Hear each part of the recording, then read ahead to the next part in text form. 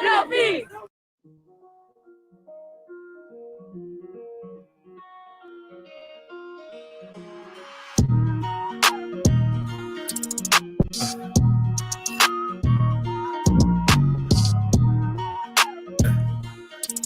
So we gon' die every day. Swear we gon' die every day. They say Jesus gon' save us. Well, I know we die if we wait. I know we die if he can't.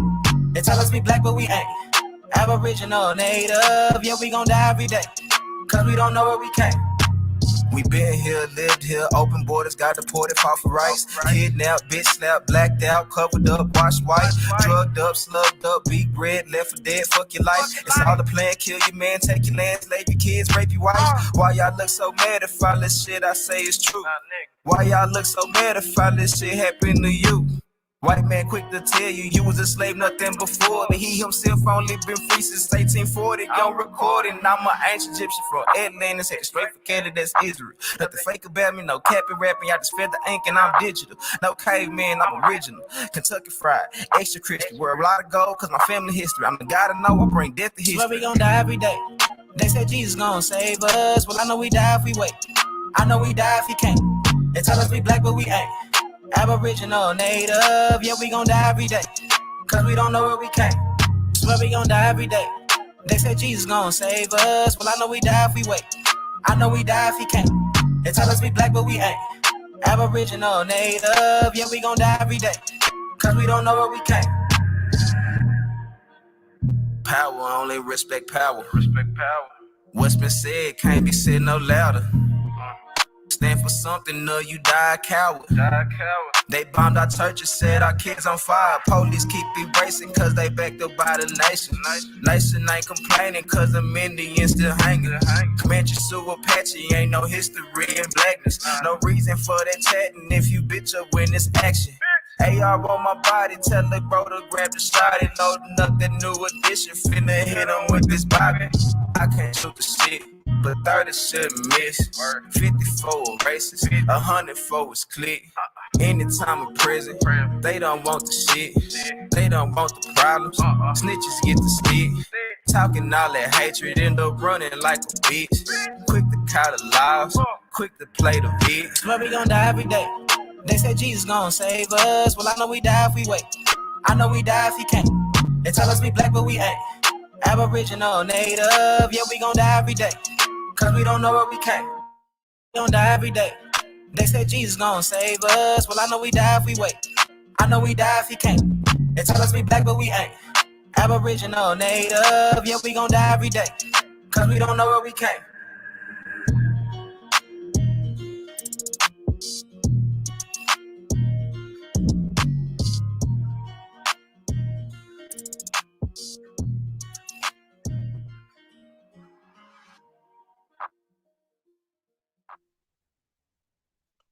Peace, peace, peace. Peace and paradise to all American Aborigines. Supreme Chief Holidays in the building. Hey, and I come in peace. Hey, man, peace to all American Aborigines. Thank you guys for being in. Shout out to the CEO. Is in the building. Holding it down, y'all. Shout out to the executive producer. We got the CEO in the building, y'all. Hey, man, so y'all already know what it is, man. Supreme Chief Holiday. Like I said, I come in peace. And just like I said, for full disclaimer, y'all, like I said, this is a serious topic.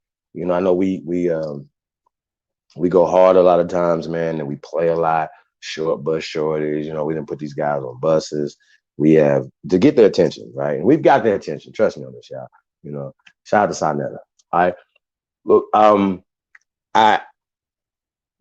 And I would like to say, right, just if we had to be honest about it, right, that if everybody listening just could see the difference in just consciousness and conversations that are happening in America. People are talking about lineage. People are tapping into their land and their family, you know, inheritance, and you know what I'm saying, and they getting pride in being Americans. You know, niggas is forming groups. ADOS got formed. You know what I'm saying?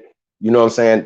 Foundational Black Americans got formed. You know, y'all seen Tariq Nasheed, the video that he had. Shout out to him, y'all. Shout out to him because everybody has a right to grow. You know what I'm saying? But the couple that had the American flag on their back, you know what I'm saying?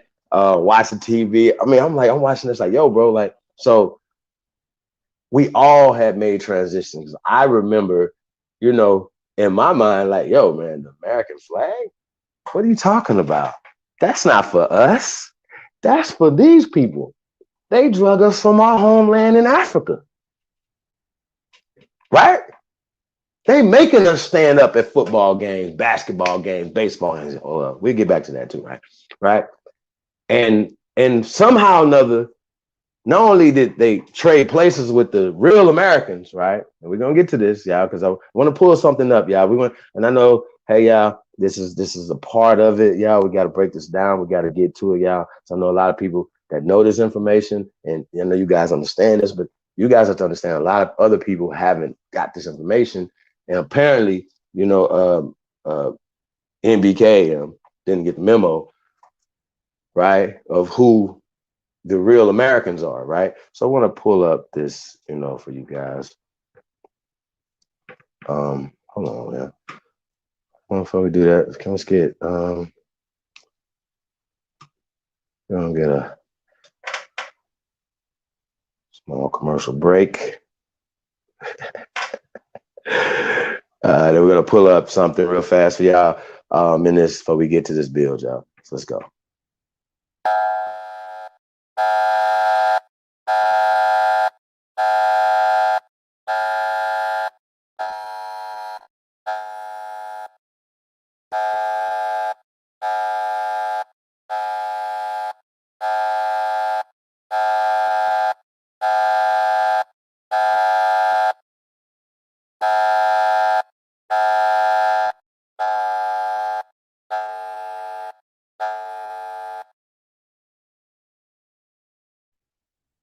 Hey, wake up. It's time.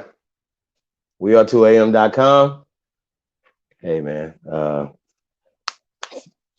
Winter collection coming soon, man. Be on the lookout for that, y'all. Go get that exclusive Cheap Billy collection. And as well, you know, you can get those Supreme Cheap ones over there, man. We are 2am.com. Shout out to the CEO, man.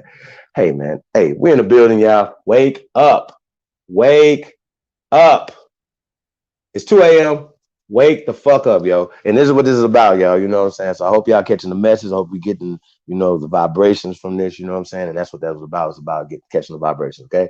So support the real. I don't know what more to say, you know what I'm saying? And I'm not that type, you know what I'm saying, y'all? So just letting y'all know, you know how we the realists, you know what I'm saying? And so we feel like, you know, you guys are as well. So thank you guys for your time. As you could be a lot of other places, but you're here rocking out with us, man. So salute to y'all, man. So thank you for that. Off top. So, but we want to pull up this American, y'all. We want to talk about what American is, right? Because I know one thing for sure, that one thing that we have in common with those guys over at MBK, right? And a lot of the other pan boo-boos, right? One thing that we have in common with them is that we all are Americans, right? Now, whatever affiliation or nightclubs or Boy Scout groups that you join, whatever religious sects or cultures, or that doesn't matter. To the facts are that you are American, okay? And the reason why I'm pulling this up, y'all, and we're gonna walk through this. We're gonna go through this real slow for some of you bougie ass Indians and some of you niggas that are speaking who are out of turn. You haven't got enough information under your belt. Be speaking or saying that you're speaking for the Aboriginal community. First of all, let's stop right there. Or Indian community or any black people, nigga, in America, you don't know enough to speak, nigga. Okay? None of y'all do. But we know a lot of you niggas is funded by the CIA, right? If y'all seen the video, you know, the grand jury hearing, right? Which they've been calling us COINTELPRO Indians, Internet Indians, and we're gonna get into that, right? Because some fools went over there talking and saying, "Oh, I'm not Aborigine, I'm an Indian," right? So let's get into this, right? But all you fools know this, that no matter what you talk about, what comes out your face that you're an American, right? And this conversation is only for Americans. This is American business, right? Now, matter of fact, I was supposed to do this Black Friday, like y'all Black Friday tomorrow, but Danny just sped y'all shit up. So we can get y'all today, and then we're gonna get y'all the other niggas tomorrow. But today, this is you. You niggas is on trial. This is the opening. This is the opening, right?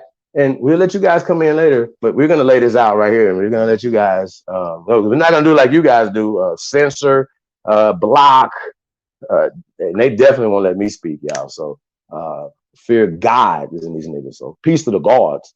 Salute to y'all, man. I definitely appreciate everybody, man. On God, man, it's the realest to get over here, man. And it's the GOAT. It's the greatest of all time, man. And like I said, you can respect it to check it, right? But look, we are Americans, right? And I don't want to spank y'all too hard, but you got like they play dirty, y'all. You know what I'm saying? And this is really the reason why I'm going hard like this. I promise.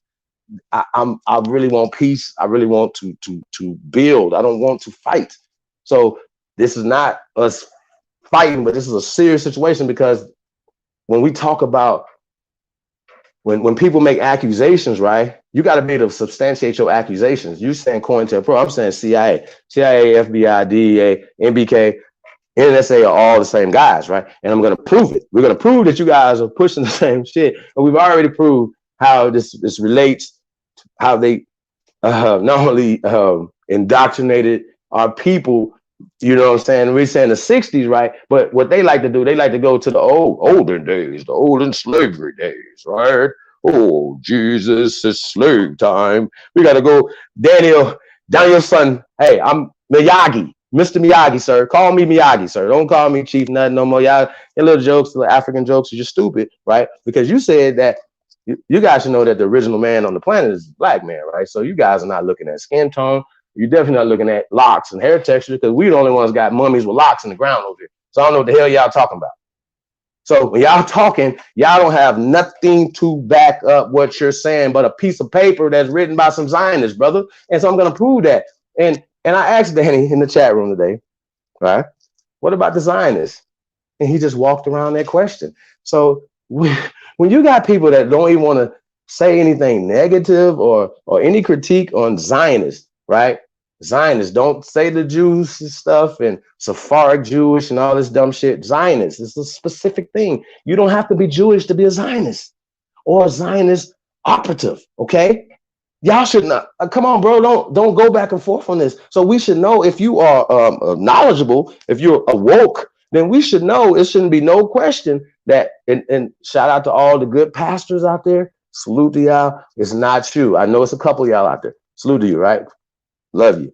All right. Some good imams out there, some good sheikhs or rabbis out there. Hey, man, salute to y'all, right? But the system that y'all come from, y'all, we understand that was the system, that religious systems is what they use to indoctrinate. That's the major fucking weapon that they use to indoctrinate our people. So my brain hurts every time I hear the Richard Allen conversation, Epsilon Jones, and all these other clowns. You know what I'm saying? These niggas is like, oh, they were great men because they were doing this. Yo, they went to Quaker schools. They got taught by these people, right? And it's always amazing to me how you guys continue. They know for a fact that this shit wasn't African. They know for a fact it wasn't African, but they know for a fact that it was changed by the people who were taught by these people. So what is interesting to me, y'all, right? And I just want to break this down just real quick, right? We're Americans, right? Right here, we're gonna look it up. 1570s. Now, what we're dealing with is originally, okay? We're dealing with originally. We're not dealing with what is called now. We're dealing with originally. American, a noun. This is etymology online. We have done this 8 billion times. God damn. 1570s. Y'all, 1570s. Now keep this in mind. 1570s. So a lot of times when they're telling you about stuff, they're telling you about 1800s, 1900s, right? And telling you about certain situations. And also, you know, when you're talking about, like, say, for instance, you know, when somebody's writing something, right? like the abolitionist papers, right? Those wasn't written in the 1700s, but somebody is editing and writing them in the 1900s, in the 2000s, and narrating for y'all asses, right? So everything that's written, including this motherfucking etymology book, has an agenda, right? But what they can't hide is the truth. Now, American originally, one of the Aboriginal peoples discovered in the Western Hemisphere by Europeans. Now, reason why we call ourselves Aborigines, because the noun of Aboriginal is Aborigine, right? Aboriginal comes from Aborigine, right? That only means the first inhabitant, one of early existence, right? That's it. It has, it don't even say a place, right? So when we say Aborigine Americans or American Aborigines, right? We're saying that we are the first Americans, okay? And just to make it even more sweeter, we say Atachans, okay? So we're gonna keep going, right? Because I want to be safe, but it's on the screen, so everybody should know this. You should be able to pull this up on your phone, and you can find any etymology. And most of y'all got wrenches, so you can also put them in the chat room, just in case I don't know how the one that you have, right? So that's how we do this, right? And we even gave them a wrench, but they blocked me. But we give them a wrench so they could come in here and put information in here. We let Raw Boy come up and talk for an hour straight, put up information, you know what I'm saying? And we can't get the same treatment over there, right? Because they don't want the information to get to their people. That's just what it is. So when they come over here, they don't share like to come over here to get help. They don't want their people in the chat, but they don't want their people to get this information. So you got to understand that we don't do that. We won't.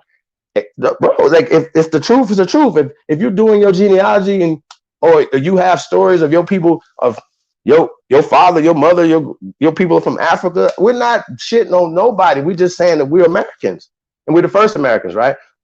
So it says from modern Latin, right? Americanus, from America. That's where we at, America, right? QV, the original sense is now Native Americans. Now, hold on. We've already went through this, and we understand that Native American is a social construct that was created in 1975. We went through that. Might have to go back. If you haven't got that, then fact check me, okay? And Native American was a conversation, because right now we're dealing with these fake ass pan-boo-boos, okay? AKA Officer Folium, right? Officer Foley, right? This nigga, right? Officer Danielson Cologne. His name, his surname is colonizer, okay? It's the base of colonizer, okay? And he don't even understand what colonization is because his mind is colonized, okay? So we're gonna get to this. Hey man, I'm embarrassed, y'all, bro. On information, because you guys slander. Like the whole chat room, they don't have no information. They're just talking shit. Don't have nothing to say, right? This is for y'all too. Y'all some super dummies. If y'all follow a super agent dummy, okay? He's a super dummy. Talking about John Henry Sparks, nigga. That's Paw over here. And last time I checked, Dr. John Henry Clark said he's from here. We from here. He just went and got indoctrinated by Schomburg and all these other people who. All this stuff is passed down through the church system and university church. Oh, we're gonna get into all this tonight, y'all. We're gonna get to the origin of this fuckery, right? That these guys like to say. We're gonna show you the first universities and all these other things that these guys like to brag about and who funded them. Because I like to tell, they always say, oh yeah, well they started out getting funded by the Zionists, but then they broke away and then by their own, and then they broke away. Okay, they broke away, but they're still little brother to these people, bro. The AME Church, right, which is called now, is still under the Methodists, right? It hasn't broke away. It hasn't. It still pays them, just like all the other denominations, Baptists, all the other people pay white people, right? TD Fakes is under fucking the 700 Club. That's where he came from, right? They never listen. Your church that you go to pays them. So these guys right here are atheists. Rob Bourne's a fucking 5%er, right? Clarence 13X came from the Nation of Islam, dude. So all that Madame Blavatsky shit that y'all say about they slammed like it's yo, bro, like yo, you can't if Clarence 13X can't come, he had a root. There's a root to something, dog. So you can't shit on that. That's another thing I like to say. We just try to go through the truth, y'all, and take what we can take from the ancestors that came, but we don't try to shit on them. You know what I'm saying? And I've been critical on Dr. Martin Luther King Jr. You know what I'm saying? And if we can understand why, you know what I'm saying? But once again, he came through not only the church system, right, which is generational, right, with the university system that comes through the church system, that's funded by the church system, that's funded by the CIA. So in the time period of Dr. Martin Luther King, when he was at, what the fuck that school is down there in Atlanta, y'all? It's relevant, y'all. Oh my God, what is that? What's the school, y'all? Who know that school? Anyway, I'll get back to it. It ain't Clark. Clark's a girl, but damn it. Anyway, y'all, the point is, right, when you search these universities and all these other things, African studies wasn't in the universities, right? In the 1960s, in the 1940s, in the 1930s, in the 1920s. Okay, right? It wasn't there. So the question I have to ask Rob Bourne, right? Rob Bourne and Danny, I hope y'all come on tonight, right? Because I'm gonna let y'all come on. I'm gonna let you talk because I'm gonna get mine off and I'm gonna let you talk and hang yourself, nigga. Right? If you come on after this, I dare you. I dare y'all to hit this link. I dare you. I got something for you. So if if these guys were pushing African Methodist anything, right? Or African special Congress or African church or African Boy Scout groups, right? If they was doing that, why would they, sir? Why would they teach the children, teach their people English, right? Why would they teach this new language in the late 1700s, in the early 1800s, 1900s, right? Why would they teach this language that comes from these Germans, Zionists?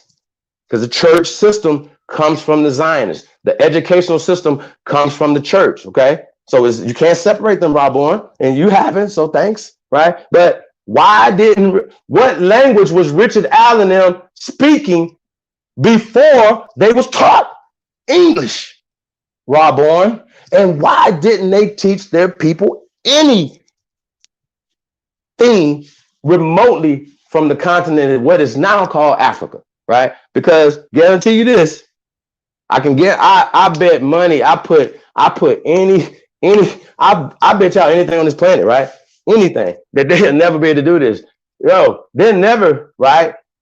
We're going to be able to find a person from the continent of so-called Africa that does not speak English or any colonized word call himself African. Okay, they're gonna come over here and say, I'm Nigerian, I'm Igbo, right? Who their father is, they people. They're gonna be proud of that. They're gonna pass that down. They're not gonna call themselves a colonized word called African. Yo, bro, y'all don't even know what African mean. Africa mean. And in the 1700s, the whole continent wasn't called Africa then. So they would have been specific. They would have came from wherever they would have came from. Barbaria. They would have called these people barbarians, right? Negro land. You know what I'm saying? So, yo, bro, like y'all have to get y'all weight up, bro.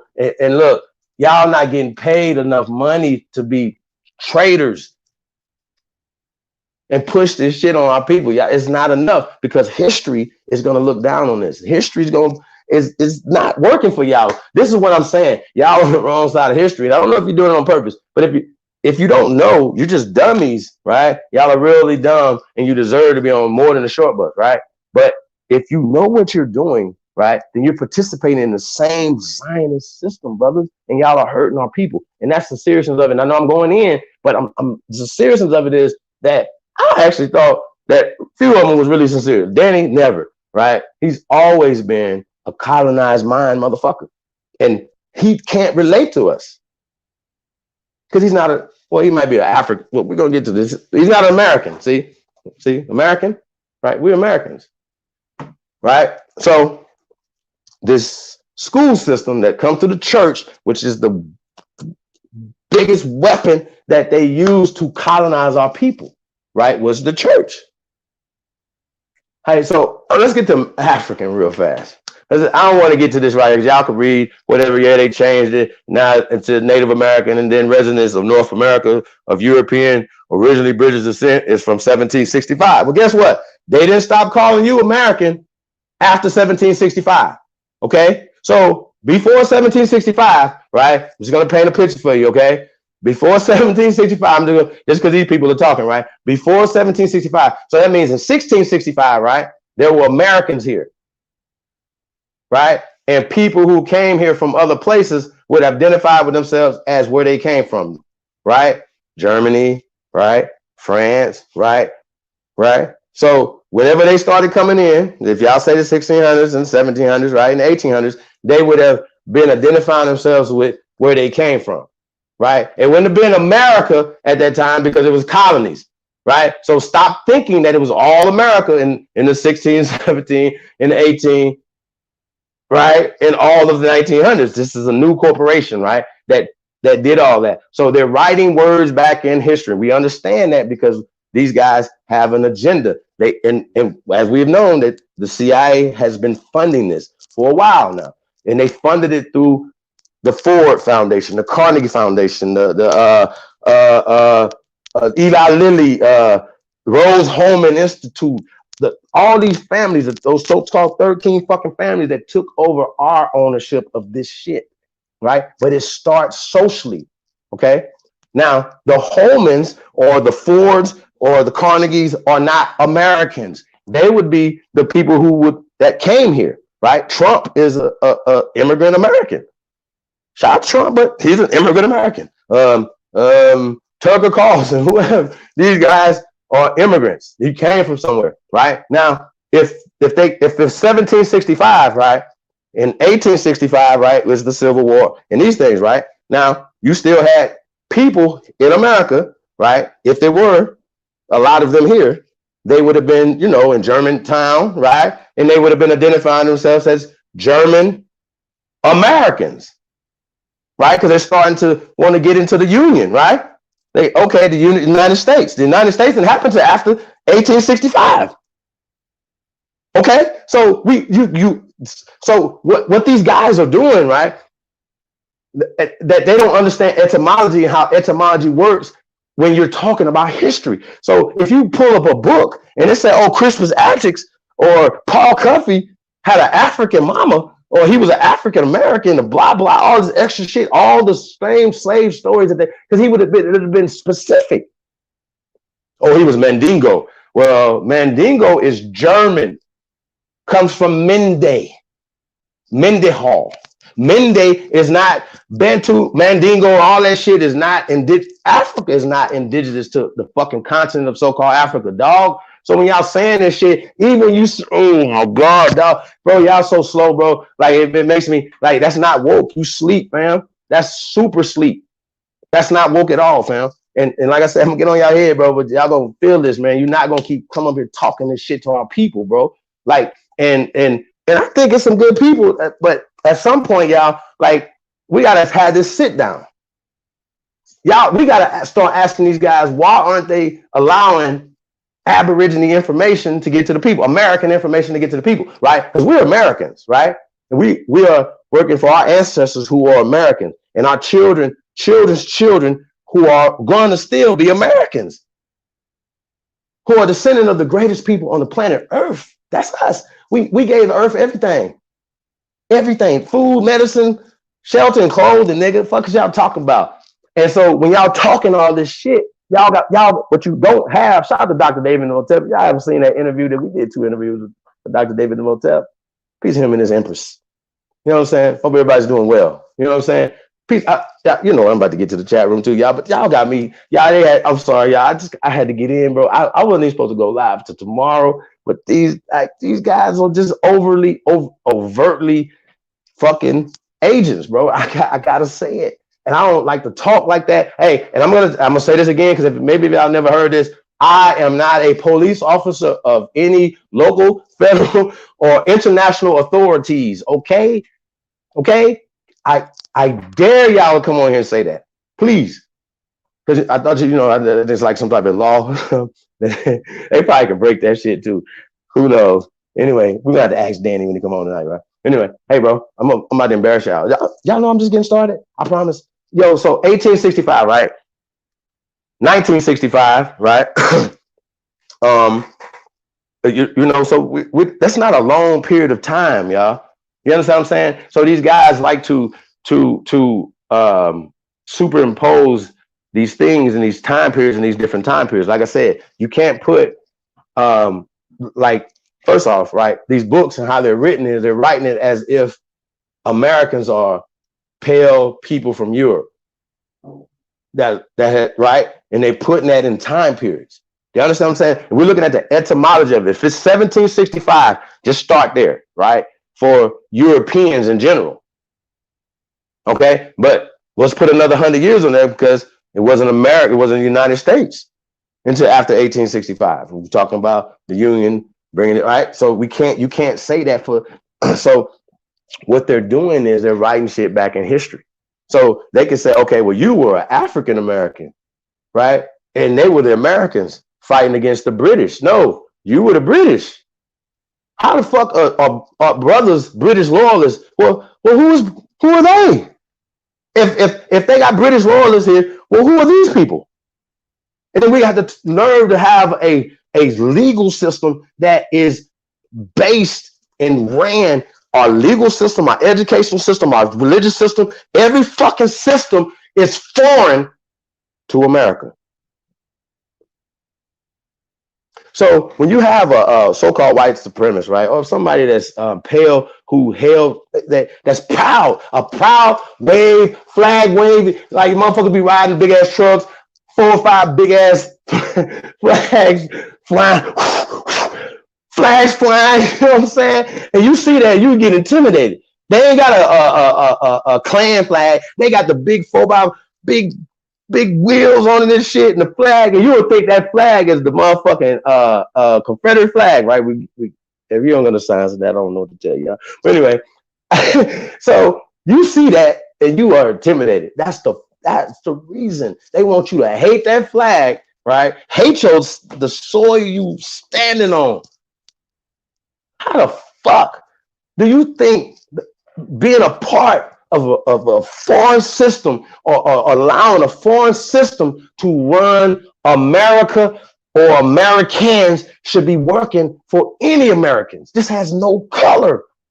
This is right or wrong. This system does not work for us, y'all. This was set up for this. So when these guys are still in this system pushing a color construct, right? These guys see European and only see pale people, right? These guys continually push this Zionist information on our people, yo. And that's just what it is. And if you ask us who we have oral tradition. Now, you guys in New York might be loyalists. You guys might be fighting for your people over there. That could be all true, right? But a lot of y'all can trace yourselves back to the South. A lot of them call themselves Geechee Juice and Gullah this and da-da-da, but they still think they Africans. They're on their journey. We there to bring them home. And we're not here to kill them, but they following. Yo, bro, Danny, please, bro. I don't even know if this guy's ever showed his face. I think he's a white boy. The way he talks, he's like Vincent Price's son over that motherfucker or something. You know? So I really think this is crazy. But hey, can we pull up African? Because Danny, bro, you so slow. I think now we've seen American, right? So American, Aborigines, and we'll get to Aborigines, but I want to see African because we're talking about these fake pan boo-boos. Shout out to Empress Hoover, man. That's her word, man. She brought that up. Piece of her, man. Hey, so African, right? I'm an African.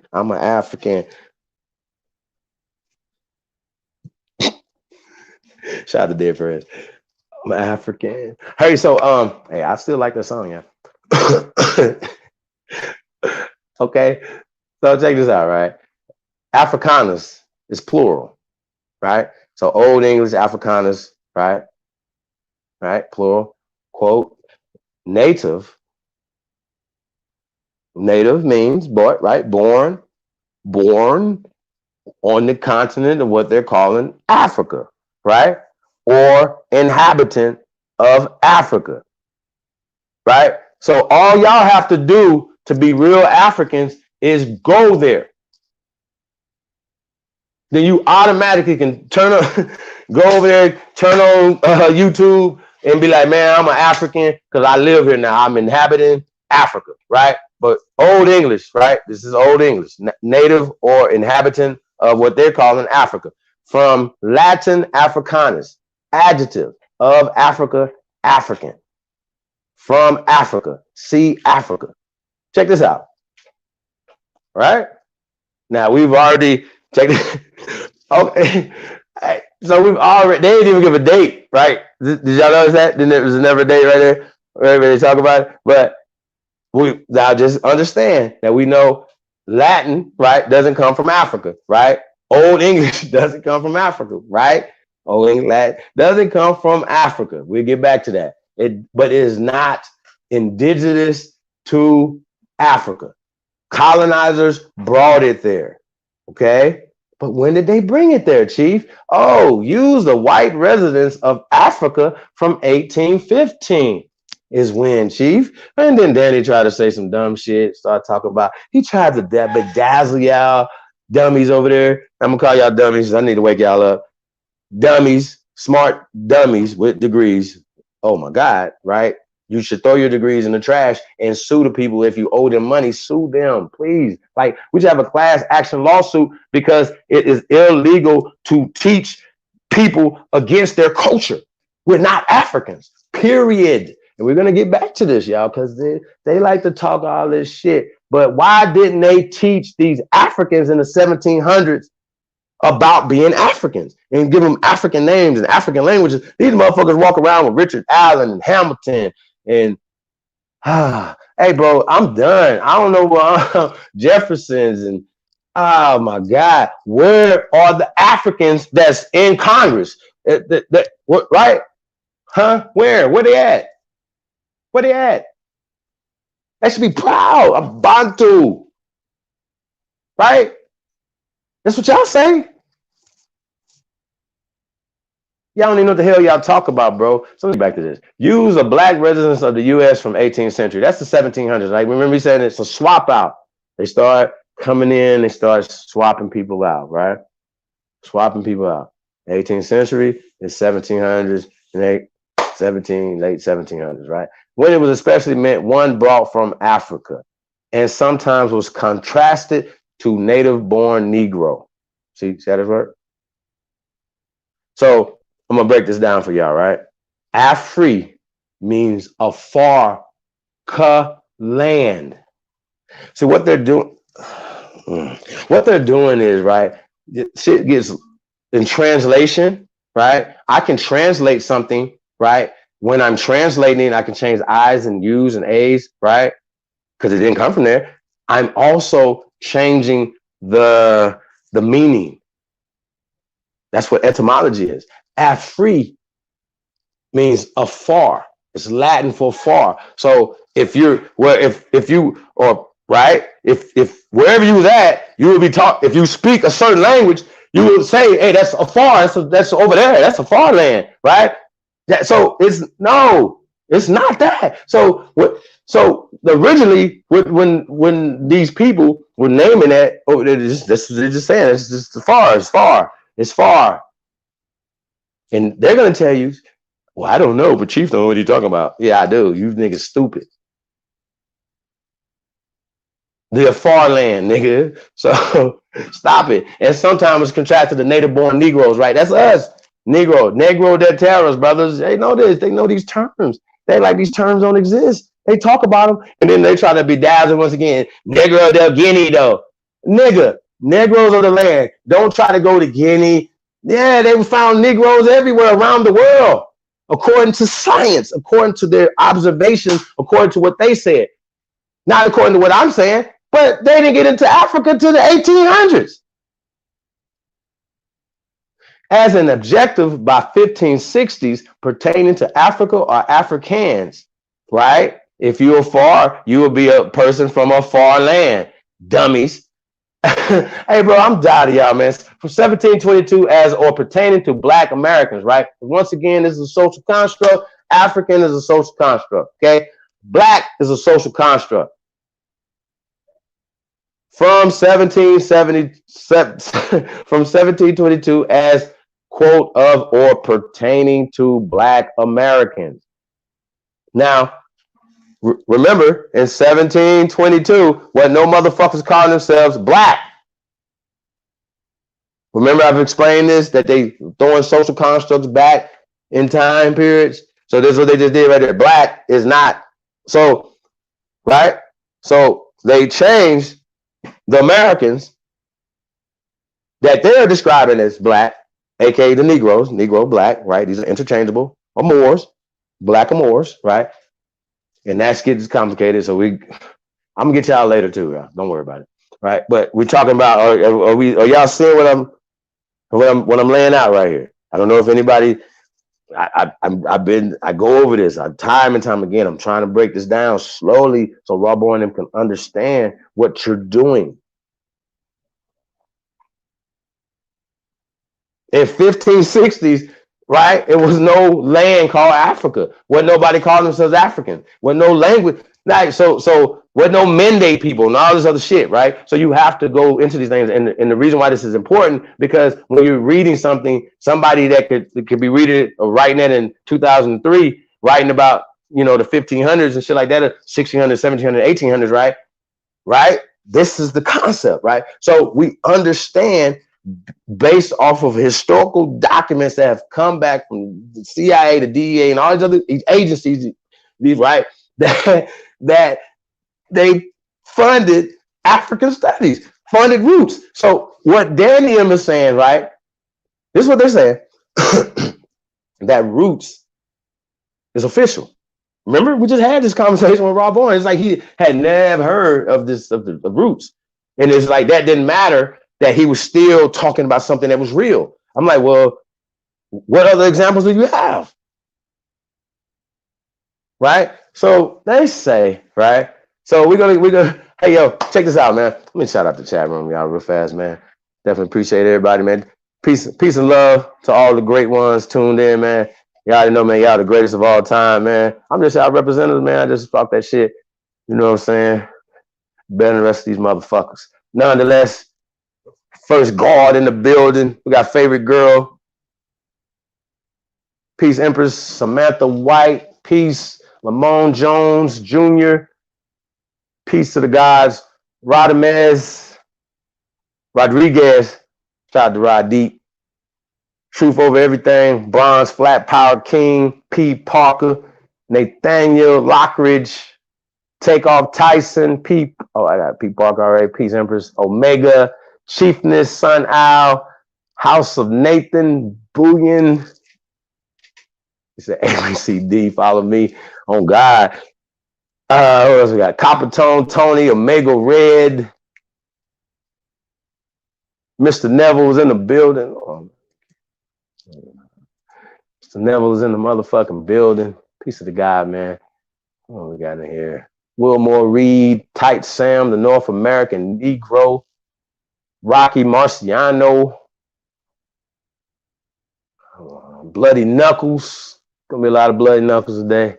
I'm just like open hand slapping motherfuckers, backhand smacking motherfuckers with gloves. You know how you pull up the white gloves and we smack them up, they're coming through like pa, pa. I'm gonna be smacking out these little gloves. I promise. I'm just getting started. This is the basic shit that you should know, that we shouldn't have to go back and forth, arguing back and forth, right? Oh man, what's the African? Well, nigga, I am not a native of Africa and I don't live in Africa. So whenever they can start changing stuff over, that will be a part of the Zionist agenda, right? And if it comes from church, if any nigga tell you, hey, AME, Richard Allen, them, whatever, you should already understand who you're dealing with from go. Ask him who's funding him. Okay? Ask him, Rob, I'm gonna ask you a real simple question. I'm gonna ask him, do they support Black Lives Matter, right? Let's keep going. We got No More's in the building, Enlightened Aboriginal, Miss Sylvia Williams, I'm a McCoy, Crystal's in the building, Black Wolf, Want to miss nobody. See my baby in there. Original one. Southwind. CEO's in the building. One and only. Got Hope McClain. What happened? Hope you tripping there. We got Kobe is in the building. Aboriginal TV is into the building, y'all. I'll probably be coming through, y'all, to litigate on these fools. I see more scientists in the building. Hey man, Nicholas Fontenot. Hey man, Islam to my Moors, man. Definitely appreciate y'all, man. All the contributions, man, that y'all have brought to the table. You know, and I just want to say also, you know, Jazzy Love, piece of Jazzy Love's in the building. Davina Bolden. Hey, shout out to all the new subscribers, man. If you haven't subscribed to this channel or Tribe of Sports News Entertainment, please take the time out right now to subscribe. I definitely appreciate it. We definitely appreciate this one. We're going to have some big changes coming into 2021, new shows, new setup, everything, y'all. We're going to be really, you know, bringing it in an attempt to be free of and be independent. So that's what we're doing, man. And it's all you guys, you know what I'm saying? Supporting, you know what I'm saying? So a lot of it, man, that's why I said, you know, thank you guys, and we definitely appreciate your time. That's something you can get a lot of shit back, but you can't get your time back. So we definitely appreciate that. And I just want to say, y'all, just another side note. When I get back on these guys, right? Hey, T1's in the building. Fabe Young, Hefe. Hey, peace and light ones. Abo the God 89. Peace of the guys, man. Thank you guys for tuning in, man. We definitely appreciate y'all, man. Unpacked with Janice is in the building. Peace, Empress. Oh, yeah.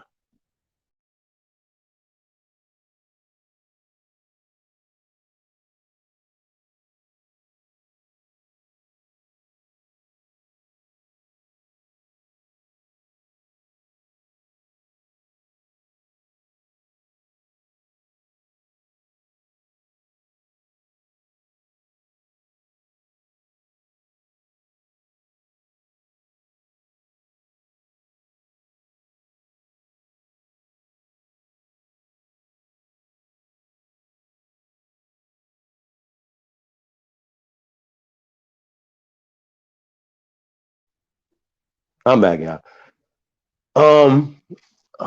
Miko's in the building. Hardline boss, beast mode. Man, y'all, I'm really hungry right now, y'all. Hey, I see new black. Hey, please don't block these guys, y'all. Don't block them. He said, "What's popping, my Congo brother Chief?" Is that right? Hey, what African language is Congo? Raw born. Hey, y'all gonna get y'all chance, bro. I promise. Y'all gonna get y'all chance. I'm gonna let y'all come on here. I see Seeker in the building. Peace to my soul, or sister. Raina is in the building. Big OCO, Empress. Thank you guys, man. Like I said, man, I definitely appreciate Lou Arrows in here, Jay Freeway. Hey, we're gonna be opening up the chat room, man. Christopher Standbacks in the building. Peace to the guys, man. We definitely appreciate y'all. He said, kill Congo. Yo, brother, don't do this to yourself, bro. Kill that K. What language, dog? I'm not about to get back. I'm about to get back on y'all real fast, right? Explain this African shit right here, little boy. That shit you talking about right there is dumb as hell, bro. For real. For black rights and folks home.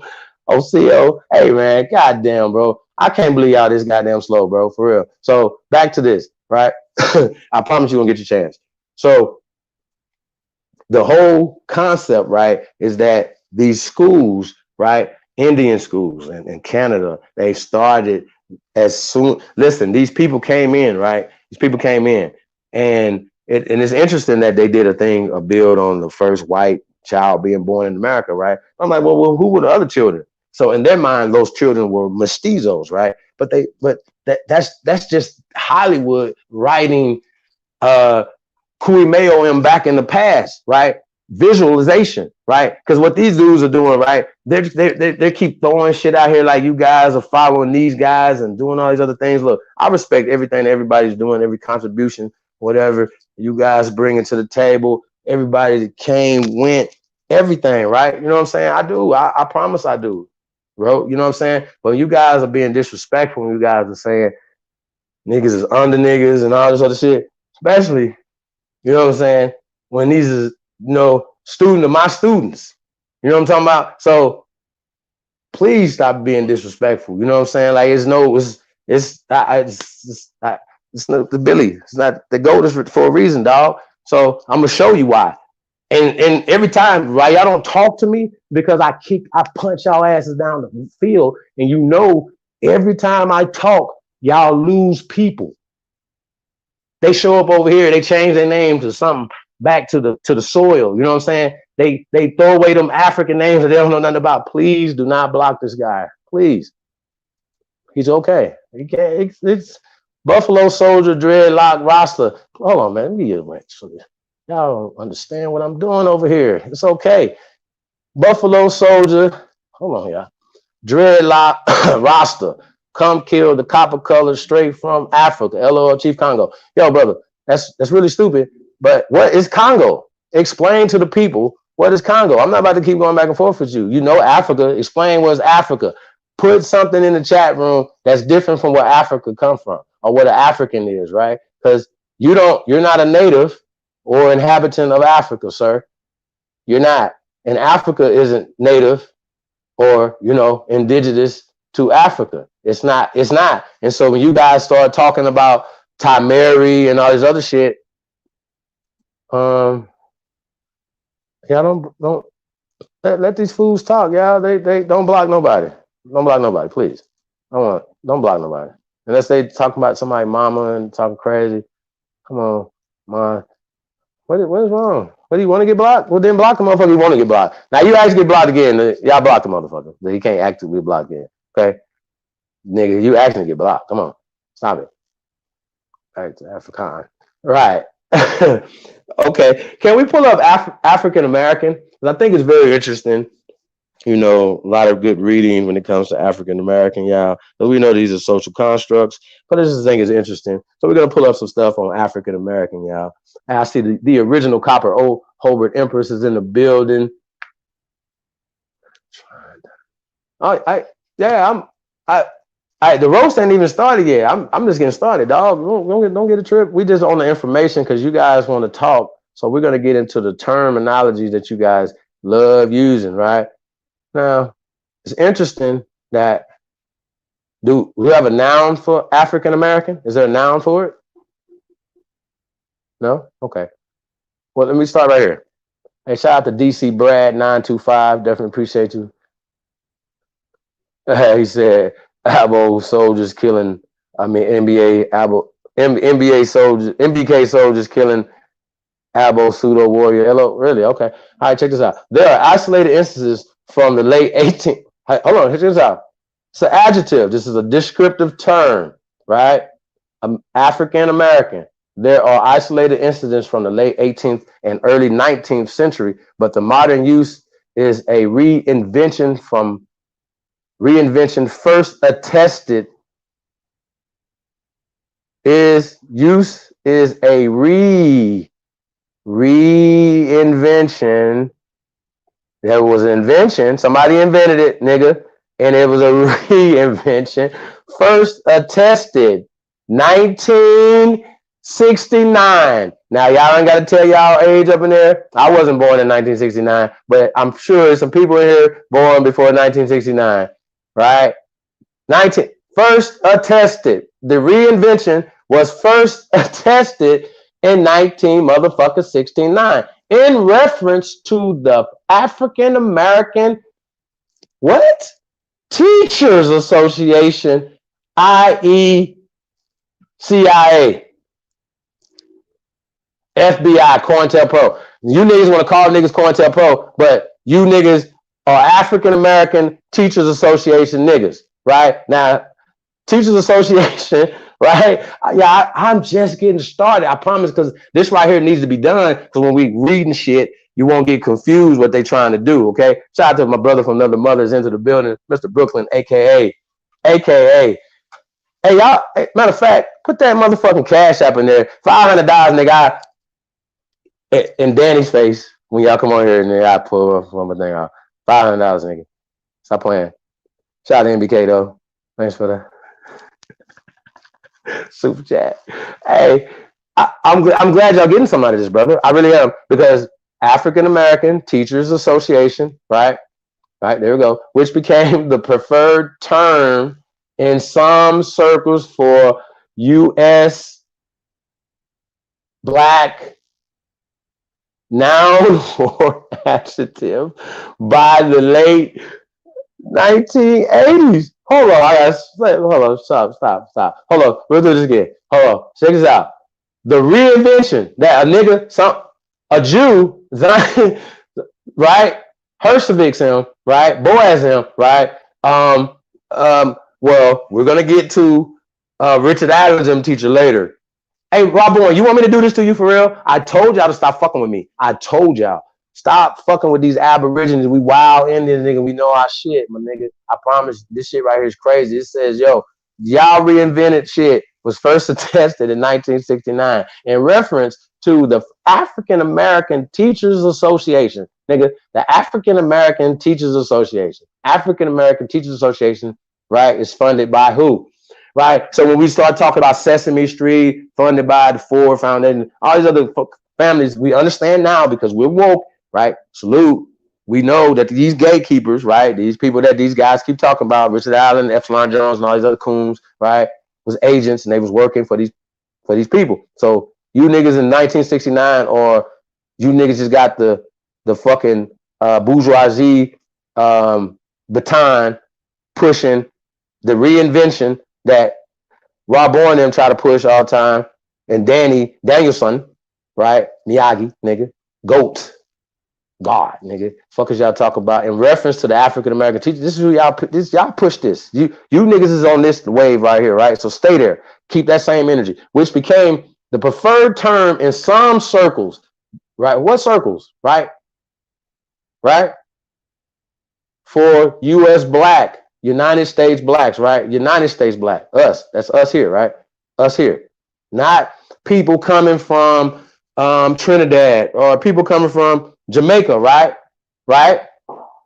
See how that work? Noun or adjective by the late 1980s. See African plus American. Now we know African is a noun and American is a noun, but African American is an adjective. Y'all see how this work? Y'all understand? Y'all understand how they can change words, change a far land, black people, right? Because Africans shouldn't be black. Any motherfucker born or living in Africa could be a fucking African. Chinese, Africans. Stop it. I'm done. What? Mention 1921, right? Reports. This is mentioned. Reports in 19. So now we got 1969, right? But 1921 reports Afro-American. Afro. Remember I said Afri. They took the I, turned the A, merged it to American, right? Right? Is now very commonly used in the Negro press.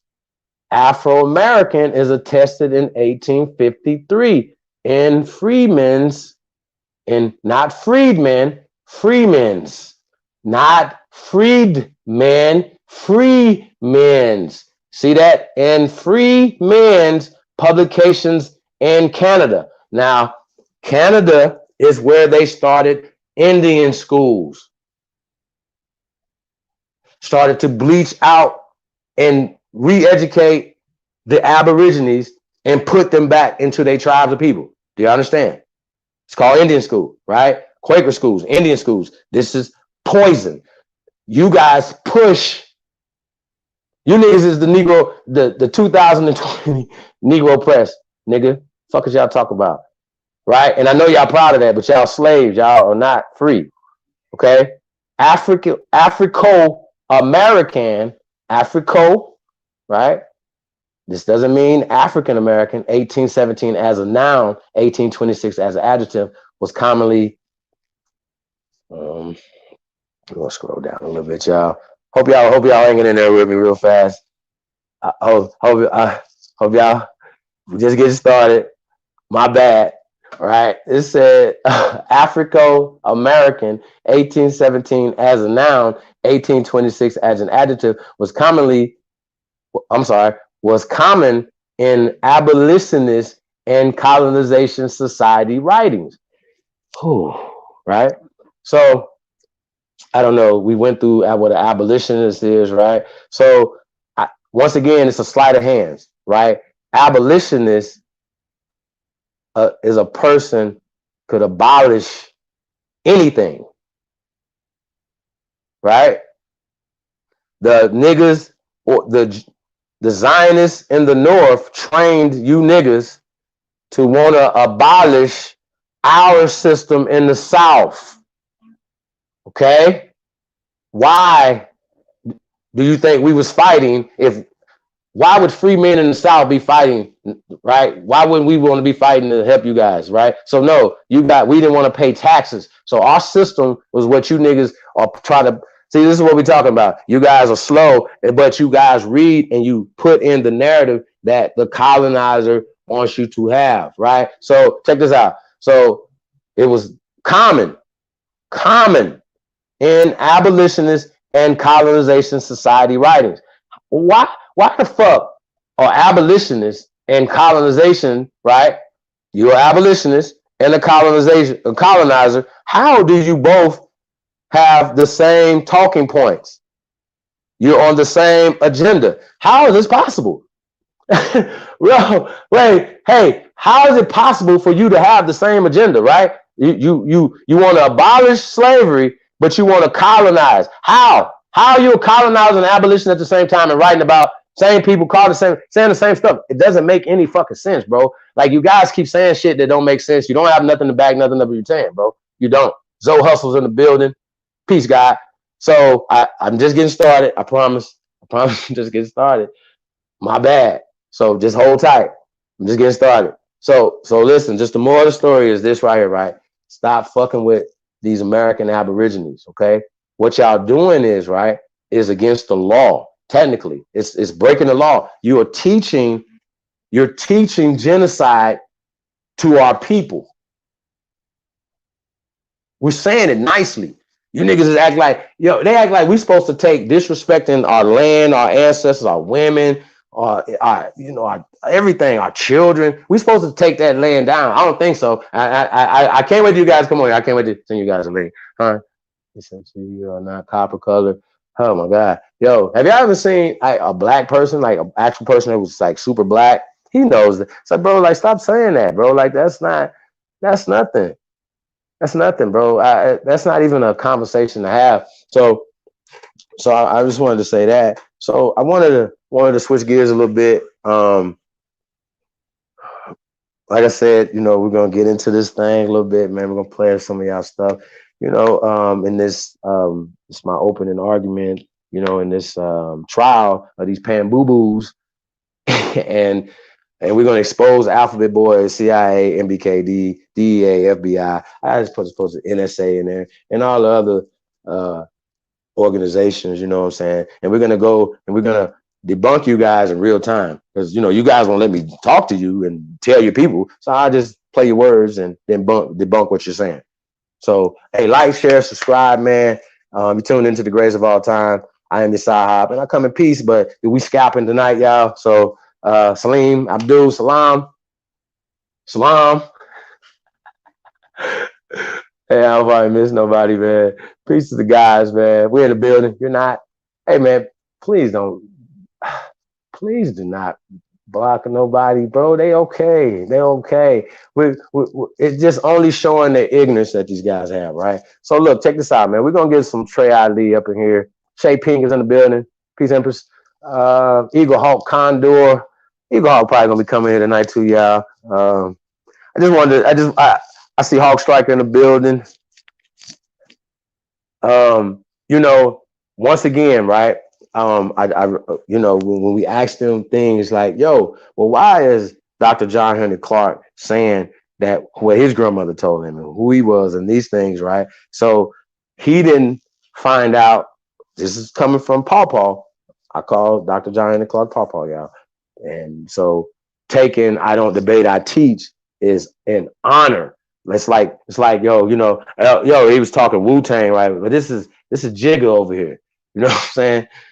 This is the GOAT. You know what I'm saying? Salute to Jay-Z. But this is what this is over here. Y'all this is reasonable doubt time. Y'all, when I wasn't even on reasonable doubt when it came out. So you know what I'm saying? I was right. So just understand, this is what this is. You just don't know about this yet. So you, like I said, this is what this is. So we're gonna put y'all pan boo boos to bed. Okay, that's what's gonna happen. So back to this, right? So the Zionists, right, for Rockefellers, Carnegies, these families, right, got us at kindergarten, right? We understand. So I understand you guys need to go back to kindergarten, right? Because you have been abolished and colonized, okay? So this is what you're dealing with. We're dealing with colonized minds, okay? And so when we talk Camp Power Houghton is in the building, yeah, you just dealing with people who have colonized minds. You know what I mean? And even when we talk to these guys, like Rob Bourne, for instance, he'd be like, yo, when you start talking to them, they be honest, they'll tell you what they people told them, right? That's oral tradition. But then they want to come back and tell us about some fucking oral traditions thousands of miles across the Atlantic Ocean. That's not right and exact. Where are our oral traditions about Africa? Where are oral anything? So when you start telling us about stuff that comes from Africa, you're telling us about colonized things that came from Africa, sirs. Okay? You give us words like Mende. Mende is German.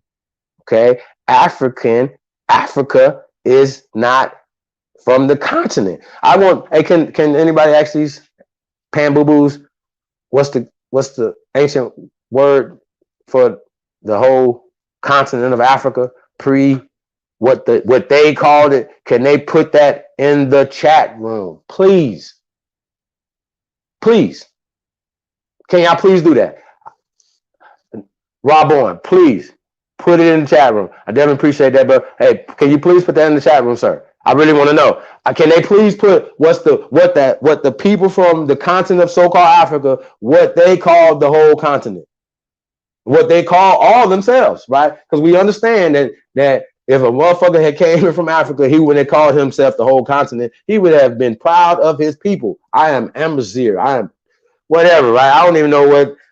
Do they have tribes? Like, what is going on? What I don't understand. It don't Yo, what the fuck? What you just say? What? No, brother. No, you didn't say this. Stop. You know what, brother? Listen, sir. I just told you what it was. I just told you what Africa meant, right? So, sir, you saying that you don't know? Wait a minute. Hold on. I gotta put this up here. So Rob on? You saying you don't know? Wait a minute. So somebody that don't know something, you should definitely be quiet. What are you talking about? He said, "Peace to our original American guys. It's not a theory." 2 a.m. Facts. That's right. Peace nonetheless, man. Peace to the God, man. We definitely appreciate y'all, man. No support, man. Nonetheless, definitely day one. Shout out to Nicholas Fontenot. Cash App. Definitely appreciate you, brother. Peace to the guys, man.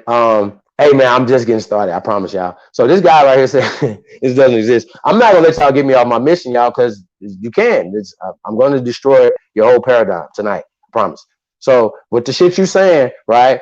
I'm gonna let you guys come on and defend what you're saying. So we're gonna get back to this, right? But I want to get to let's get a music break, y'all. Everybody process what just happened, what's going on. You know what I mean? You know what? I take that back. Before we get out of here, I just want to pull up Aboriginal. Okay? I want to pull up Aboriginal. That's what I'm gonna do. I want to pull up Aboriginal on Aborigine because y'all act like y'all don't know what the hell an Aborigine is, right? So we're gonna pull this up real fast, y'all. What an Aborigine noun is. We're gonna start with Aborigine first. Okay? Pay attention. Y'all see that Not a Theory shirt? We are 2 a.m. We are 2am.com. We're gonna go with an Aborigine. Hold on, y'all. I'm gonna take this down real fast. None. Gotta go ahead and do this to these guys, man. They play too much. Aborigine, right?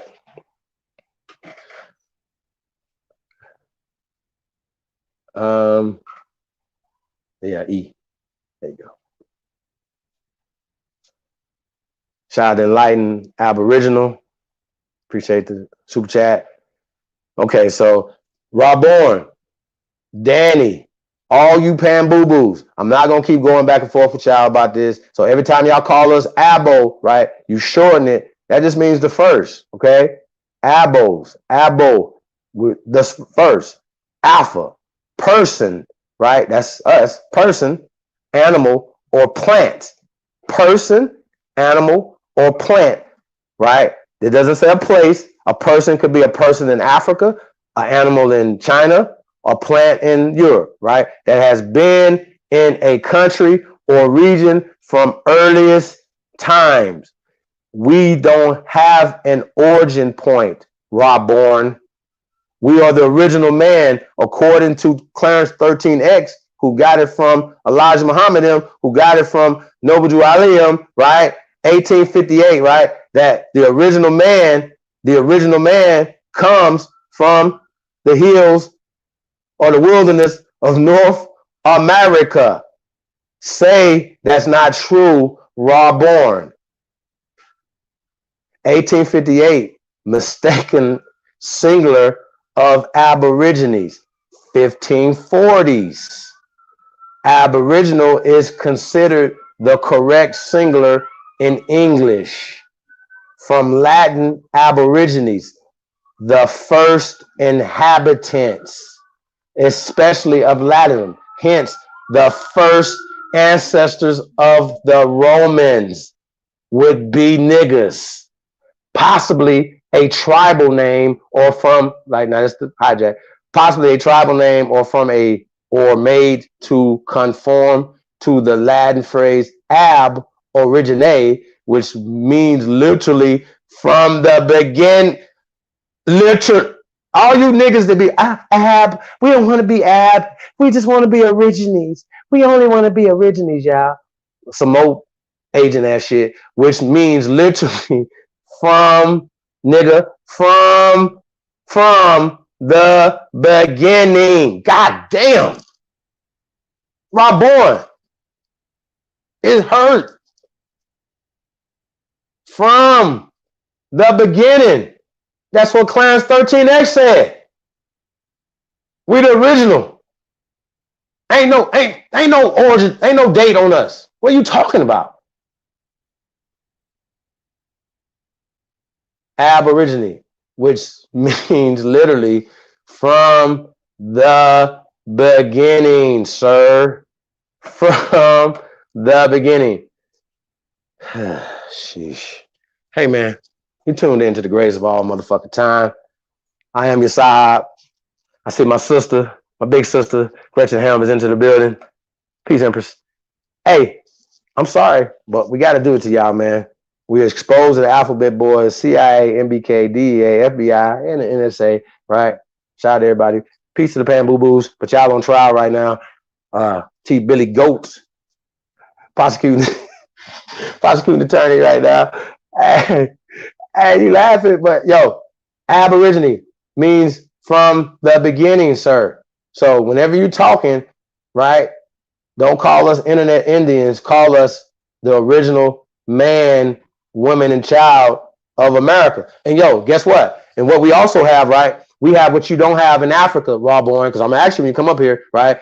Do you have what we have here? Our ancestors are in the ground. Not only 10,000 BC, but 200 years ago, 300 years ago, 400 years ago, 1,000 years ago, 2,000 years ago. Yeah, where are y'all people at? Our people are here in the ground. Your people are in Nardia. You niggas is talking about this little ratatouille niggas in here talking about Jacobites and all this dumbass church shit, nigga. Y'all, shut dog. You don't know what the hell you talking about, bro. You don't. Anybody that follow that shit, bro, y'all suck, bro. I'm telling y'all on God in heaven. You know what I'm saying? Hey, can we scroll down a little bit more? I got a whole clip. So y'all know. I got banana clips lined the fuck up. So don't even trip. Is this it for the Aborigine? Because I want to keep scrolling. I don't want them to think, oh, you didn't read everything. This is from Ab. This is from Ab, off, away from, right? Ablative, Origo. Well, let's finish reading that part right there, because I want to say I didn't finish reading that. the ab away part and all that shit. Yeah, let's go back to that. Let's go back up a little bit. Okay, right there. So the form ab off, away from, see ab, right? If ab is from by itself, it would be off, away from. By is, oh my God. Origo, O-R-I-G-O, origo, right? Origo. Arise, right? Origo, arise. Remember, they changing words, A's and I's and O's and all that. Arise, commencement, beginning, source, descent, lineage, birth. Y'all don't have none of that on the continent of Africa. I'll take that back. Danny, the colonized, does. He's an African American. He could speak on being African and American. Okay, so shout out to him for that. From STEM, O-R-I, or I ain't gonna try. Arise,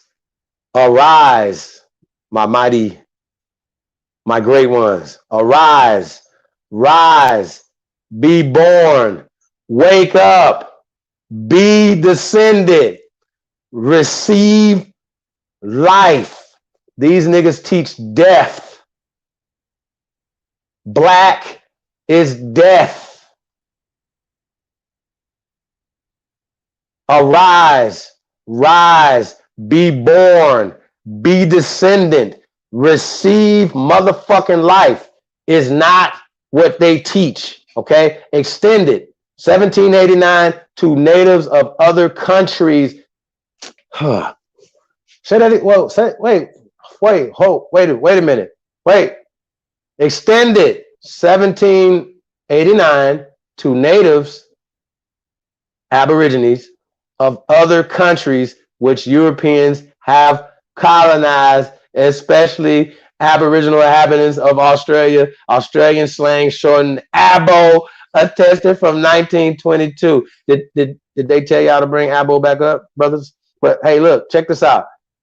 Extended to other places that they went to in 1789. As you've seen in the noun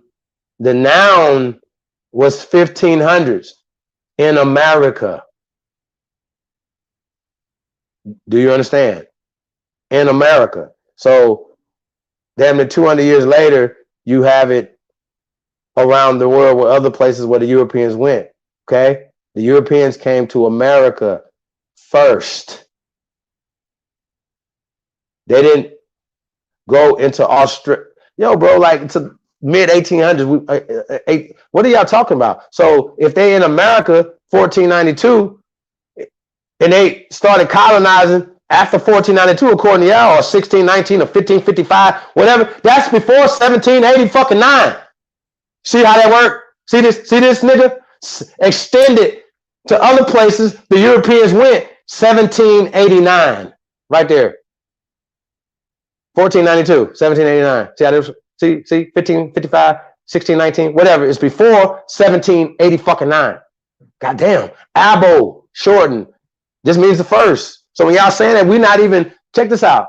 We're not even offended. So I didn't know if I wanted to tell y'all that, but we're not offended when y'all call us abos. We think it's cute because it means the first, brother. We the first. We the goats. We the gods. Okay. So hey, speaking of the gods, man, let's get this paper by Trey Ali, man. Then we're gonna get into this build, y'all. Like we're gonna get into this thing, man. We're gonna get the fireworks going, y'all. But I just wanted to get that part out because this is very important for our conversations. So when we have this conversation, right? When we talking to them, I don't want to be mistaken of what we're talking about, who the Aboriginals are, who the Abos are, right? And what an Aborigine is. If Rob Bourne believes that the original man on this planet, right, according to the nations of gods and earth, the original man comes from the wilderness of North America. Technically, y'all, this is over, but I got more. I'm just getting started. Oh, do we got a meaning for a freak? I mean, it's just another spelling for. We can pull that up too later and read through that if you want to. Mad Love 2020. Shout out to you. But we thorough over here, like super thorough. We got. I got banana clips. Your bananas. God. Hey, this got this infamous motherfucker Trey Ali, man. It's got status, man. Hope y'all enjoy. If you haven't heard this, man, go check out the brother. It's infamous Trey Ali. Let's go. It's called Paper.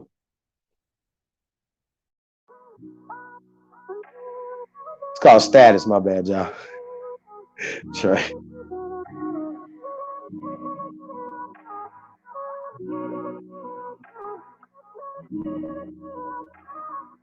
Infamous Trey Ali. I said paper on paper on paper. Ain't no genocide, we was killed on paper. Buried us alive in the proudest of the paper. They know who we are, swear they hate us cause they ain't us. I said paper on paper on paper. Ain't no genocide, we was killed on paper.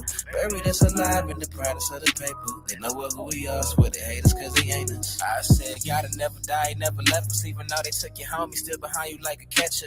Life is like a doctor, everybody want their checkup. Money, he been preaching, charge for a confession. See, ain't nobody focused on the bullshit that they told us. I was trying to pin you sick when ain't nobody came before us. We the best part of waking up before the Folgers. That's why they want your backs against the wall like a poster. Indoctrination being sold as education. Most of history they taught you came from some imagination. Roots was never true, fuck the whole compilation. Fuck Walter Plecker, fuck Alex Haley. America is Egypt, Israel, Queen Khalifa. Babylon used to dabble by NY, check my fever. Niggas think I'm lying cause they sleeping. But bitch, I ain't no fool shopping my toes every season. I said paper on paper on paper. Ain't no genocide, we was killed on paper. Buried us alive in the proudest of the paper. They know who we are, swear they hate us cause they ain't us. I said paper on paper on paper. Ain't no genocide, we was killed on paper.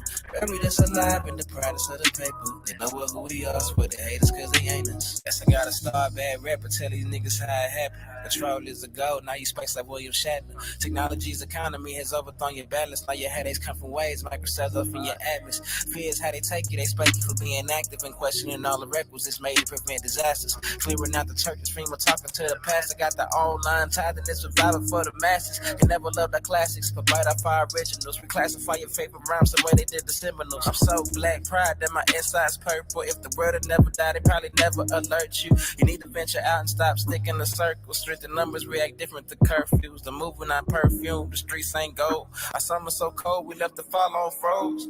I said paper on paper on paper. Ain't no genocide, we was killed on paper. Buried us alive in the proudest of the paper. They know who we are, swear they hate us cause they ain't us. I said paper on paper on paper. Ain't no genocide, we was killed on paper. Buried us alive in the proudest of the paper.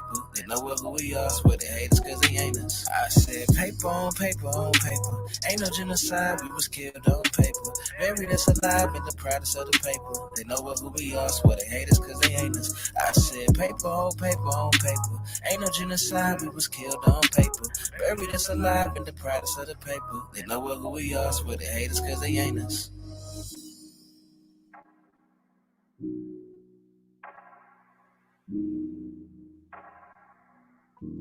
Infamous Trey Ali.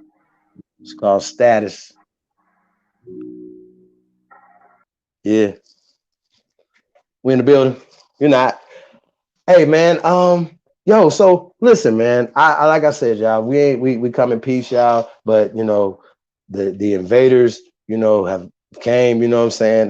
This is a song, Apache, shot the Cop Grizzly, right? He played a song, they were like it's about the invaders, right? I think it's the Hebrews did that song. Shout out to that. Man, I'm gonna have to find that song. But so okay. So the understand what we got going on, right? You know what I'm saying? So I wanted to kind of, it's a video. They've been talking about COINTELPRO Indians, right? And I kind of want them to address some of the stuff they're saying, but I wanted to basically what I presented already, basics information, right? Understanding, we have to know the origin of words, right? So a lot of times we go back and forth with these guys, but they're pushing not only the wrong words, right? That don't empower them, but they're pushing the wrong narrative. You understand what I'm saying? It's a narrative. So you can't look at something and say, okay, I see it from their perspective, and then push it to the people, right? That's called doctrine. And if it comes from the church, that's the doctrine. If it comes from, so the church and science are intertwined. So when we have these conversations with these guys, science, right, has to be a part of the conversation, right? And they see it from the biblical out of Africa, right? Darwin hypotheses and things, and then they try to use the racist scientists' information while they're doing it. So what they're not understanding is this is what the first peoples that they say was pushing the Africans of New York and all these other things. But what about the indigenous people of Africa, of New York? You know what I'm saying? The Negro dead terrorists. They know this, that they found Negroes, Verrazano found Negroes when they got there. So what are you talking about? And we've been here. Like that's 1500s is modern. Dang, like we waited for them to start sailing around the world and grabbing their ass up and rocking their ass up. Like, y'all suck, bro. Then they tell you some shit about some Vikings and all this other dumbass shit. And I'm like, yo, what is going on? So we're gonna go to y'all channel. Right. And like I said, it's just random COINTELPRO Indians stuff y'all talking about, all the stuff. Like I peeked in a couple times and seen a few guys over there talking to y'all. And like I said, I just fell back, just wanted to kind of see, see what you guys, what the kittens would do, you know what I'm saying? And the mice and rats and shit, what y'all could do, you know what I'm saying? And like I said, these guys are easy. The information, if you just stick to the information, I just lay it out right there. We're Americans, right? And notice I didn't have to put a color on that. They put the colors on stuff. That's the problem. Colors are constructs that are part of a caste system. Now, one thing that Rob and them never say, I want you guys to teach on the caste system. I want you guys to teach on Zionism. Not in a good way. Like, okay, they can't do this. And I'm gonna ask, these guys about this. They can't speak bad about it because they're people that they're pushing on us, the Richard Allen them and the Edward Woodmont Blyden them were Zionists. Okay, this is what this is. Shout out to Infinite, the God is in the building. Peace, everybody, man, tuned in. Shout out to all the great ones. So that's just the thing, you know what I'm saying? So I'm just trying to figure out what what's going on, like what in the information is confusing so far. Yeah, right. Now, if they have something else, another, like he said, he don't know where Africa comes from, what they were calling it before that, right? So then that means that you can't put that blanket term on every black person or every melanated person or carbonated person or every person that you said was everywhere on the planet. Like, you can't do that. You can't say that all of us came out of Africa basing that off of a hypothesis that's racist, brother. So every time that y'all say something out your mouth that says African, it is pseudo and racist and CIA, DEA, FBI, brother. That's what it is. They fund your talking points. They fund your channel, dog. Sorry.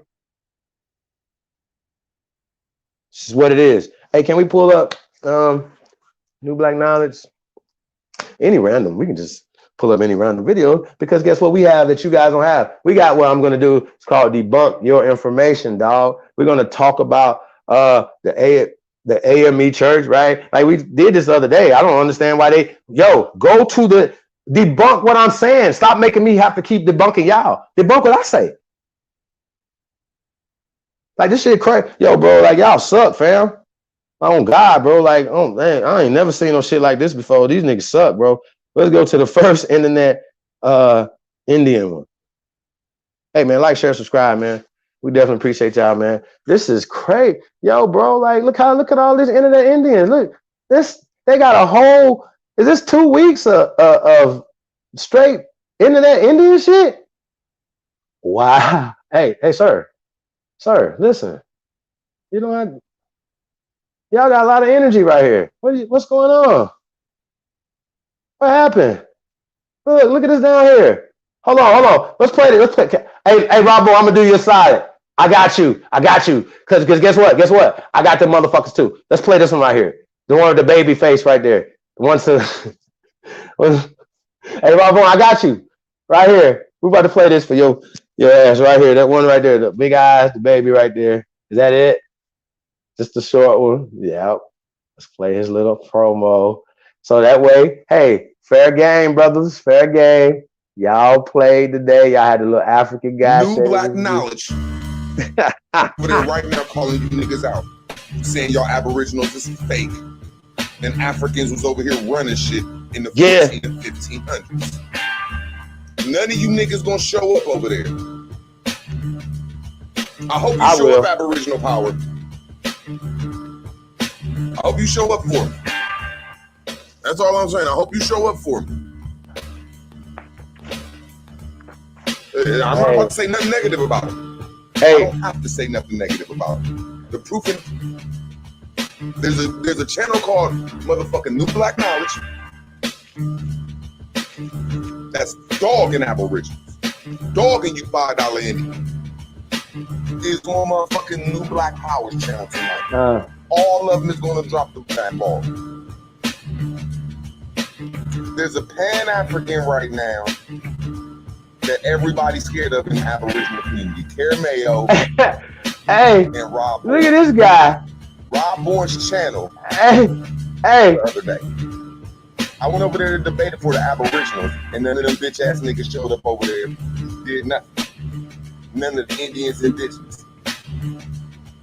Now Rob Bourne and them seen it. Now Rob Bourne and them over there calling out all the Aboriginals. Talking about Africans was over here in the 1500s. So see, now Rob Bourne put all you Aboriginals and indigenous, he about to put y'all to the test. Yeah. He about to see if y'all agents or not. They the agents. Y'all gonna have agents. to accept the slave story. Y'all gonna have to accept this. Terrible.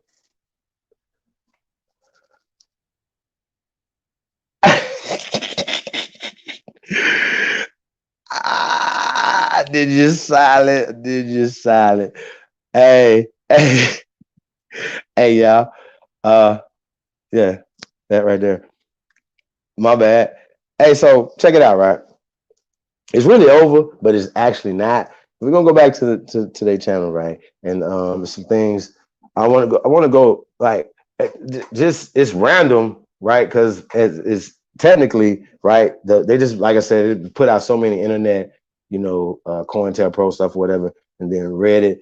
Yeah, I want to go to that one where Rob Bourne was reading all that stuff or whatever. Then we can kind of just break it down, like be just. Like I said, we could go to just about anything that they're doing and push play and debunk it. You know what I'm saying? This is how really weird this shit is. I can't believe it. Like, you know what I'm saying? But we're just gonna go through and see what we got. Let's go to the first one. The first internet Indian. Not like the first one they started messing with us. Like, just the first internet Indian.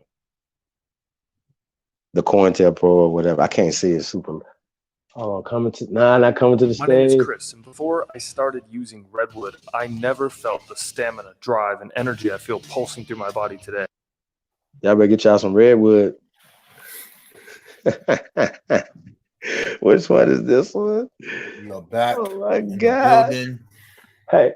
We had some technical difficulty earlier. What's this one? But all of that should be straight right now.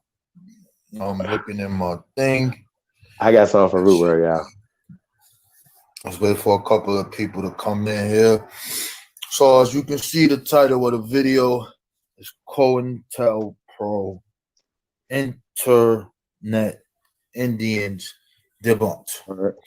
So I went live about this topic earlier. The people told me, in the back chat, yo, you gotta do it again. That was a good build. But because I wasn't on the show, I had to start over. So now I'm here, and we're gonna start this show over again. I'm gonna get straight to the point. This ain't gonna be long, We're just gonna get straight to the point on. Let me see if this opens. Other than that, everything is Gucci. Peace, Cabo. Peace to the people stepping in the building. Welcome to the Terror Dome. Welcome to the Terror Dome. Welcome to the Terror Dome. Welcome. Come one, come all. Welcome. Hey, let's fast forward. Welcome, everyone. You are all welcome. This guy right for here. A couple of more people. COINTELPRO. What's COINTELPRO? This is for COINTELPRO? This is 101. This is 101 learning right here. What is COINTELPRO? For the people who never seen or actually looked it up, you could just use your wiki paper. Just use that. This is what it tells you. COINTELPRO is a counter. Keep in mind, using Wikipedia. Program started in 1956 to 1979. A covert of illegal projects conducted by the United States. Who found it? How did it happen? Let's go take a look. The program exposure. The program was a secret until 1971 when hold on. I want to say something. To investigate the FBI, burglarize an FBI office in Media, Pennsylvania. Hold on. So why not? If you're gonna pull this up, if this is your source, why cherry pick what you want to read? We caught you cherry picking. You know, when you was talking to the guy that you Rudy, you was playing that shit. Yo, you got caught skipping stuff then. You know what I'm saying? Shout out the truth. You got caught skipping stuff down, bro. Like, so, bro, why not read it? You said 1956. So the government wasn't doing nothing before that. Well, J. Edgar Hoover was on. Check this out, y'all. This is why this is dumb, right? Off top, right? This is why you debunk. Off top. This is why GOAT. This is why I'm the GOAT, because I know my shit. I don't have to talk about it. I don't have to look shit up, nigga. I know history. I know what the fuck happened, and I don't have to go to Wikipedia to tell me, dog.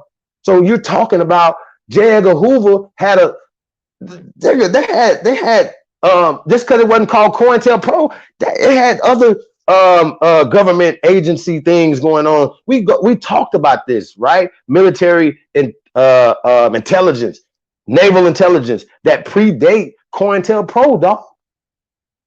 Tuskegee Institution, all this other stuff. So when you guys are going back, you don't think that they had a system for Richard Allen them? Are you serious right now? So Richard Allen them wasn't COINTELPRO agents, brother? So how do you push Epsilon Jones and Edward Wilmot Blyden and all these other agent ass niggas that were funded? If they didn't know they was funded, they were still funded. So they were COINTELPRO operatives, dog. That's just that. Look, I love me some Dr. Ben, but Dr. Ben worked for UNESCO. I love Dr. Khaled Abdul-Hamid is one of my favorite. He had a Ford Foundation endowment to teach at Harvard.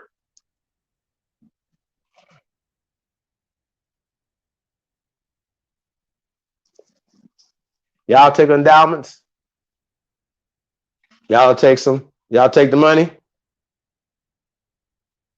Yeah, maybe if you don't know. You know what I'm saying? And look, we asked Raw Born, yo, you want to go back to Africa? No, I ain't giving up Africa. They don't want right to return, dog. They ain't trying to get back there. You know what I'm saying?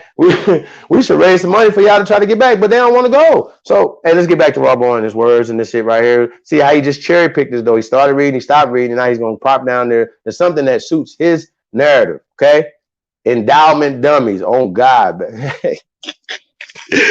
oh my God. Hey man. Hey, this is terrible. Let's go. Let's get him. My bad. Virginia took several dossiers and exposed the program by passing the material to news agencies. The boxing match known as the fight of the century between Muhammad Ali and Joe Frazier in March 1971 provided cover for the activist group to successfully pull off the burglary. Here is the building. The two individuals who ran away and came back just years ago. They made a book about it. It's called The Burglary. Here is the Citizens Commission to investigate the FBI. Citizens was an activist group operational during the 1970s. Here are the members. You're going to see here, right here, William C. Davidson, John C. Raines. 10 years prior, he was a burglar and was member of the Freedom Riders. So these are the people who broke into that building and got that information. So now, what you just heard, and individual speaking, disrespecting the black ancestors and the people who really put in the pain. He basically told you that the black people didn't do anything. So why am I calling them COINTELPRO Indians? Bob Bourne, you wilding. You wilding out. Why you ain't got to do that. Yeah, I do. I got to do it. So now we're inside of the COINTELPRO papers. And what I'm going to do, I'm going to blow this up. This is page 110. I'm only going to, this says the goals for maximum effectiveness, the counterintelligence program, and to prevent the wasted effort, long-range goals are being set. So I'm going to focus on number 4. It says prevent militant black nationalist groups and leaders from gaining respectability. Let me repeat that. Prevent militant black nationalist groups, leaders. Hey, can we stop right there? Respectability. Let's stop right there. The discrediting. So, the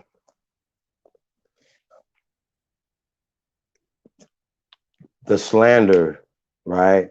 Calling us Native Americans, calling us Indians, Internet Indians, and COINTELPRO and all this other stuff.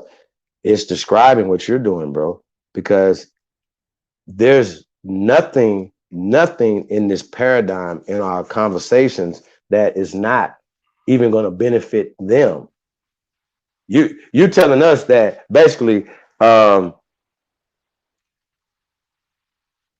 wanting our land and standing up for our ancestors and accomplishments and the things that we built on this land, that's not, shouldn't that be the most ultimate, form of I want to say power, right? Getting land and having ownership and having pride in where you come from. Brothers, shouldn't that be something that should be at the top of the list of being honored in our community? Like, forget the names, right? Because we know that Africa is a construct, black is a construct, right? Even Americans a construct, but we know that other people have taken ownership of this and they're using it to their advantage. And now, opposed to when we were the owners 150, 200 years ago, a owner of this land, the Richard Allen ass niggas them turned us into tenants of our land. I'm going to say this again. The Richard Allen ass niggas or the COINTELPRO, they are pre-COINTELPRO agents, y'all. You know what I'm saying? They were bred as little boys to be what they are. You understand what I'm saying? They set them in schools to be this, to pull this back to our people, and our people rejected it throughout the years, and it finally started taking hold in 1960s and 67, 68, 69, 70s, and then finally late 80s. You understand what I'm saying? They have been pushing it. The CIA funded African studies, period. Anything from African studies comes from the CIA. We're not going to go back and forth on that. We've already showed this. I could pull up a goddamn million things. Y'all, please do your research on it. Please. I don't have to go back and forth on this. Hey, but we got 2 brothers on here, man. Hey, peace, brothers. How y'all feeling? We got Takeoff Tyson. And there's Dominique. Chief. What's happening, brother? How you feeling? Panel to the chat. Am I coming through loud and clear? Yeah, you might have to turn something off in the back. All right, brother, can you hear me? So check it. Yeah, I can hear you now. Check it. this is where I'm at with it, right? Because I spent a lot of my adolescent years acting a fool, right? Because I was a victim of my environment, right? Of my social construct and my teaching, right? Or the shit that they was spoon feeding me, right? So I spent a lot of my days, you know, doing my thug thizzle. But when I found brothers like yourself, Chief, and other brothers and sisters, gods and goddesses, right, on this mission, I was like, okay, I'm good with checking out shit, right? But see, I just don't go to a certain extent, right? I go to the deepest, darkest extent, right? And the one thing I come to find out is that I don't argue information, right? I don't do that. But for others, hey, it's the new thing.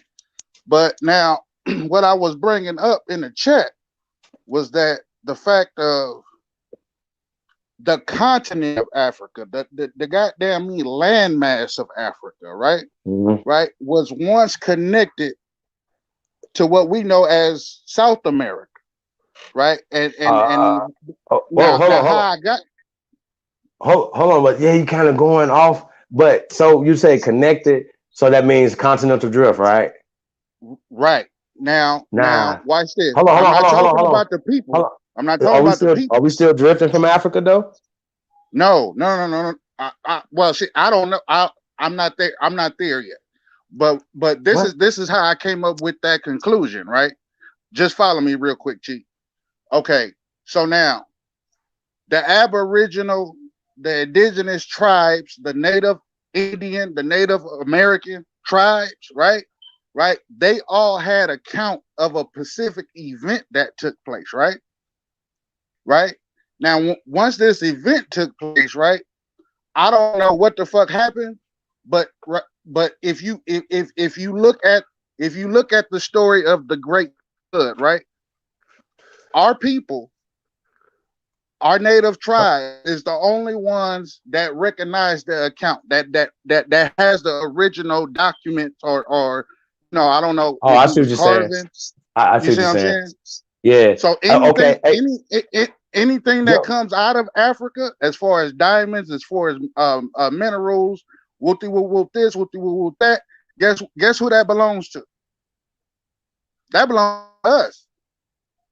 Anything that any resources. Hold on though, bro. You hold on. We got Takeoff here. I just want to say peace to you. We're gonna get back to the presentation, man. So yeah, no, I just wanted to say, hey man, now we're gonna get back into this thing, man. But I definitely appreciate that information. That's key because we have the oral tradition of a creation story. Hey, Takeoff, what's up?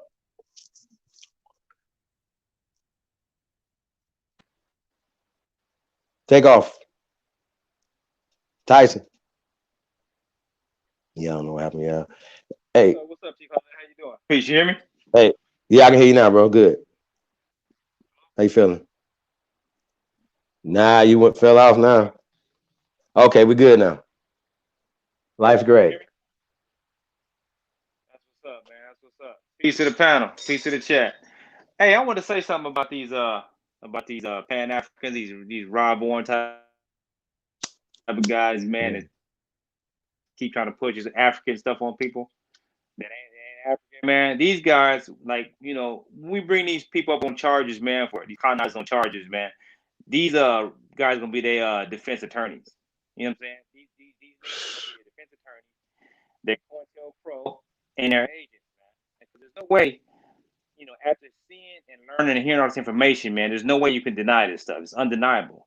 It's undeniable that we are the native, Aboriginal Americans. It's undeniable. So, that's facts, bro. Deny it. Yeah. Go ahead.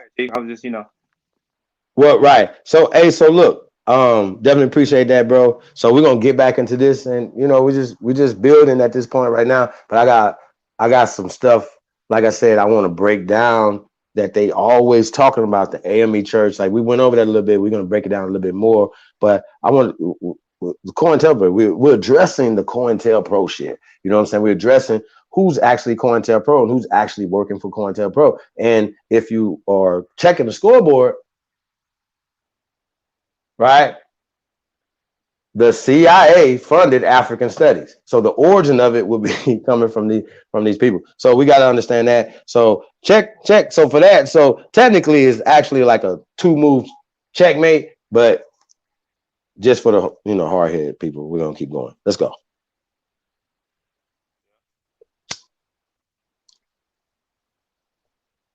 By discrediting them to 3 separate segments of the community, the goal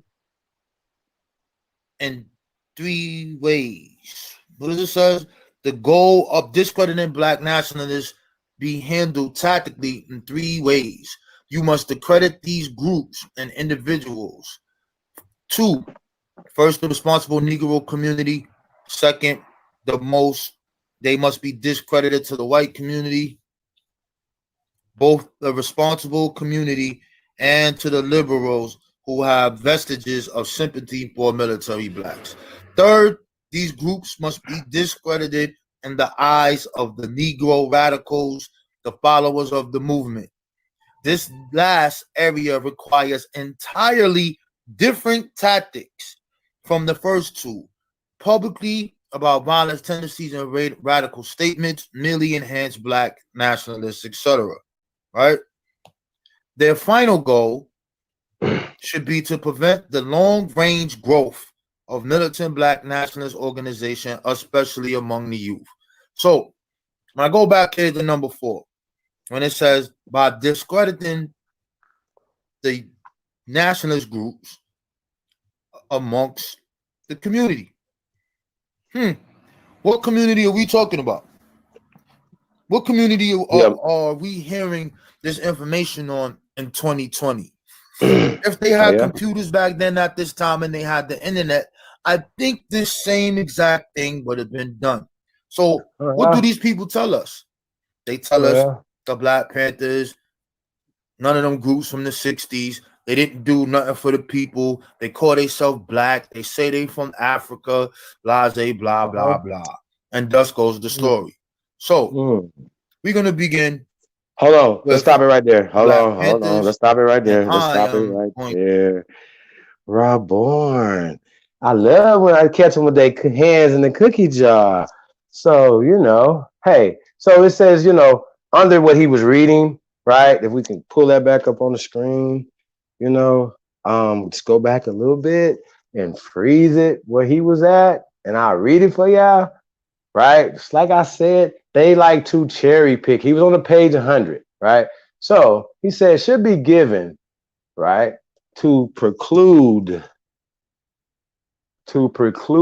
Black, right, and in brackets, rabble rouser leaders of the hate groups from speaking their philosophy publicly or through the communications media. Now, what does that sound like? Throw Black out of there, because we are working for our people. Okay? Who are the rabble rousers? Who's pushing what they want them to push, right? Danny sounds like I said, an old slave narrative. Like he's pushing their whole shit. Play the music, jazz, fake ass jazz shit, playing the background shit. Dog, you suck. And I'm not done. It's right here. It's right here. It's right here on the screen. Right? Okay, I'm not done. I'm not done. God damn it. So right? They don't want us spreading this philosophy because they spend millions of dollars pushing your philosophy, Rob Bourne.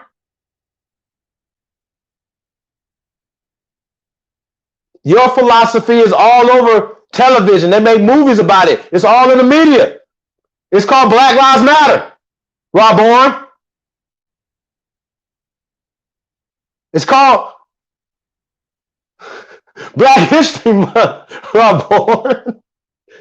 Are you serious? So they paid to spread that. So that couldn't have been what they talking about, right? So you definitely don't want this in your media. Definitely on Sarnetta. Y'all stopped us from getting on Sarnetta's. Stop that.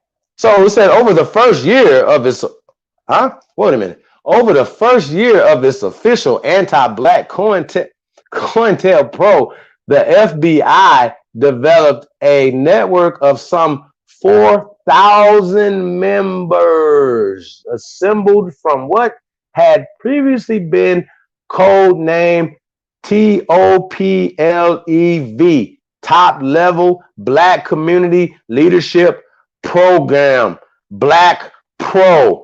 From the Black Program, we just did the Black Program the other day. Trump asked for $81 billion annual increase.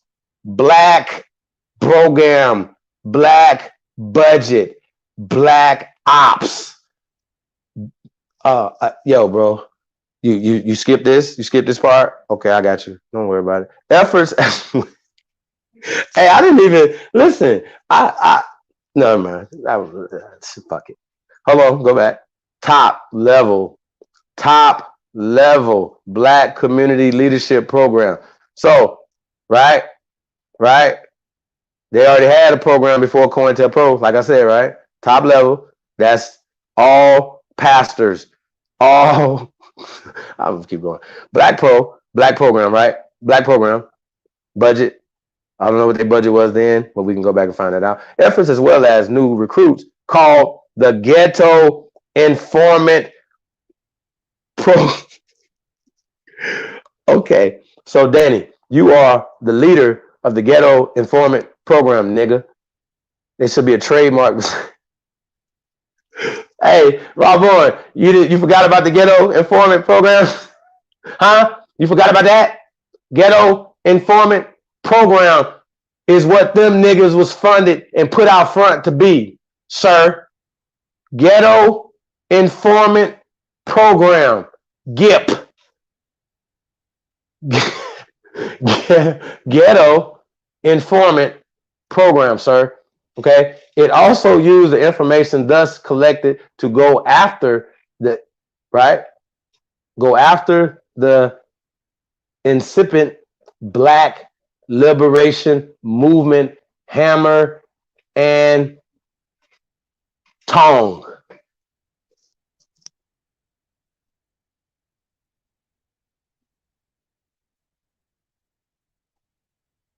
Just a little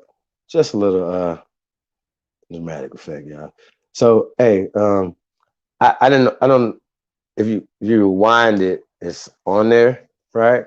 So I just read it. It's right there. So go back to that. So Rob Bourne failed to push to read. He only wanted to read what he wanted to read and explain it the way he wanted to explain it, right? Right there. It's on the screen. So I made something up. It's right there, right? Black program. Black program. Why would we call ourselves Black if they created a Black program for us? Rob Bourne. So anybody that's telling you to call yourself Black, right? Oh, for real, right? Because we don't do that. Like we using it sometimes to connect to our people, but we are getting away from a Black program, right? Out of Africa is a part of the Black program, okay? And they are Ghetto Informant Program. They're a part of the Ghetto Informant Program, whether they know it or they don't know it, okay? The pastors, Richard Allen would be Ghetto Informant coup de grace. Like he would be, he would be the guru of this Ghetto Informant Program, right? They go back and say, yo, they got a statue of this motherfucker. You know what I'm saying? For that, right there, Ghetto Informant Program, nigga. Fuck what you talk about? Y'all got me fucked. Hey, sir. Black program. You niggas are part of a Black program, CIA, MBK, DEA, FBI, NSA, sir. Right here, black program. That's out. Right? Ghetto informants. So beware of the pastors in the church. Ghetto informants. Right? They're part of the ghetto informant program. Okay. So let's go out of this one and let's go to Danny's from today. Oh my God. I think y'all got dropped on y'all head a little bit too. Like y'all kind of retarded. Like just like for real. GIP. Yep. GIP. Nigga. We should put GIP in the title. GIP. Ghetto Informant Program, sir. Shit.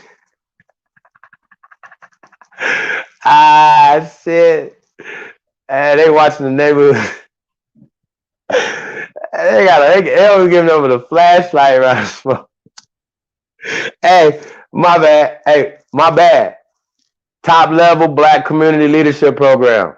Top level black community leadership program. Top level black community leadership program would be these gatekeeping ass niggas. Okay? Thanks, Rob. Why you trying to get at us, nigga? I'm gonna use your weapons against you. Dude, fuck is wrong with y'all, bro? Y'all suck in real time. Hey, we can put any random nigga COINTELPRO Indian video, sir. I don't know about you guys, but I prefer rides on smooth surfaces. That's why Manscaped developed the brand. Good day. Welcome back to the New Black Knowledge channel. Terrible. Good morning, good afternoon, good evening. Whenever I hope you get the opportunity to watch this little presentation today or at the moment. And it's going to be on something interesting and definitely something I don't think a lot of people may know about directly, but indirectly they will hold on. recognize. Hold on. Hey, understand I promise. Hey, yo, bro. Take that uncle off your name, bro. I thought it was Uncle Tom, bro. God damn it. Hey, we got Rob. Well, I'm sorry. We got Alan Apache Brown has entered the building, aka Rob Bourne has entered the building, y'all. Boo! And it'll be like, boo! Kill Congo Chief. Brother. What's up, Kill Congo Chief? Killmonger. Why you stop the video? You should have kept the one I had on there. No, hey, we can, brother. I already killed that brother. Did you know about? Hold on. Did you know about Ghetto Informant Program, sir? Yes, and they're telling. Hold on, wait. So wait, sir. With the pastors and the different people working with these people, it's definitely being educated by these people. Wouldn't they be? Hold on. Wouldn't they be the top level black community leadership, brother? No. Huh? Whoa. The talented 10 wasn't the top of the leadership, brother? No, that's a different topic, bro. Listen. Okay. I'm gonna make it real clear for you, right? Here's the issue. Here's the issue that we having, right? I'm not trying to make you African, nobody a part of no African tribe. I want to clarify all these things real quick. Not trying to tell you a part of the Yoruba, you a part of this, you a part of that. If you can prove that you are part of a tribe and your family said you were part of that and you got your name on rolls and all these things, fine. I have no problem with it. Now, here's the issue. Why do I say COINTELPRO? You know what it is. You just read it. It is a movement from the government to destabilize all militant organizations that were against what they were doing and fighting for the people. When I read number 4 and it says to discredit the people who are fighting for black people in America, that's exactly what they're doing. So wait. Aren't we fighting for our people here in America, sir? Yeah, yes, fam. Hold on. Before, okay, go ahead. I just want to walk you down. I want you to slow down. All right, because you can't mesmerize us over here, sir. I'm not trying to mesmerize you. I got you. But you don't have to give me the cookie cutter explanation. We're smart over here. Okay, fam. Y'all got dummies over there, so you don't have to talk slow to us. Okay. Okay, Move on. fam. Move along. So check it out, right? Okay, go ahead. If you guys because there was a video I played before that where dude said all of the leadership in the 60s didn't do nothing for the black people. So when I say, yo, so the Black Liberation Army ain't do nothing, dude is on the video like, no, they ain't do nothing. They ain't protect the people. The Black Panthers ain't do nothing, no. The Republican New Africa didn't do nothing, no. So what I did in this video is, when you do that, I don't talk about if you say you a Cherokee and this is your lineage. I don't tell you that, yo, them dudes is full of shit, them dudes is that. That's your lineage. When we have something where you have black people like the Black Panthers, they made 66 programs, and that's what was coming up before you cut it off. And I think you knew that. So now no. Hold on, we can talk about that. I'll let you talk about that. Who funded their program? Nobody. They did. Nobody. Dude, dog. See, that's that lie, yo. You know that the Black Panthers said that they work with the FBI. No, they don't. No, they don't. Okay. I got you. Listen. Check it out. Bobby Seale worked with the FBI, dog. What is wrong with you? Yo, fam, hold on, fam. Wait a minute and slow down. False. Slow down, bro. He was G.I.B. He was Gipp. Okay, he was Gipp. Fam, slow down. Bobby Seale was Gipp, sir. Yo, family, can you just slow down for a second? Yes, the Black Panthers were infiltrated. Yes, the Hoover said that organization is the biggest threat to America. So now when we talk about their programs and what they did, most people don't only know about the breakfast program. They got medical centers. They have sickle cell foundations. They're protecting the black women in the community. They're feeding the elderly. They're providing employment. These are the things that they were afraid of. Not because them niggas was walking around with guns, because they were organizing within the community and taking care of the community. They made their own schools with their own curriculum. Not the Let me ask you a question. Hold on, let me ask you a question. So is that why you guys are not doing it now?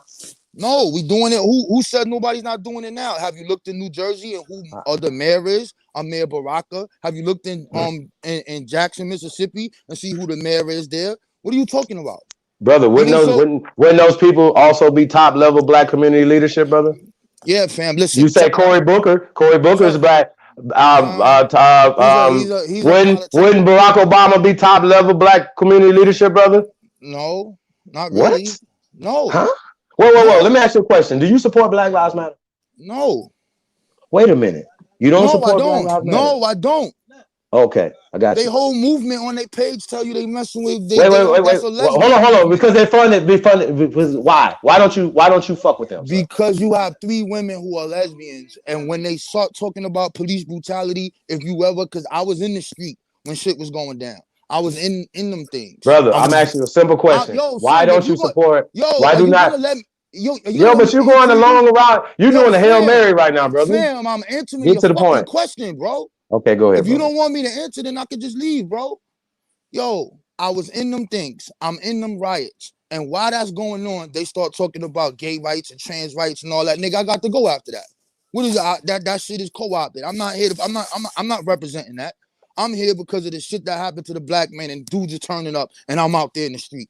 I'm not on the computer. I'm out there. Wait, did it just get co-opted in the 2000s? No. Whoa. When did it get co-opted, brother? When did it get co-opted? Family. This has been something that's been talked about since it came aboard. Okay. I never, so, let me, hold on. Have you heard of George Soros and Open Society? Yes, bro? I heard of all of that. Yo, son, listen. Wait. I'm asking the question. So do you believe that black organizations should be funded by George Soros and Open Society? Man, yo, listen, man. This is a simple, brother. You can get on your soapbox all you want to, brother. We're past that conversation, brother. I'm not trying to be on a soapbox. I'm going to let you talk. I just want you to put this in your conversation, though. Go ahead, brother. I don't care who funds them at all. I don't care. I don't represent that organization. They don't represent me. I don't represent them. They don't represent my cause. I do not represent them. That's all that stops.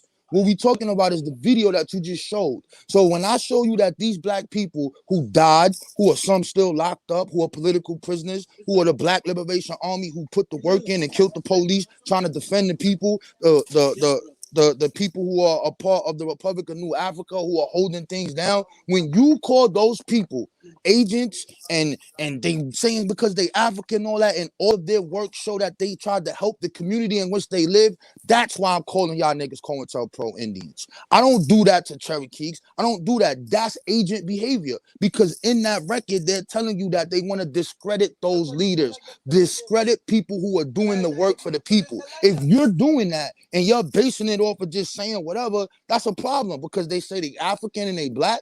You gonna call all of them agents and disregard the lives of the political prisoners that's still locked up? That's ridiculous, bro. That's agent behavior. That's why I did that video, bro. Is that I get you. No, but she was doing COINTELPRO Indian stuff before that video. But anyway, no, hold on. the first It video, doesn't matter. I just want you to tell the people, just for the record, because I did it live. Can you tell the people that you're not a government agent, brother? Oh man, dude, don't play with me, Chief. No, this is a real thing. Don't play with me. I am not a police officer, local. So let me do this. Or international, brother. I'm not. Okay, Can you do that? Can you say that? Yeah. So let me help you out, right? Okay. So you lucky I'm outside, because if I wasn't outside, I would pull up my sheet, bro. Dude, nah, brother, you don't have to do that, brother. No, we gotta do that, because you don't have to pull up your sheet, brother. When I pull up the sheet and I show you I got 13 assaults on officers while I'm in the fucking jail, and they shown, yo, this dude is the 5% of this, that, and the third. Don't talk to me about no agency. Hey, brother, I don't listen. This is why I'm saying this is disrespectful. I did 7 years in solitary confinement, my nigga. Don't ever call me no fucking agent, bro. What the fuck is wrong with you? All right, so let me ask you a question. Don't ever do that, son. Ever. Well, I technically gonna have to respectfully disagree with how you feeling about that, brother. Here's the problem with that, right? You don't think that these people have used good brothers like yourself, myself, Geronimo Pratts, and I mean I can go on with a bunch of so Geronimo Pratt was an agent? Soldiers. No, brother, that's not what I'm saying. I'm saying these people used us, brother. I'm saying me too. They used us. Do you not understand this? We were miseducated. We were taught some bullshit by these agents that you're talking about, brother. The top level Black community leadership program, brother. You saying that the only reason why you're not a part of Black Lives Matter is because they were talking trans, gay, and all this other shit, right? But you will still deal with it, knowing that they were still open society and that these people have their agenda against our people, brother. See, the Black Lives Matter are the same people that fund African studies, fund what you are pushing, brother. That's what we're saying. So you wasn't an agent, well, in the penitentiary, right? You're being a free agent out in the streets, brother. You're pushing their agenda. Do you not understand that?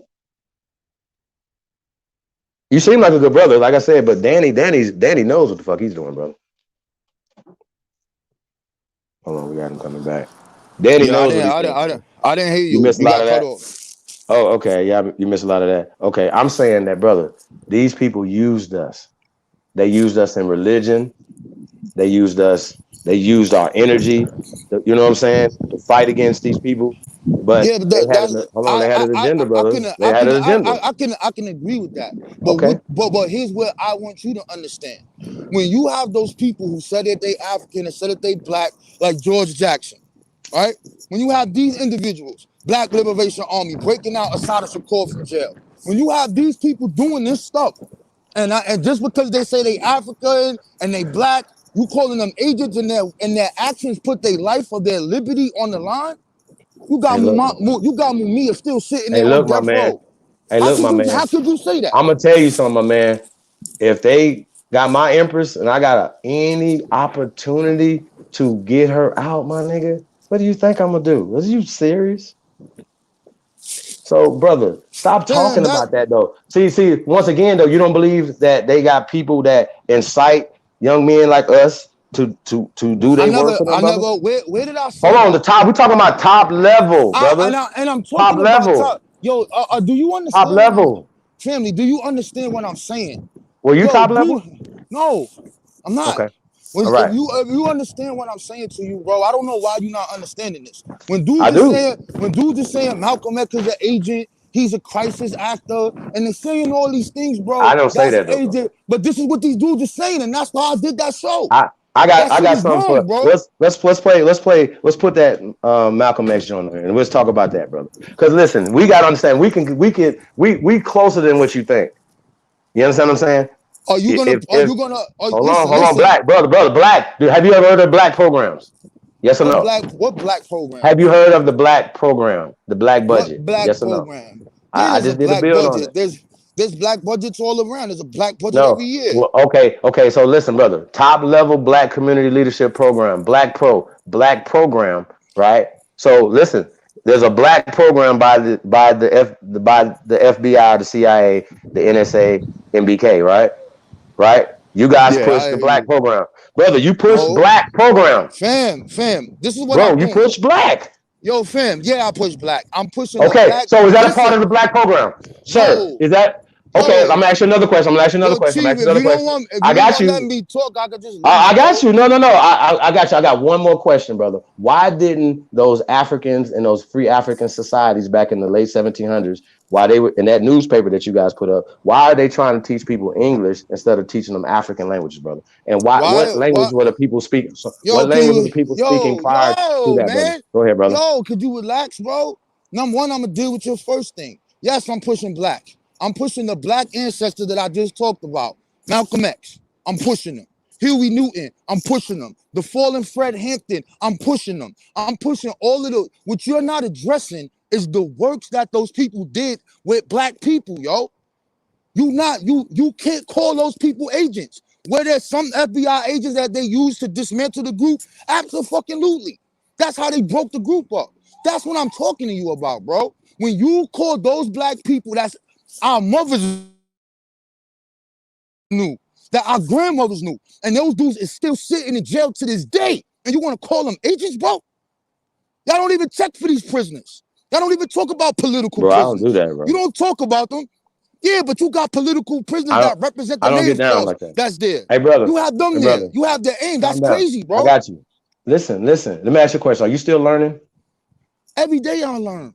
Okay, you're still growing. Okay, I got you. So that means you still got room to grow. I got you. So listen, you're a 5%er. You're a member of the 5% nation, correct? Yes. Okay, I'm a 1%er. Okay. So I just want you to know that. I want you to understand that. So listen to what I'm saying to you. Am I wrong by saying that the 5% nation believes that the black man, me and you, right, or the original man, and we come from the wilderness of North America? Am I wrong by saying that, brother? Yeah, you're wrong, because that's not in our lessons. Okay, it's not? No. Don't you know that we know our lessons? Where do you say it come from? Where did it say it come from? Where did you say the black man come from, brother? No, don't do that. Don't do that. Don't do that. Don't do that. I'll mute. Yo, son, listen, son. Listen real closely, bro. In the first degree and the 1 to 10, who is the original man?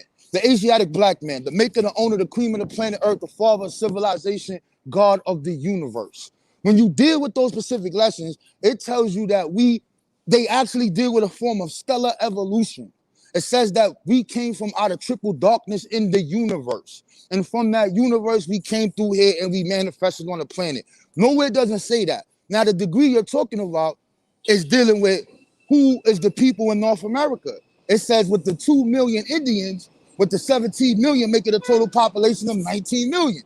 He then goes to say they are original people also. They were exiled from India 16,000 years ago. That's what the lessons say, bro. Period. So if you want to bring that up, don't say that. Because when he talks about the root of civilization and you deal with the message to the black man on page 54, he's going to tell you Egypt and the Nile. And then he's going to say they went to Mecca and all of that. That's what he says. And I don't agree with that, but that's what he said. That's that. So do you agree that the black man, woman, and child is the first people here in family? I'm gonna tell you this again. Hold on, brother. This is a simple question. Do you believe that we're the original people in New York, brother? Yes or no? Go ahead. I'm gonna answer you this question one time, and I'm not answering it no more. You keep asking me the same questions and not dealing with the topic that you got on here. The black man and woman is the mother and fathers of civilization. Period. End of discussion. Period. End of discussion. Let's deal with the black people that you put that's in my video that I'm talking about that you're calling agents. Let's deal with those. Let's deal with Richard Allen. Let's deal with Richard Allen. What's going on? Hold on. Is Richard Allen top level black community leadership? Yes, he was. Yes, he was. Hold on. Yes, he was. Who taught him? Who was his teacher? Who was his teacher? He learned from the community where he was at. So you know that sound like you just tap dancing, right? You just running around. No, I'm not tap dancing, bro. Hold on. Did he go? Did he happen to Hold go on. to a Quaker school, brother? Yeah, Did he- yes. Okay, The so same- then Yo, don't say Yo, fam, are hold on. Quakers from America, sir? Yo, man, that's a religious belief. Yo, hold Okay, on, there you man. go. Okay, go ahead. Go ahead. Go ahead. Can you hold on? Now, this is what you need to do.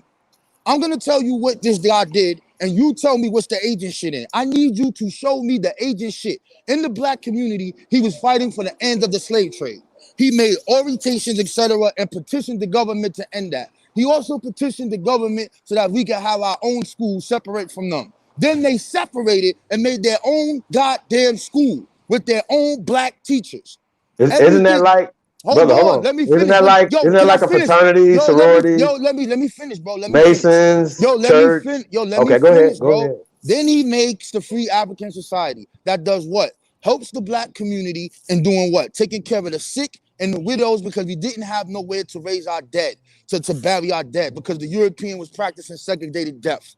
This is what these individuals did. Everything that he did. Can we talk, bro? You soul boxing. I'm not bro, you soul boxing. You know I know all this, bro. You know I know all this. Everybody in the chat room know this. Okay. So tell me. We know this already. Family, tell me what he did to black people that was not good, that was agent behavior to sell them out. Bro, he was trying to get people back to Africa, or send people to Africa away from our homeland. First off, he was educated by these people, brother. It's called Indian school. Do you understand? It's called indoctrination. He has nothing to do. Hold on, brother. He went to Quaker school. He has nothing to do with Indian school, bro.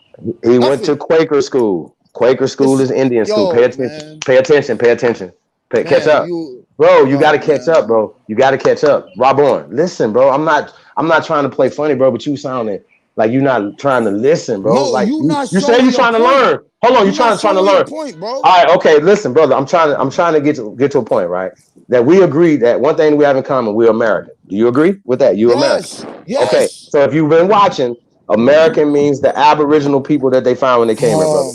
That you said that are the first inhabitants. So you agree. You said that you are Apache. Hold on. You said, I don't call you Apache because you said you Apache, brother. I never said I was Apache. You the made reason that why up. you over here, yo. What, brother? Yo, okay, you might have been playing then. You might have been drunk or something. You might have been playing, but you were Alan Apache Brown to me, brother.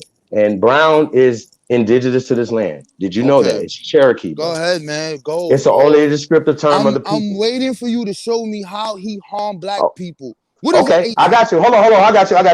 So let's pull up. We're gonna do this. This is what I'm gonna do for you. We're gonna pull up the AME Church. We just get into the origin of what you're saying, right? With Richard Allen. Let's just get to that, and me and you can cross it. Well, this is you're on trial, so I'm gonna cross-examine you. I'm gonna ask you some questions based off what we're gonna read. Listen. I got you, sir. Yo, I'm gonna fuck you over, bro. I'm gonna fuck you over, bro. I'm gonna let you know this. You're gonna wish you never came on this channel. I got you. Yo, Go ahead. Chief, listen. Go ahead. He starts the AME Church because of the Europeans was not letting them worship the same. He separates from the goddamn church and makes his own church, right? Before he makes whoa. Is that church separate and unattached from their church, brother? Yes, it is. Lies. That's another lie, but go ahead. Yo, dude, he is a Methodist. So that's the philosophy. Wait. Yo, that means he's the black sector of the Methodist church, sir. Is he? Okay, I know. I got you. I'll just pull it up there. Don't worry about it. I got you. We're gonna pull it up. Listen. No.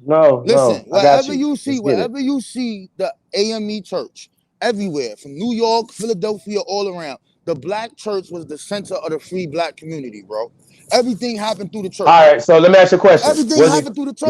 Was it possibly called anything before African Methodist? No, it wasn't. Okay, I got you. All right, so let's pull this up then. Let's see. Was it called nothing else besides the AME Church? I got you. That's fine. That's fine. I got you. When are you gonna show me? Here's what we're gonna do. Bro. Here's what we're gonna right here. I'm about to show you right now because you just said some shit that's not true. When are you gonna show the agent behavior, bro? I'm about to show it right now. Come on, man. I got 5 minutes, bro. Go. I'm still gonna fry your ass after you gone. You can do whatever you want because when I'm here, you having a problem. No, because you cut me off. I let you talk and then you keep cutting me off, right? But it's okay. I can meet you. So we're gonna pull up the AME Church, brother. Okay, for you, and then we'll go from there. Okay. Yep. Make sure you press history on it. Maybe you missed this. We're gonna pull up the actual. Sir, listen to me. We're gonna pull up the actual minutes of the first pull 1851. up the church of the history Hold of the on, AME bro. church. Hold on. Hold Come on, on. son. Hold on. You don't let us pull up nothing. I want you to address what I'm about to read to you, sir. That's all. That's all we're Come doing. on, We're gonna pull up son. the original one, sir. Be patient, grasshopper. Danielson. Hey, where's Danielson?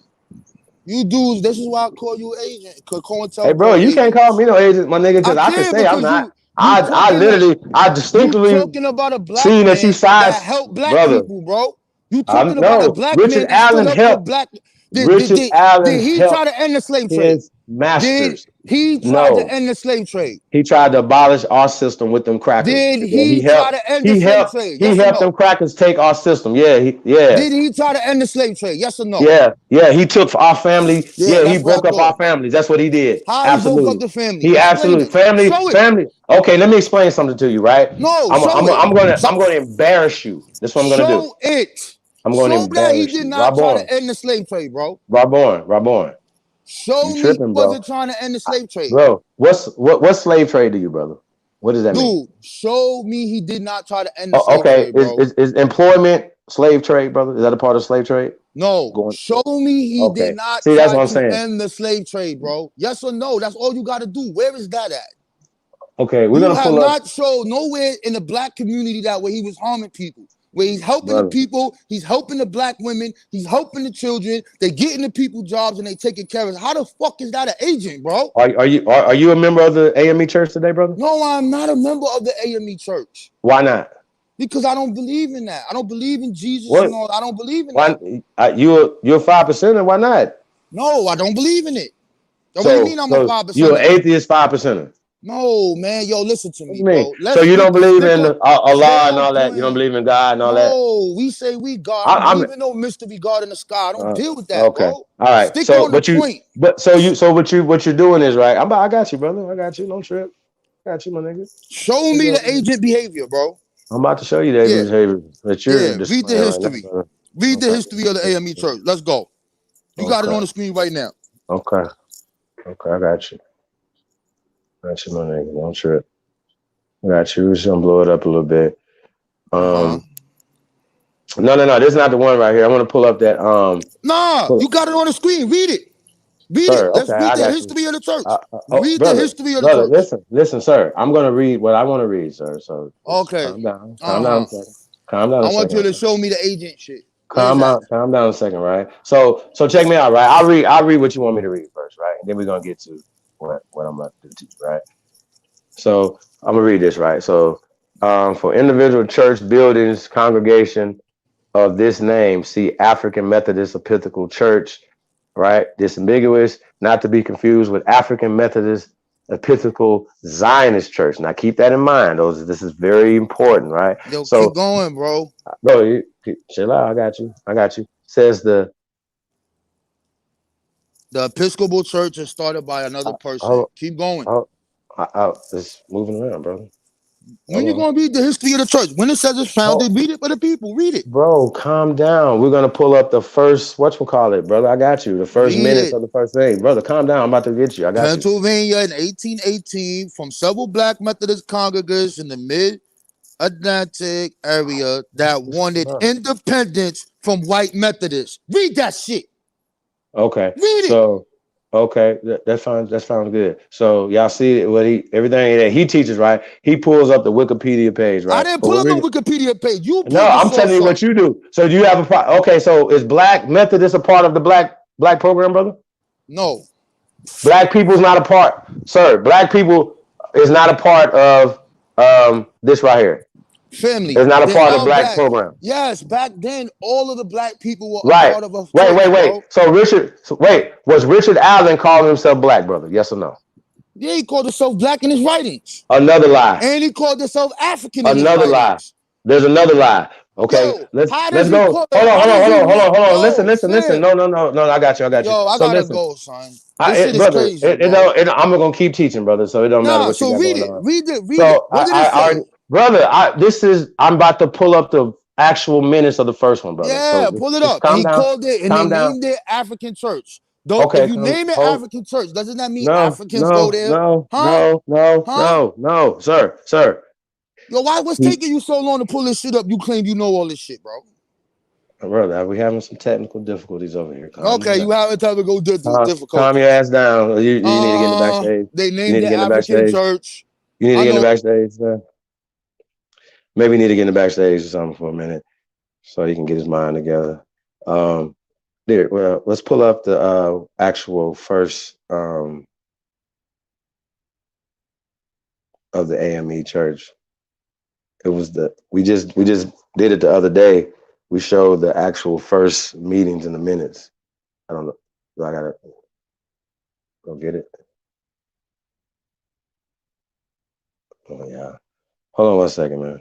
Yeah, he's gone. Great. Hold on a minute, yeah. We're gonna pull this up again.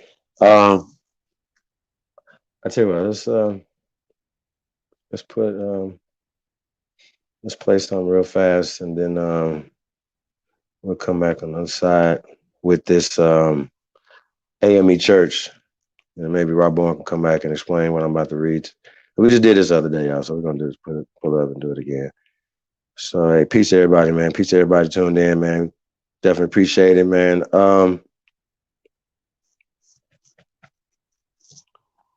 Yeah.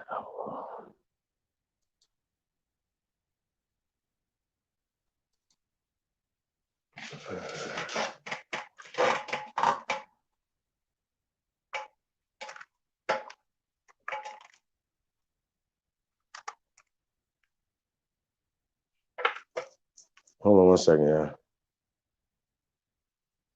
Hey, peace to everybody, man. See Ninth in there, Jana, Copper Aboriginal, Black Pride, Righteous Folks, right? Peace to everybody. See Julie, Pete Parker. All right, man. Peace to everybody, man. Definitely appreciate y'all. I had to go. Okay, go. No, that's fine. You've already answered the questions, and you didn't answer the one question, brother. I just think that's very interesting. Yeah, brother. Sorry, but this ain't what y'all want over here, bro. I'm gonna learn you today. You're gonna learn today, my nigga. Let's get some music going while I pull this up, y'all. Just 1 minute. Let's go. Band runners. Got some band runner shit. Let me find this, y'all, real quick.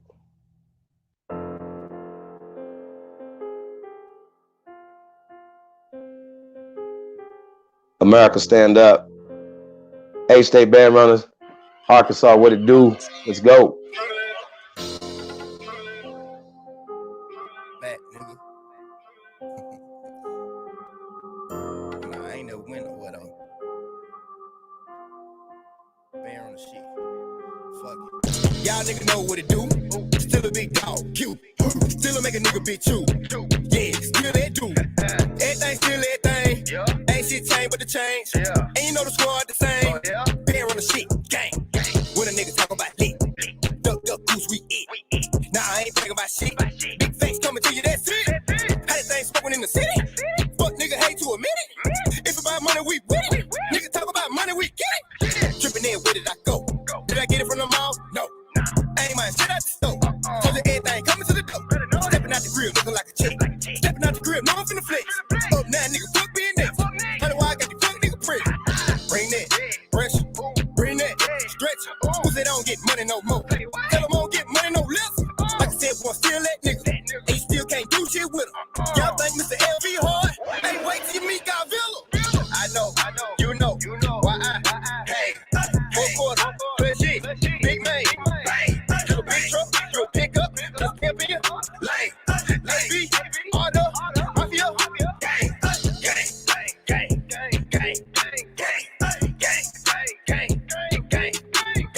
Still a big truck, you a pickup, just pimping you. Lane, B, Ardo, Mafia, gang. Fuck a pickup, I'm a big truck. These niggas better stay in they lane. Catch me with the same game. Ain't shit niggas untamed. Still with the shit ain't changed. Fuck around here, click then bang. Catch a nigga off the press. I'm the rap Muhammad, I'm the best. Nigga still got a few sleeping on meal. Shit, I'm about to get up in his chest. My respect, I'ma die out there. Off the hip with the vibe out there. These niggas ain't saying no more. These niggas don't ride like that. Gang shit ain't no stopping us. ABI, we the mafia. Disrespect, they gon' order coppers up. Shit, they gon' have to come chalk them up from the bill with the shit, no cap. Y'all niggas in the way with this rap. Couldn't ride this wave on the route. Take the nigga heads off the cap. You know, I know, they know about me. I don't go like no hoe. They say rap was real. Stay on go in beast mode. I've been off in that field. AB, all the mafia, for real. I know, you know, why hey, 4 quarter, plus G, big man, bang, big truck, your pickup, let's step in your lane, let's be, all the mafia, gang, gang, gang, gang, gang, gang, gang, gang, gang, gang, your big truck, your pickup, let's step in your lane, let's be, all the mafia, gang. Big racks in my pocket, band runner shit, that's how the game do. R. Kelly plus Usher, I fuck your bitch now, we got the same boo. I was down on my ass, that came up, now I'm making brand new. Did this, did that, now tell me something that a young nigga can't do. 421 walk in with a bag, like in the front of a glass. Big choppers got a whole lot of mag, yeah, like I'm be lad.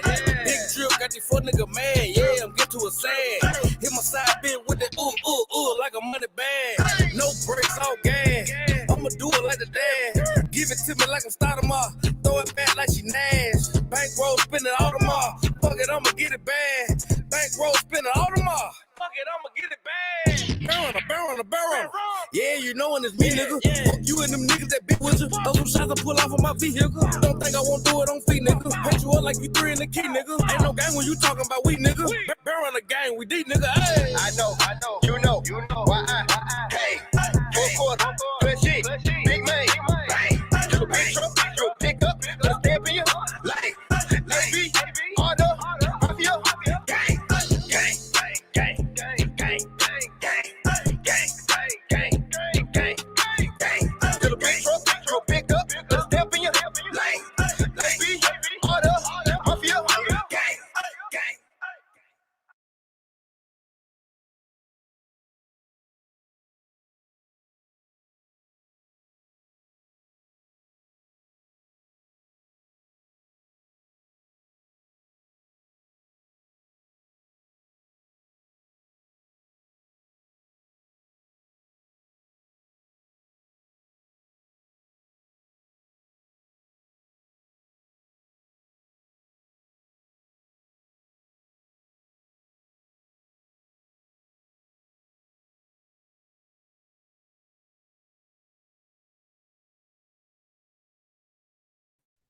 Hey man, that was A-State Band Runner. Gang.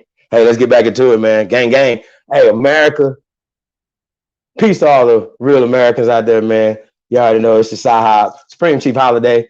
And I come in peace, Rob Bourne, but shit you talk about, bro, man, I don't know, brother. You looking kind of suspect. Yo. So we just did this other day, right? So the journal, right here. First National Negro Convention by Bella Gross. Rob Bourne, you can come back up and talk about this if you want to, my brother.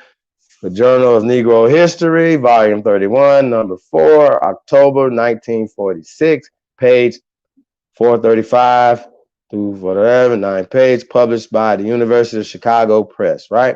So we're just being honest about that, y'all, where this comes from. Right, we're going to keep going. Journal, publisher. Oh, here we go, right here.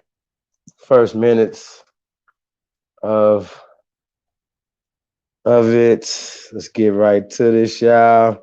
I think this is really crazy because even in the Wikipedia, we're going to go back to Wikipedia because they love Wikipedia. They're going to trust Wikipedia, right? They're not going to trust this University of Chicago Press, right? Don't worry about it. I got them. Because basically, that's where the Wikipedia is going to get it from, is from the University of Chicago, right? So First National, this is the actual document, right? First National Negro Convention. So they like to push the First National African Convention, but it was the First National Negro Convention.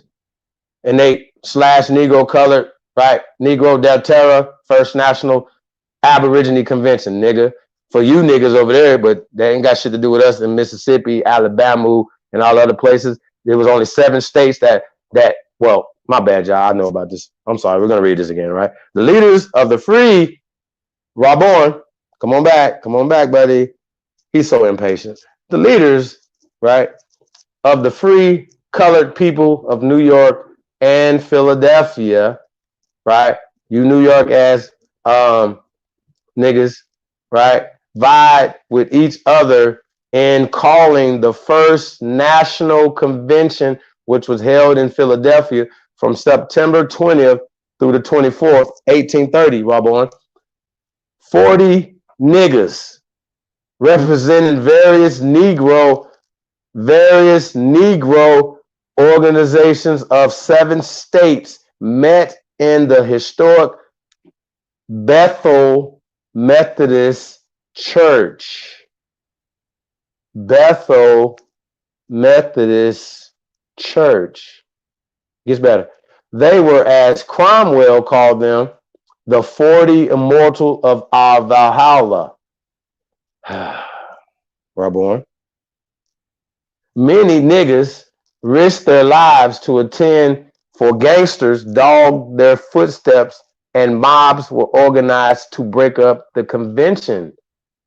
The convention first met in secret sessions for 5 days from September the 15th to the 20th and voted to hold open sessions come what may. So I just want to point out, right, that Raborn had pointed out that these guys right here, right, Cromwell and all these guys would be the top level leadership, community leadership. Okay, so I want y'all to be clear who we talking about. Niggas who were wanting to break away from the Methodist Church, but stayed Methodist, right? They stayed with them. They're still attached to them to this day. Right now, today, they're still attached to them, right? I think we got to move back a little bit. Oh, no, never mind. Richard, okay, right? So, right, on the 20th, right, voted to hold open sessions come what may, right? I don't know. Richard Allen, democratically chosen Bishop of the Negro Methodist Churches. Raborn, I'm going to say this again. Go get that man. Y'all, somebody go get that man. Raborn. Oh, you're in the chat room. Hey, Raborn. Oh, you're done. How am I? Yo, nigga. Whoa. Raborn. Richard Allen. The Democrat. He's the democratically chosen bishop of the Negro Methodist Churches, dog. Negro Methodist Churches. Was elected president of the convention. Right now, these niggas broke away from the white boys because they couldn't get a seat and do all the things that Massa wanted to do. So this nigga right here, Richard Allen, who would be literally the Archbishop, right, of G.O.A.T, the ghetto, right? This nigga, the head of the shit, was telling on the rest of the niggas, y'all. Y'all understand what I'm saying? The head of this shit, right? The top. They start putting the top level agents at the head of the organizations, right? Negro, he's the bishop of the Negro Methodist Churches, was elected president of the convention. Other leading figures were James Fortin, Reverend Samuel, right? Reverend Peters, William Hamilton. Okay, Philip A. Bell, right? Hezekiah, you already know what he was generationally cursed with that name. Grice, J.W.C. Pennington, only to name a few, right? All of whom were among the leading abolitionists of the day. Now, we've already broke down what abolitionist is, right? Them niggas was abolishing our system for these people. They represented various Negro, not African. They represented various Negro groups united to protect their rights and render aid to their unfortunate brethren driven into exile. Exile is away from their homeland, which is America. The American Society of Free Persons of Color. The American Society of Free Persons of Color for improving their conditions in the United States, for purchasing lands and for the establishment of a settlement in Upper Canada, was organized by the convention with auxiliaries to be established in every community. Each auxiliary was to send 5 delegates to the annual conventions. Unorganized groups were to send, right, whenever that. So y'all know we read all of this right here, right? So these niggas is Anglo-Africans. This comes from the Anglo-African magazine, volume 1, the first colored convention. This is 1859, sir. This is the, sir, Anglo-African magazine, volume 1, number 10, October 1859, Rob Boy, just so you won't fuck around, think we fucking around over here. The first colored convention.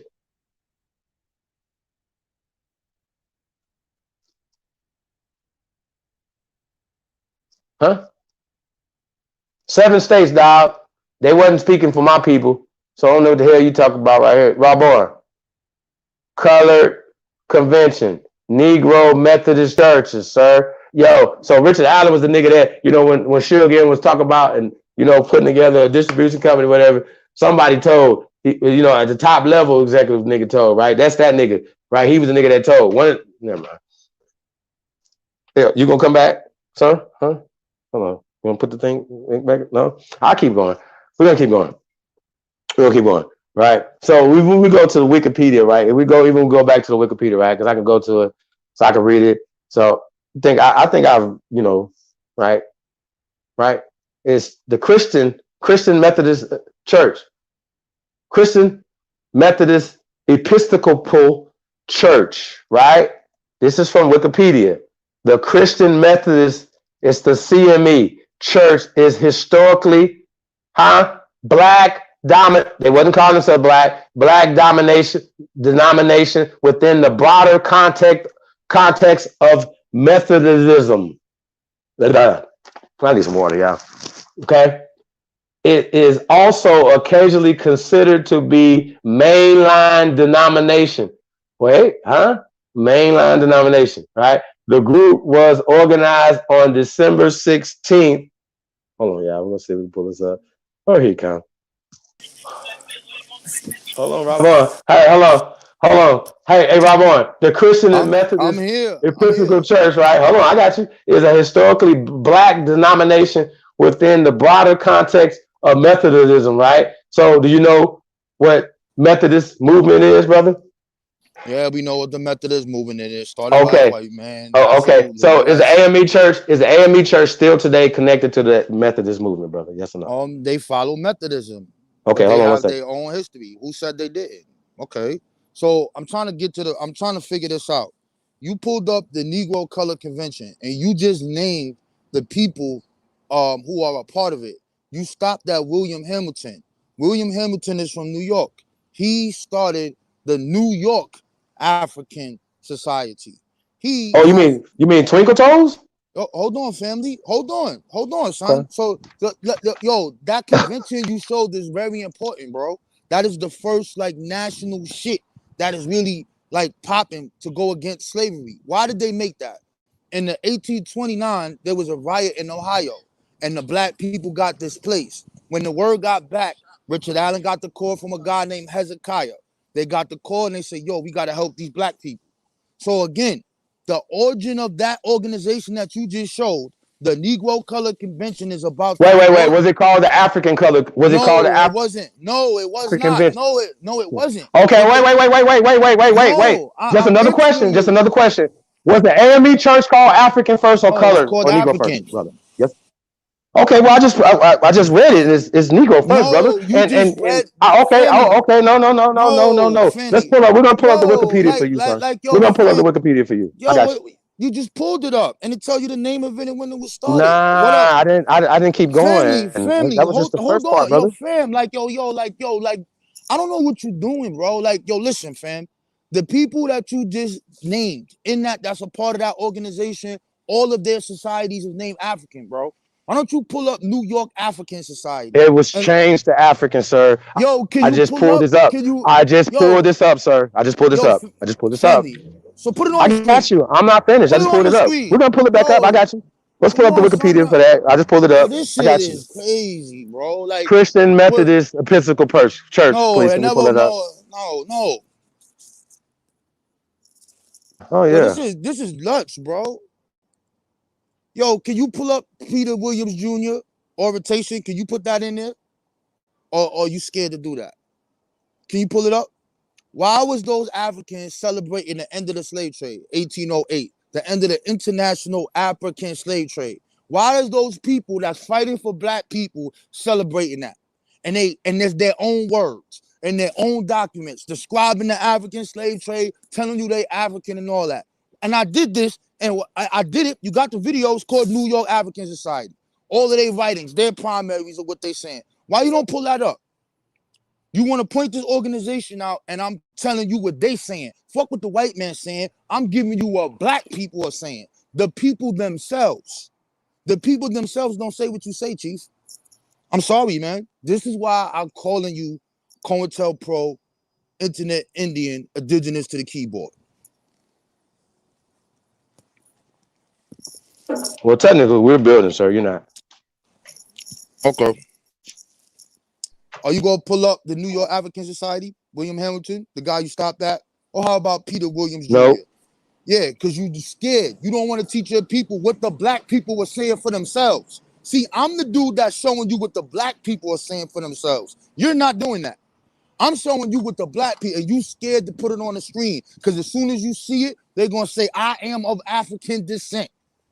They're gonna tell you, but you scared to do it. You don't want to put it up. You pulled up an organization that was helping black people, bro. Soon as something happened to black people, regardless of whatever you want to call them, they went over there to help them people, son. Where is the agent shit? Every time black people in the country got hurt or something happened, we need school, we need clothing, those people are there. Where's the agent stuff? So when you call those people agents, that's COINTELPRO behavior because you're trying to discredit the works of the goddamn ancestors.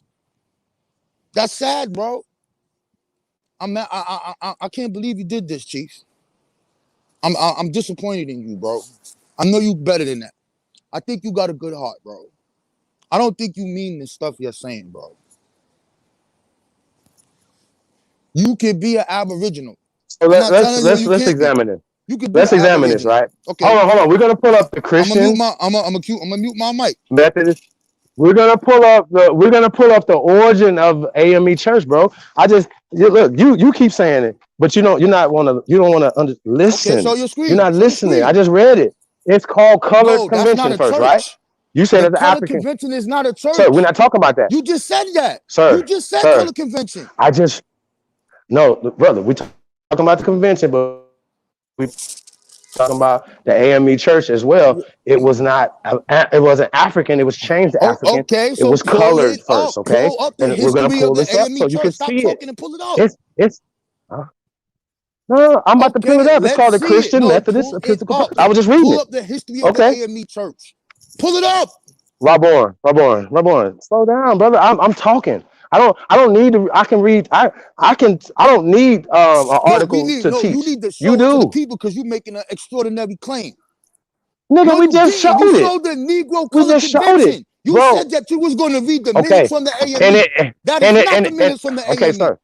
That I wasn't. I said from the Colored Convention, sir. Bro, from the Colored Convention.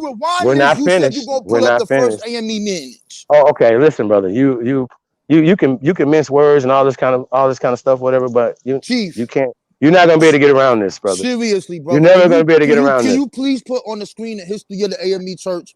Come on, please. Brother, calm down. What's taking you so long, bro? Will you calm down for a second? No, hurry up. We're about to pull up the Christian Methodist Episcopal Church. That's what we about to do. That's Richard Allen's church. Hold on. What's taking you so long? Hold on, sir. Listen. Just so he knows, right? That you are not a member of the the AME Church today. The AME Church is still a member of the white people, sir. They still pay the white people, so they never stop paying them. So Richard Allen and them are Asian ass niggas because these are the niggas that allow these people to take our shit. They were spies against our people, dude. Fuck is you talk about? And you are pushing their agenda. How they spies? And you just read an organization that said it helped black people. Hold on, sir. Listen. Y'all are top level. All these niggas, he didn't come over here and try to teach none of that. That nigga, these Asian ass niggas from the islands came over here and they never said they was Africans, bro. So stop saying that bullshit. That's what you're doing. But what you about to get is this work, my nigga. That's what you about to get. That's what you about to get. The Christian Methodist Church, right? Black denomination within the broader context of Methodism is also occasionally considered the mainline denomination. The group was organized in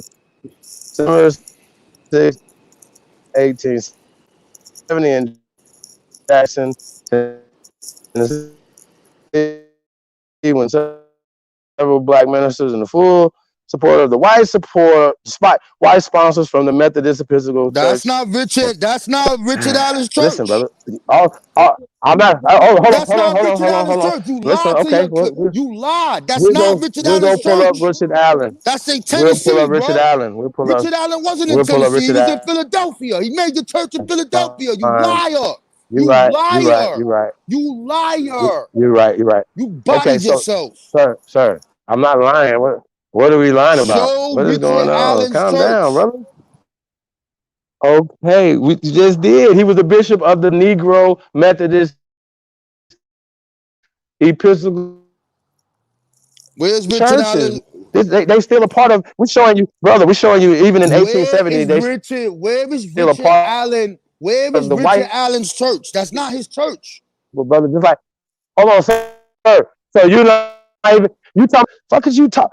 Dude, you getting smothered with a pillow. You think you winning something over here? What the fuck is you, nigga? Richard Allen was the Richard body bag.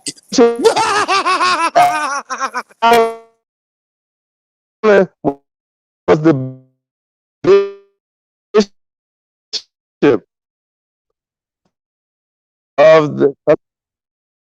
We're going to know that. So we're gonna pull up your church though. Let's pull up Richard Allen. People know this, that is not Richard Allen's Hold on, we're gonna choose Richard Allen. That's not his church. Hold on, we're gonna go to Richard Allen. Hold on, we just pulled up Richard Allen, brother. We just pulled up that Richard Allen's church. Come on, stop fucking lying, Chief. Come on, bro. Okay, we're not, brother. I was just say you made a mistake and move on, I'm not saying it's Richard Allen's church. I'm not saying it's Richard Allen's church, brother. Richard Allen's church was the first colored. He was the. No, I just read that, brother. Did you not see that? I gave you the source where it came from. Yo, let's go, brother. I gave you a source where it came from, brother. The source where it says he. Hey, why you gotta what? The name of his church is the AME Church, bro. When you gonna show that it was named something else? Right, they changed they changed the African, brother. Where is that? They changed the African. Show the source, brother. I just read it. I just read it. You did not. Nothing in that. Nothing in what you say right there says Richard Allen's name on it, bro. You a fucking liar. Now we're talking about that. Oh, okay. Can we go back to the first Negro color convention? Hold on, let's go back to that. Hold on, I'll read that for you. All you gotta do. Hold on, I'll read that for you. Hold on, bro. Hold on, I am. I'm about to. Pull up AME Church. I'm about to. Not pulling up the church. Hold on. Yo, son, you are horrible. Hold on, I'm about to. I got you. I'm not finished. I got you, brother. Hold on, I got you. Listen, we about to pull up the first color convention, brother. That's what you want, right? And then we're gonna dip deep into this church. I got it. I got it. I'm gonna pull up everything you said, brother. Just be patient. I want to walk with me. I want you to be real slow. We're gonna bookend this. Okay, 1870. You just seen this over there. They are still dealing with this white boy, right? So Richard Allen was dealing with the white boy. So what you're saying is that everybody should go join church and do all the stuff that Richard Allen was doing, correct? Or was Richard Allen a part of the black program? When did I say that? Okay, wait. What little boy ever wants to grow up to be like Richard? Everybody, because of what he did. It went through. Yo, this is Allen would be. Hold on, Sharpton. Jesse Jackson, brother, would Jesse Jackson be with Richard Allen? Yes or no? No. Hello? What you said? Was Richard Allen? Was Richard Allen? Wouldn't him and Jesse Jackson be partners? No, I don't think so. Wouldn't Richard Allen? Yo, Hey, so what fam, does man, why is you say asking right me here, all these brother? questions, bro? What does it say right here? First National Negro Convention, brother. First National Negro Convention, right? Right. Held in It Philadelphia says, from September. hold on. Negroes, Negro. It says, okay, Let's scroll son. down to Richard Allen for him. Hold on, I got you. We're gonna pull up all this on Richard Allen. I got you, brother. You think I wasn't prepared for you, sir? No, I you gotta go look not. this up. Yo, I don't have. hurry up, Okay, man. Come I on, got son. you. I I got gotta you. go. Let's Put keep A&B going. on the thing. You Let's making keep me. going. Yo, you making me fucking late, Keep bro. going. Hurry up.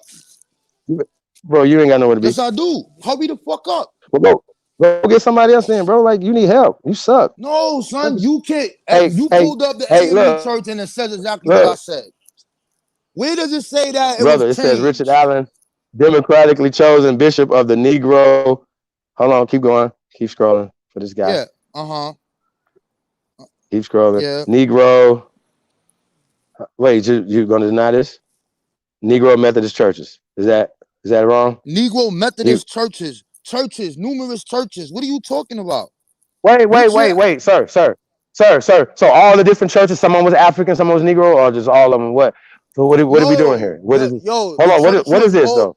Yo, son, the church What is this though? Yo, listen, man. The church was always named African. Always. Okay. Show it. What, brother?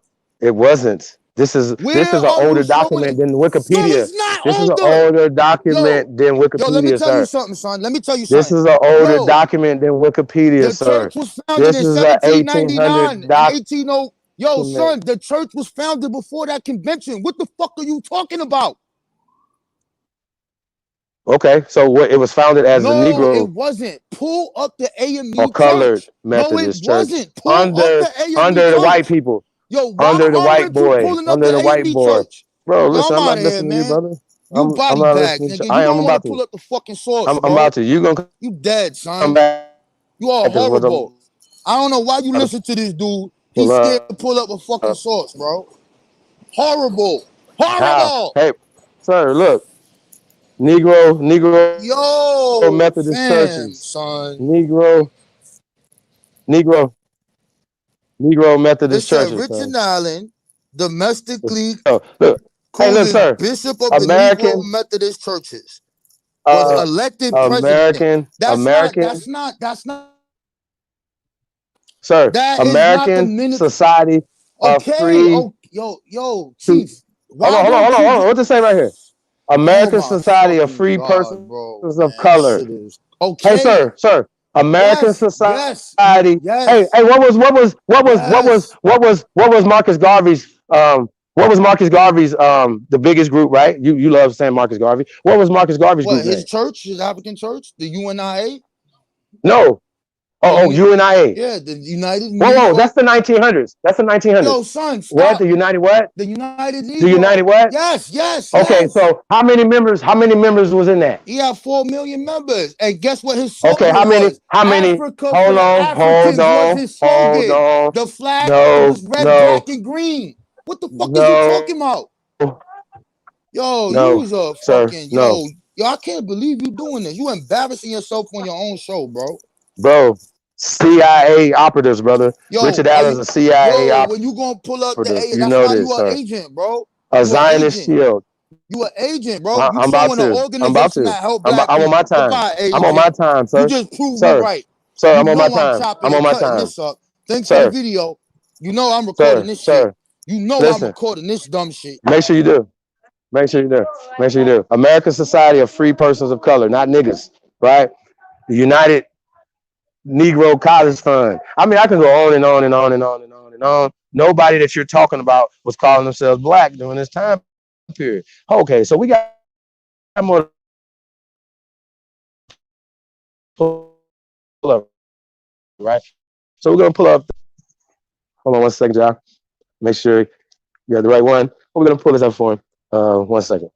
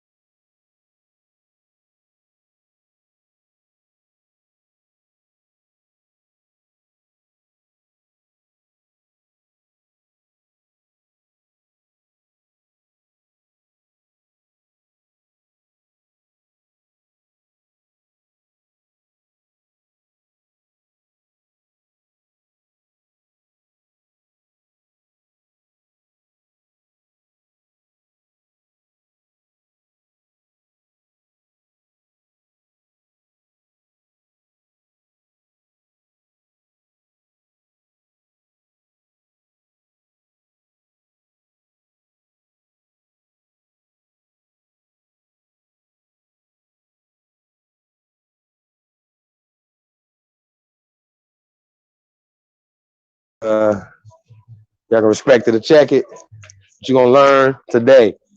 Not to fuck around with the GOAT. So I'm gonna tell you. So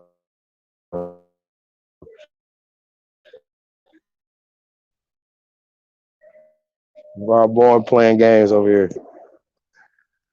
He over there doing some pull-ups right now. Hell no. Yeah, so it was the Negro movement or something like that. Yeah, because a lot of times, it's just a narrative that's placed on these things, right? So when people are writing something, yeah, they could be writing about those time periods or whatever, but they're still writing in their agenda. So he could say whatever you want to say. He said it all. You know what I mean? It's if people are paying attention. Oh, let me put this in here for y'all. Oh, here we go right here. You don't learn. No, that ain't it.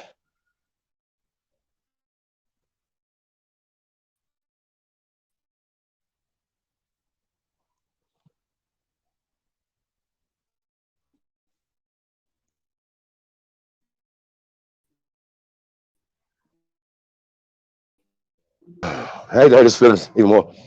Like you can send the peanut gallery for this. Yo, let's get it.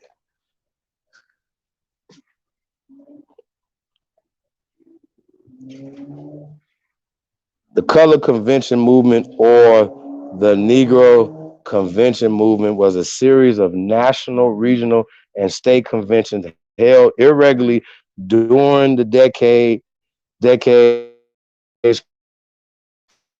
preceding and following the American Civil War. The delegates who attended these conventions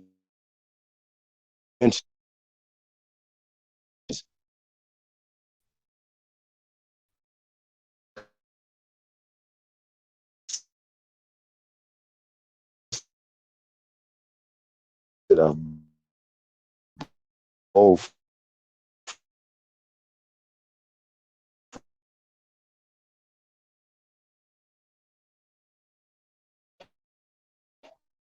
and fugitive African American.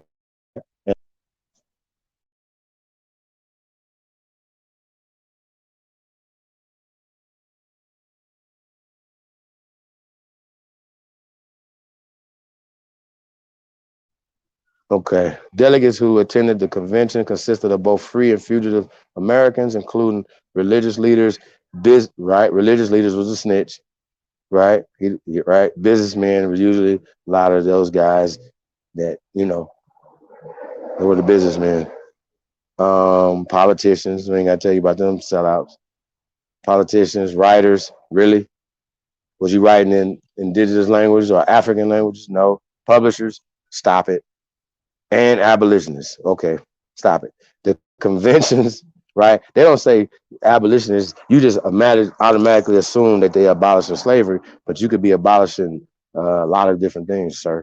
So that sounds dumb.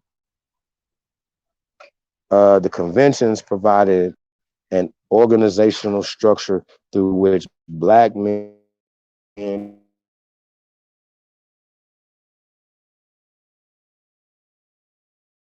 a distinct Black leadership and pursue. The minutes from these conventions show that antebellum African Americans, antebellum Americans sought justice beyond the emancipation of their enslaved countrymen, right? Everybody, color don't have anything to do with being enslaved. Enslavement, well, we're going to get into that tomorrow, y'all. We're going to get into White Slavs part 2 tomorrow, Reloaded, you know what I'm saying? And Mestizo edition. So look out for that one. Right. So they also organize, discuss, right, healthcare, educational equality. Now, I don't know what educational equality is, but if I'm teaching you something in the language that is meant to oppress you, which is English, and that's what Richard Allen was pushing through the church system. Okay, so when he's talking about how the agents, well, I just told you right there, that was the tool that they use. That's the weapon that they use against our people, dog. So what the fuck? You can't see this out. So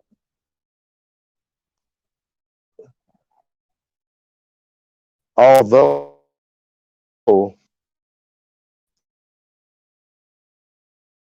the conventions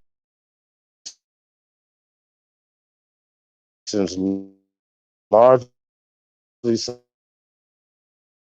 subsided following the Civil War,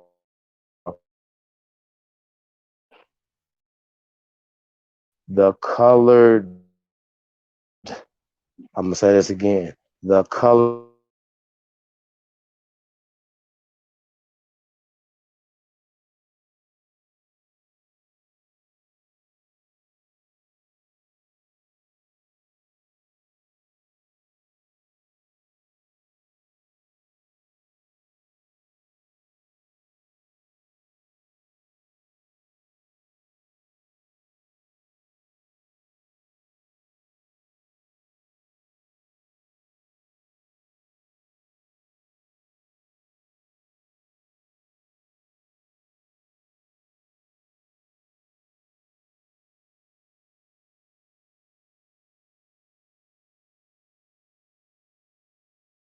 Okay, we back. Okay.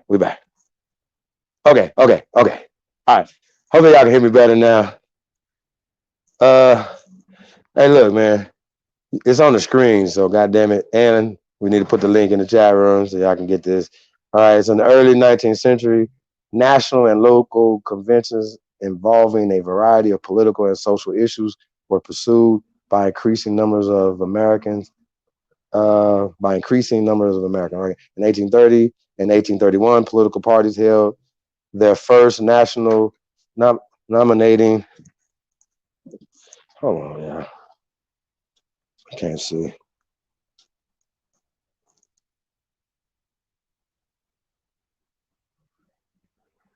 Cool. Shout out to Albertson TV. Hey, can we go back a little bit? Cause I think I wanted to touch on something.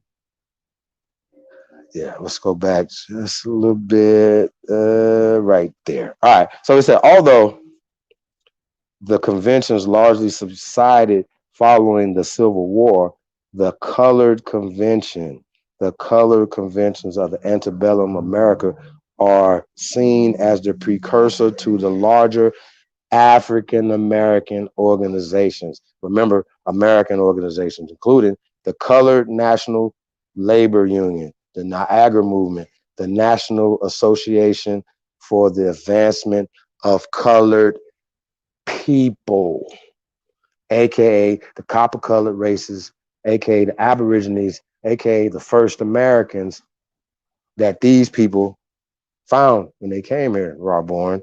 This is why we're saying this, that what you are doing is being a hypocrite, because you're saying do as Richard Allen says, but not as he do type of shit. You know what I'm saying? I mean, I don't understand. You're saying that you're against, the NAACP and the AGA movement and the Colored National Labor. Like, it's no, in the AME Church. You're not for the AME Church because you know that the AME Church. So if these are the only people that you could go to, these are your go-to guys. It's not an African that says, you know what I'm saying, or something, right? These are your people. These are the origin of what you're saying is Pan-Africanism. But Richard Allen had teachers, dog.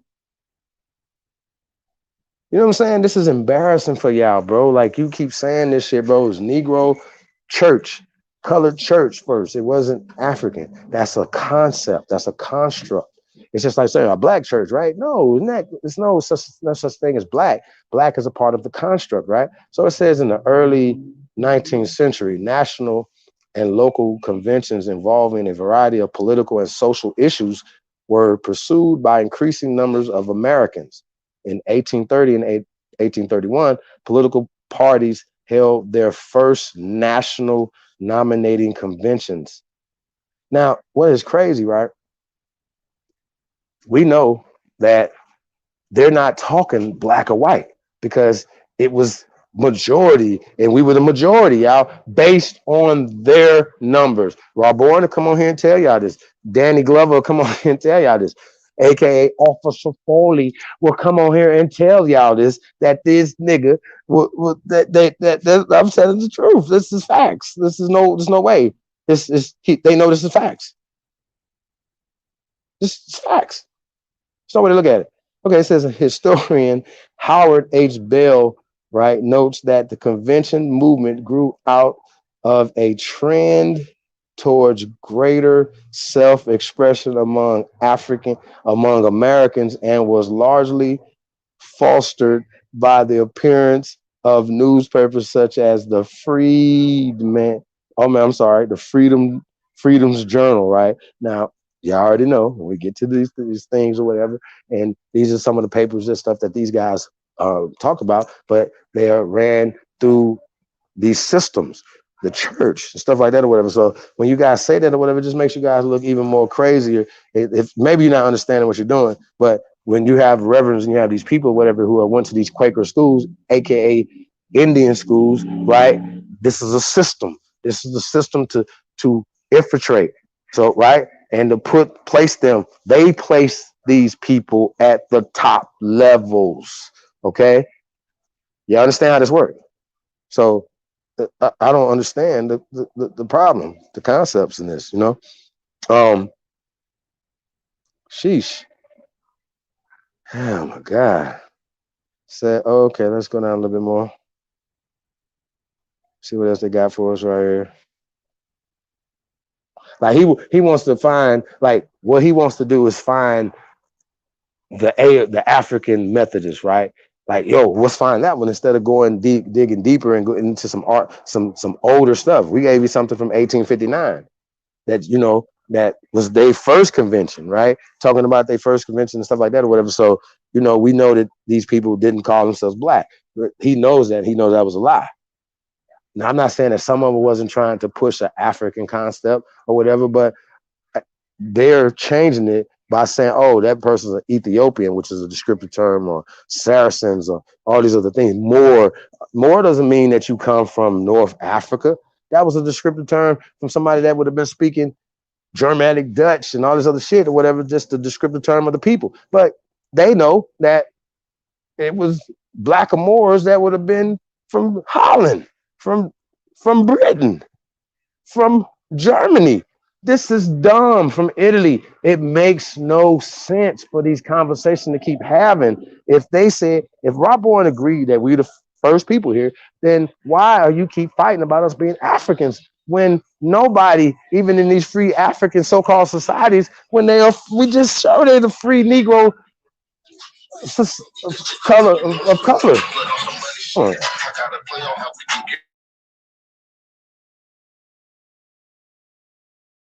So this is free. You know what I'm saying? They keep wanting to push the agenda, right? They want to push the new stuff, right? They don't want to dig deep into it or whatever, because this is pushing the narrative. This is pushing what they pay masters telling them to do. So he keep talking about coin pro toe because we don't agree with the terminology and stuff and the narrative that you pushing, dog. Nah, that makes you an agent, because we're supposed to be able to debate this in the public. Don't censor this from your people. But guess what? More people listen to us than you. What could you talk about? Nobody want to keep hearing that old slave narrative from you niggas, bro, with no fucking solution ass niggas. And you come back on here, I'm gonna ask you about some fucking solutions, nigga, because you failed this test over here. I know people ain't paying attention. Some of y'all ain't paying attention. The great ones is paying attention. Some of y'all ain't paying attention around this motherfucker. You know what I'm saying? So it's just crazy as hell. But we're gonna get into this, right? So the newspapers such as the Freedom's Journal, right? I don't even want to get into that. And was first suggested by Hezekiah Grice. Sheesh. Not Hezekiah, not Mutumbo. You know what I'm saying? Somebody that's talking about trying to be African, right? This is Hezekiah. His whole people to named him some biblical shit, right? Come on now. The first documented convention was held at Mother Bethel AME Church in Philadelphia in September 1830. Delegates to this convention discussed the prospect, right, of immigrating to Canada to find refuge from the harsh fugitive slave laws and legal discrimination under which they live. Look, okay, so check it out. So why would a free person don't have nothing to do with that? Why he want to run and be somewhere in exile and a fugitive and all that shit? So once again, y'all gotta understand this is a part of it, bro. This is a part of it. This is a part of the system. So when you're reading stuff that's coming from this, you have to have discernment. You know they wasn't calling themselves no fucking African Americans. Sorry. It just wasn't, man. And so y'all want to keep saying that shit, man, but that is crazy. It's crazy as bat shit. The first convention elected as where did it skip to? Okay. The first is little over here, y'all. Hey, okay, so right now, see, remember we read the other one and they broke it down, right? The Bethel Church, and then went down to it. The first convention elected as President Richard Allen, founder of the African Methodist Episcopal Church, AME, right? Now listen, just for shits and giggles, right? Click on African Methodist Episcopal Church, because this is how I came upon, like, I keep digging. I don't take the first stuff. Right? Rob Bourne, if you'd have let us keep going, brother, we would have kept going. You just let us keep going and we would have came to the conclusion what we came to, sir. See what I'm saying? See, it takes you to certain, you know what I'm saying? So they said he was a member of the see, they said that dude was the member of the free society of colored people, right? So when you see something like it says African or whatever, you just gotta know, you gotta have discernment. Like, it's just what the fuck?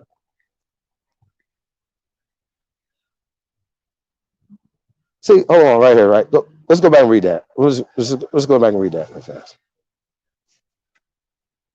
All right. So Free African Society, founded in 1787, was a benevolent organization that held religious services and provided mutual aid for free Africans and their descendants, right? In Philadelphia. Stop. Pause right there. So we understand that they changed this, and this is a hijack. Hold on, y'all.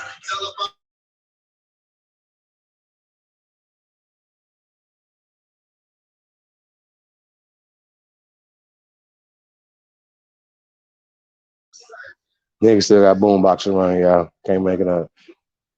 Yo, so Rob Bourne, you are a member of a religious organization, right? So I can understand this. Was a benevolent organization that held religious services.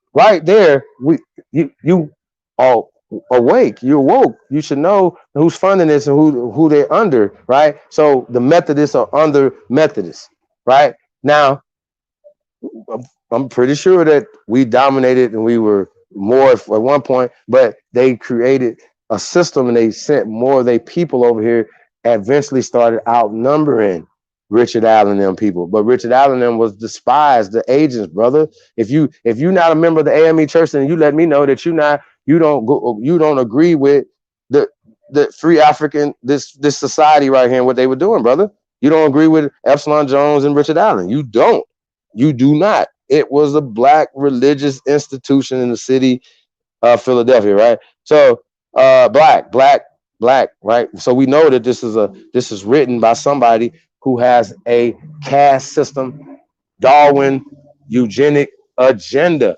Rob Bourne, your agenda and your talking points line up with Margaret Sanger's, brother. You niggas is agents, bro. Like, hands down, no more talking, bro. And I don't understand how y'all don't see the shit. Shit is really crazy to me. Real talk, bro. Like, I don't understand it. It's really, really absolutely bonkers. I'm gonna get some people in here, y'all. We got a little bit more on this Rob Bourne, them, y'all. It's so much Danny was talking about today. He's gonna pull up blackface and all this dumb shit. Niggas Richard Hamilton. He done left the islands, then went to England and stuff, right? Went to their schools before he left the islands, went to their schools or whatever. Somebody don't, never mind. I won't say that. I don't want to be mean. But, he was indoctrinated into the theater and all this twinkle toe ass shit, right? So, y'all, bro, real men don't listen to twinkle toe ass niggas, bro. So just understand that. So that nigga Richard Hamilton, right? We're gonna get into a little of this tonight, y'all. Some of these discussions about some of the stuff that these guys were saying. But I just wanted to. This is they people right here. This they people. Look at this. What this says: the African Methodist Episcopal Church, usually called the AME Church or AME, is predominantly African American. Stop right there. Right? We already know African American is a misnomer, right? Methodist denomination, right? Methodist, they're still under the Methodist movement. And when you pay your tithes, if you're a member of the AME Church, you are paying the pale man. Sorry. That's who you pay. That's who you pay your tithes to. That's where your 10% go to. Every black church, 10% goes to these pale people. Ask them. Fuck is you talk about? Your 10% go to them. The Zionists. So, period. I'm not about to play with y'all, right? It is the first independent Protestant denomination to be founded by black people. Black people is a part of the black program, okay? The black program is CIA. So any nigga run on here telling you that you're black and you can clearly look at your skin and say you're not black, I got a black shirt on. I'm not black. I'm dark. Well, I'm dark brown from the boogie down. You heard? So that's what it is. It was founded by the right, like this nigga got like, he got like a RT, then Reverend REV Richard Allen in Pennsylvania. Like he like a archon, like this nigga right here, Richard Allen ass nigga. Sheesh. Hey, let's click on Richard Allen while we talk about it. Let's fuck over him real fast. Then we go back. Let's fuck over Richard Allen real fast. They be like, oh no, chief. Nah, this nigga's look. This nigga looking like Danny. Danielson, what are you doing? Huh? This nigga was a minister, educator, what? A writer. He was all three fucked up things that the CIA type ass people, or the Zionists in this case, or whatever, right? So the people who had these agendas, the Anglo-Saxon societies and all these other people, he worked specifically for these people. So he was a bishop. A bishop for who? Goddamn, y'all. So I'm telling y'all, this is not the he wanted to do his own thing. He couldn't be a bishop and they stuff. So they said, yo, you can go over here with our blessings, you know what I'm saying, with our hand in your back, sir. Long as you spy on these niggas, long as if it don't get, you know what I'm saying, we'll let you continue to do what you're doing. Rob Bourne, that's why you're not a part of the church, because you know that's a part of that system, fam. So stop acting like you. So stop bringing up this nigga right here. Right here. So stop doing it. This nigga was installed in 1816, right? So he had a nice little run as the little bishop and shit. Right, bishop, what? What are you talking about? That ain't African. Fuck is it? What? He ain't what type of what? Where's Oshun at? Where's Ashe at? What's all that shit? Speaking of that, they act like that shit is ancient. Like, oh, it's ancient after Shango. Hey, nigga, Shango ain't their language. Oh, bro, this nigga right here. Okay, let's get to Richard Allen, right? So, okay, let's keep going. So Morris Brown succeeded this nigga, right? Okay, America's most active and influential black leaders. Okay, so remember, he was placed at the top, right? So we understand this. So Richard Allen would be the perfect person, right? To be this. So yeah, right there. Keep going.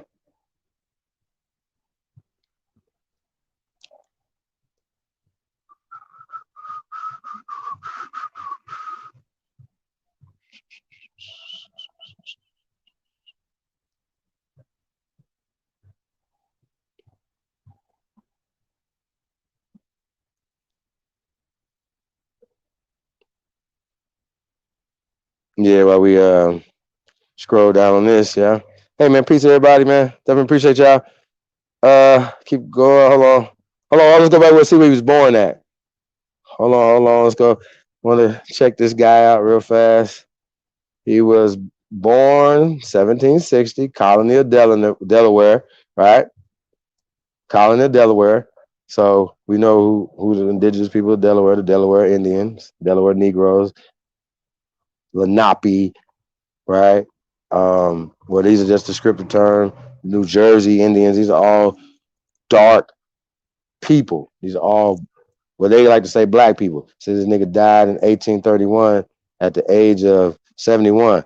So check it out, right? So the only reason why this nigga wasn't a bishop no more because he died. You know what I'm saying? So he died in office on like some pope shit. So they was trying to set these niggas was trying to set up some pope and bishop and all this dumbass shit, right? So once again, they were emulating, right, the bourgeoisie. They were emulating their system, but they were the little brothers to their system, bro. Just like the Mason situation and all this other stuff. So you couldn't be a bishop over here, but you could be a bishop over here, little nigga. You know what I'm saying? He was buried. At least this nigga had the sense not to be buried in America, right? In Pennsylvania, nigga. Mother Bethel AME Church. Well, we say in ME Church. You know what I'm saying? So we already know it's not African Methodist, right? It was that they changed it. So he got Richard Jr., James, John, Peter, Sarah, and Ann. No African names, sir. Richard Jr., James, John, Peter, Sarah, Paul. You know what I'm talking about? Like, come on, damn, bro. Ann, right? Occupation. Founder of the African Methodist Episcopal Church. We know that it was Negro, but it was an abolitionist, right? He was a minister, an educator, a writer, and one of America's most active and influential black coons. You heard? On God. So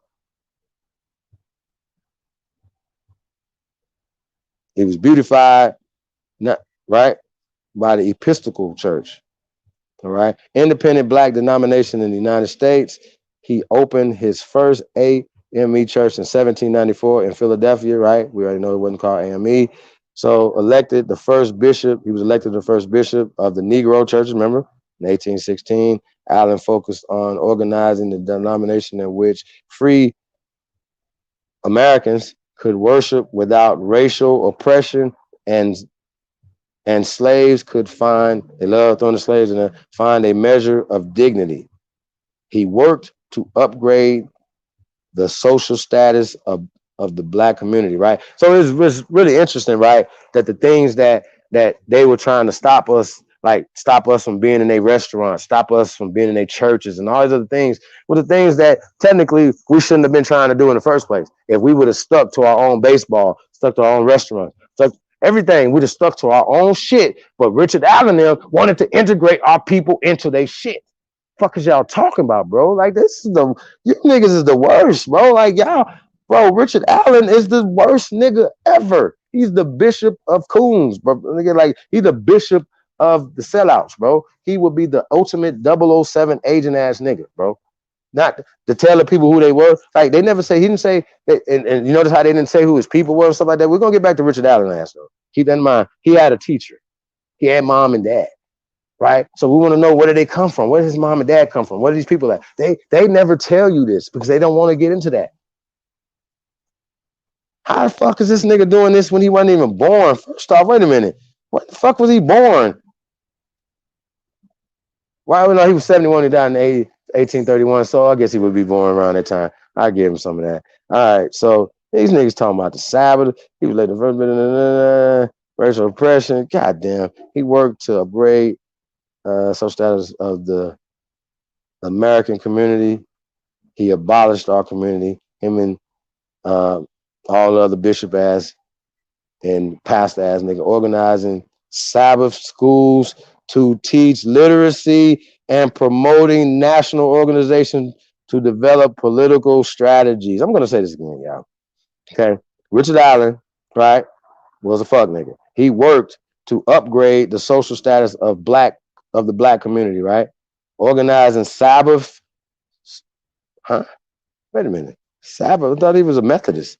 Sabbath schools on Saturday. He had Sabbath schools to teach literacy and promoting national organizations to develop political strategies. Now, Richard Allen was a kind of a tricky one because they broke off for that and then started the Zionist one. You know what I'm saying? Because he was technically a Zionist, so that's what it was. So Richard Allen was a fuck nigga, yo. So you can say whatever you want to say.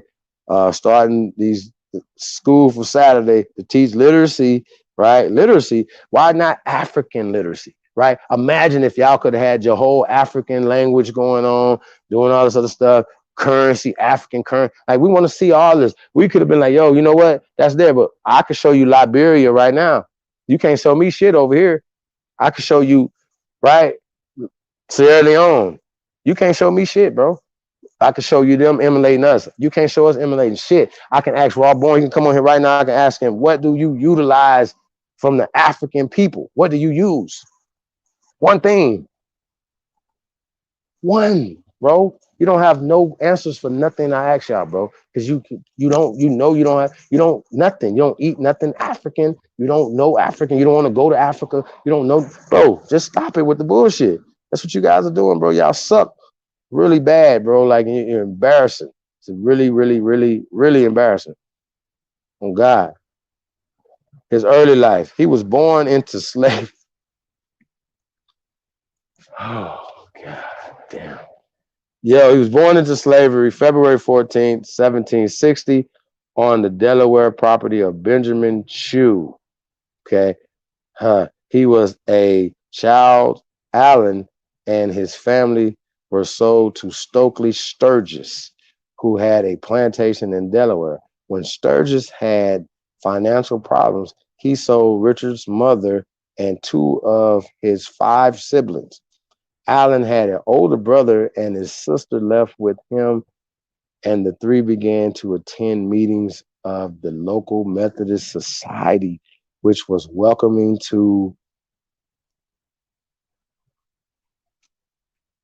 Yeah, we about to get into this early life of this nigga Richard Allen. Right? While we about to scroll up, though, just looking at it, man. Brother had a fucked up life. Says I had an older brother and his sister left with him, and the 3 began to attend meetings, right, at the local Methodist Society, right?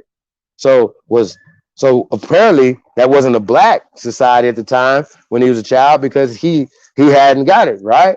So I just want to know what, why they don't understand that. The Methodist Society, right, which was welcoming to slaves and free blacks. I'm saying this again. It was welcoming to slaves and free blacks, of course, because they want to indoctrinate you into their system and to help them and to build their shit, right?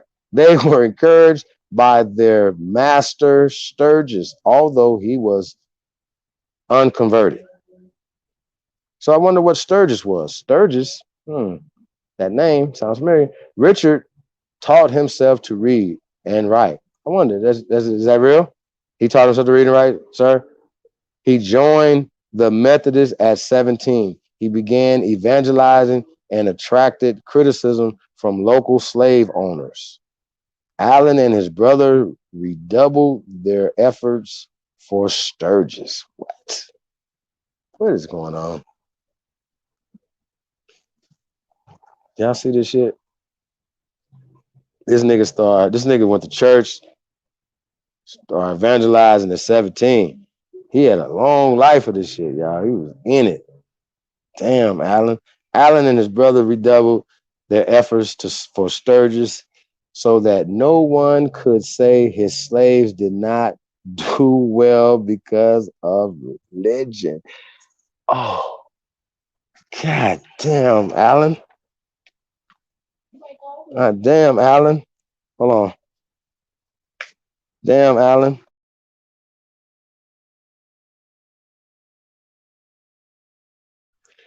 So yeah, that's all bad, y'all. All bad. Allen. Oh shit.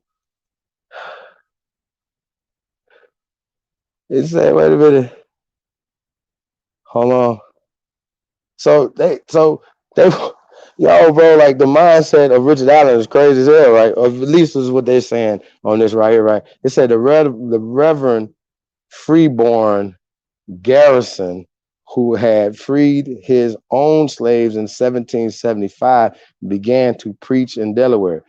He was among many Methodist and Baptist ministers after the American Revolutionary War who encouraged slaveholders to emancipate their people.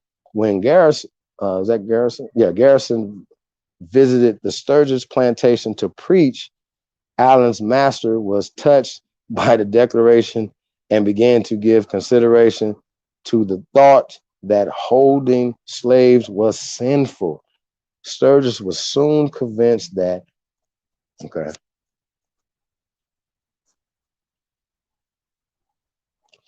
Yeah, this Richard Allen. It's pretty interesting, yeah.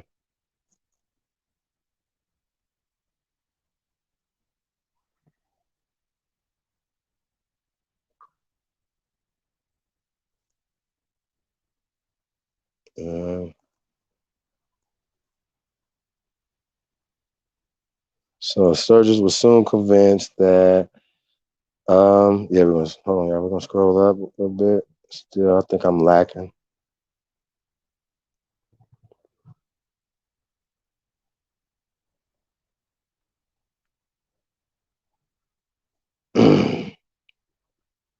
Yeah, I'm having some issues, y'all. Hold on 1 second.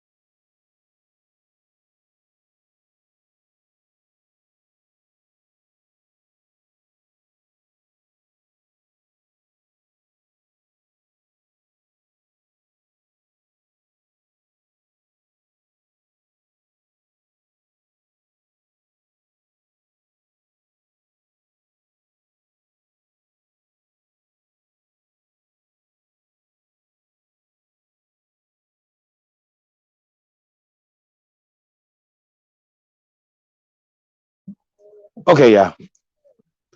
All right, man. I'm frozen. Hold on. Okay, so Sturgis was soon convinced. Hold on, yeah. Damn. Slavery was wrong and offered his slaves an opportunity to buy their freedom. Now, Allen them, these niggas, we could pull this shit up, right? They try to talk about the slaves, right, were working, and then on the seventh day, you know, saying which was Sunday, that they could work for themselves, and the money that they work for themselves, they can buy their freedom, right? Well, the facts are that so-called slaves got paid as well. And they know that, and they can save their money. So I owned your people and all that, and then I still paid you too. So just that concept is it's just all wrong, right? So I gotta do it tonight. We gotta do it tonight because it's kind of going along what we're saying, yo. So we're gonna have to do it, right? Hold on, but so Alan, right? Alan performed extra work, right? He worked harder. He earned extra work to earn the money and bought his freedom in 1780 when he changed his name from Negro Richard to Richard Allen. Not African Richard, but Negro Richard to Richard Allen. Oh, hey, bro. Negro Richard to Richard Allen. So they call this nigga Black Rick, nigga. My bad, I was saying. Yeah.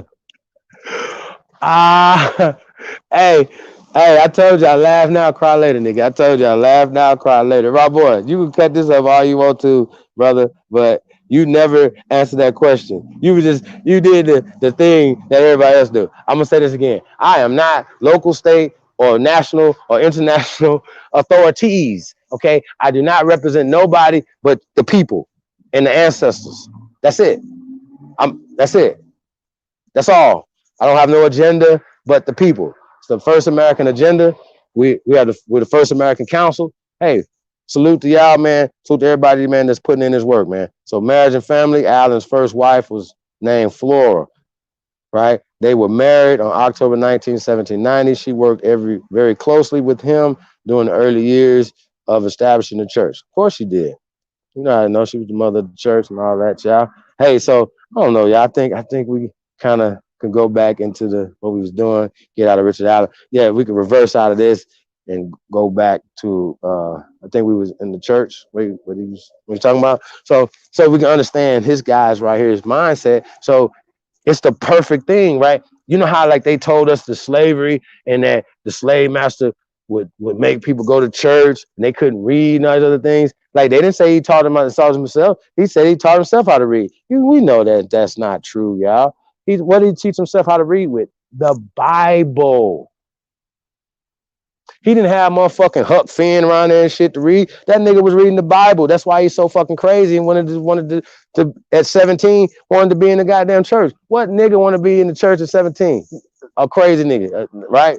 Think about it. So this nigga was in the church for damn near 60 years or more because he grew up in it. Matter of fact, he's in his whole fucking life. So that's an indoctrinated ass nigga, and he did so well, right? This is Negro Richard, dog. Negro Richard.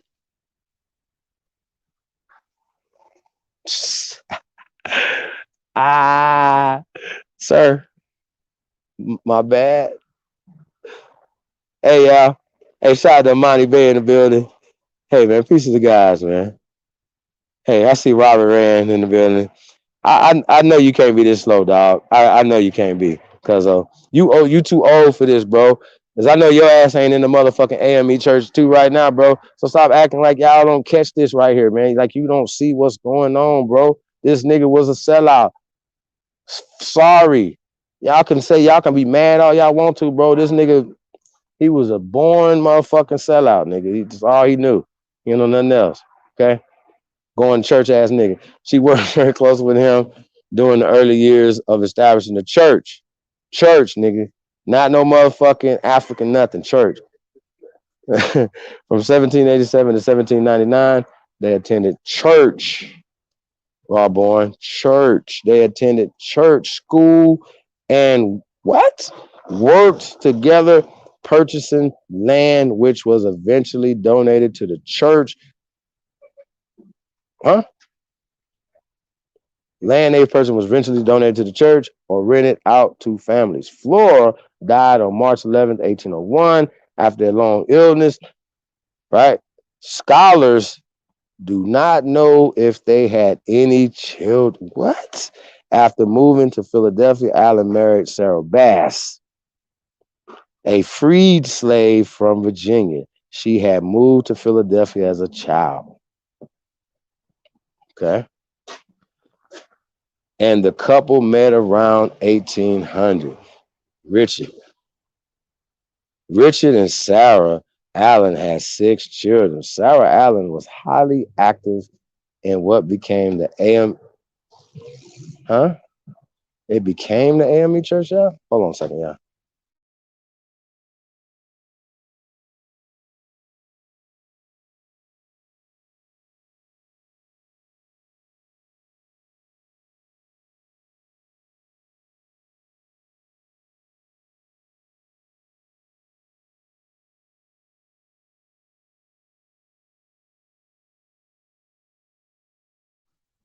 So let's get back to this, y'all. So Richard met Sarah a year before his wife died. She died in 1801. Okay, Richard. So hold on, y'all. I gotta hear this shit. This is crazy. Shit. Okay. So she moved to Philadelphia as a child, and the couple met around 1800. Richard and Sarah Allen had 6 children. Sarah was highly active in what became the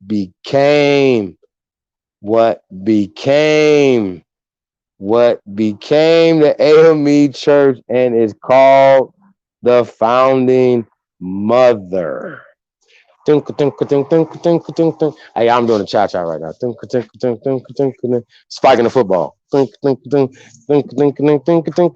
Yo, Richard, Negro Richard. Not Zulu Richard, nigga. Or Mende Richard, nigga. What's happening? Hold on, y'all. I don't want to keep doing this to this nigga, man. God damn. Allen was qualified as a preacher in 1784 at the Christmas conference. Oh, God. Hold on. Can we see what the Christmas conference is? I got to see this, yo. I got to. I'm sorry, y'all. I got to see what this shit is. Then we're going to leave this nigga alone, y'all. God damn it. What's the Christmas conference, yo? This is dope. Yo, hey, this is Richard Allen. Yo, hey, yo, John Wesley, what's up? Yo, this is Richard Allen's master teacher. This is MBK's grand master teacher, y'all. John motherfucking Wesley. How about that, nigga?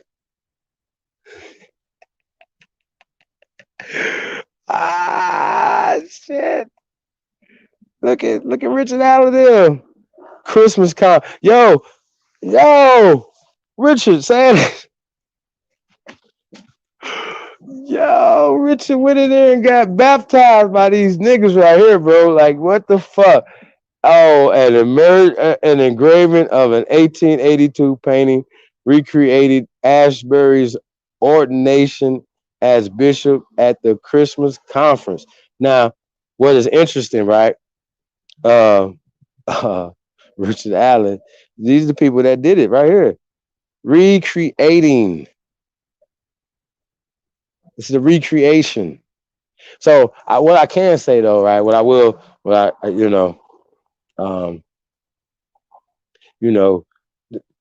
That when they recreating these things or whatever, they do be whitewashing shit or whatever, right? But it's just interesting. It's called the Christmas conference, right? So Richard Allen went up in the Christmas conference. Who was in there? Monty, peace, brother. Peace, Noble. Real quick, I dispute the stuff you're reading on there. So what I'm doing, I'm actually doing my own personal research on Mr. Richard Allen, and it's incomplete. Mm-hmm. It's incomplete. But what I came up with so far, Delaware County is actually Pennsylvania. Okay, so he was born in Delaware County, Pennsylvania. That's where it's located, Delaware County. Okay. Now he on the first census, the 1790 census, he's on there. Okay, 1790 census for Richard Allen. And on here, it says here. He wasn't Negro Richard, though? He wasn't Negro no, Richard on the census? No, on here, he's, let's see here. Free white person, right? So here, Richard Allen, he's head of the family. Okay, heads of family, Richard Allen. And he has, let's see, 1, 3, 4, 5, 6. There were 6 free white persons in his household. Okay, now, of course, free white person at the time during the 1790 did not include pale skin Albions in that mixture. Well, now what this tells me, in Pennsylvania during that time, Richard Allen was most likely came over on his ship, because I'm gonna search his ancestors. Came over on a ship, but that ship came from somewhere off England, from Europe. So this tells me that he was from one of those early families that came over in the 1600s from Europe. Okay, but Richard Allen, Delaware County, born Pennsylvania, 1760, 1790 census. He's 30 years old. He's the head of household with 8 free white people. All right, so the colored story you're reading is colored. All right, yeah, that's how that's that Alex Haley op writing script Hollywood shit. But we really get to know this. Now remember, Pennsylvania is interesting. Martin Delaney's also from was in that Pennsylvania area. Now my research is incomplete on him, but it's the same situation where these could have been these early melanated people coming out of Europe who settled in these areas, right? Because you lose me when you're talking about, because they want to paint the picture that, oh, well, these so-called black people were doing so bad and we got to really help them because they had no freedoms and all of this. Wait a minute. During the time they're talking about, who are the landowners? We had it good. So that's when they want to preach the civil rights. Life was bad. We had no freedoms. We need heroes, superheroes to come and save us from our ugly, pitiful situation of slavery, uneducated, no rights, which means you couldn't own land, all of this stuff. Then we're talking, Hollywood script writing.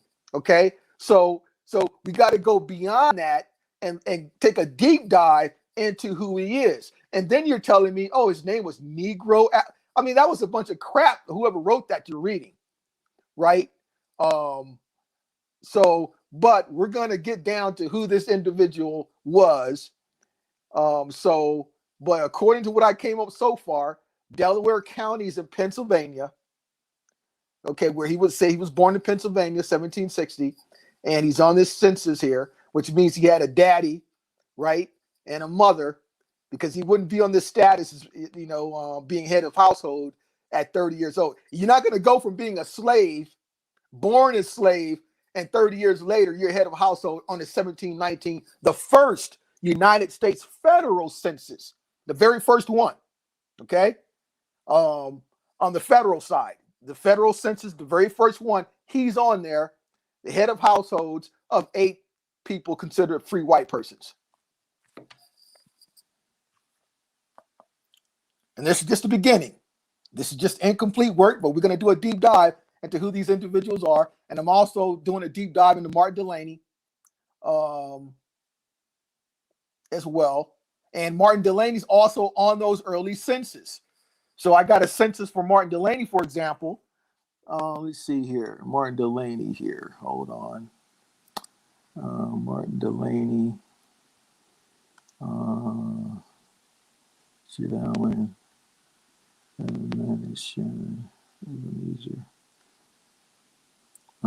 Census there for Martin Delaney. Where the hell is it here? Yeah, because you got to remember now any census before 1860, because we got to first remember they burned all the census records. Most of them were burned in the 1920s and 1930s. They burned most of the census records. All right. And I'm going to get into this during my next build about the census records and why they were burned. That ought to tell you that they didn't create those records. They had to hide. They needed to hide something. And most of the census records were burned and destroyed in 1921 by executive order. And then again in 1930, they were mostly burned. Okay.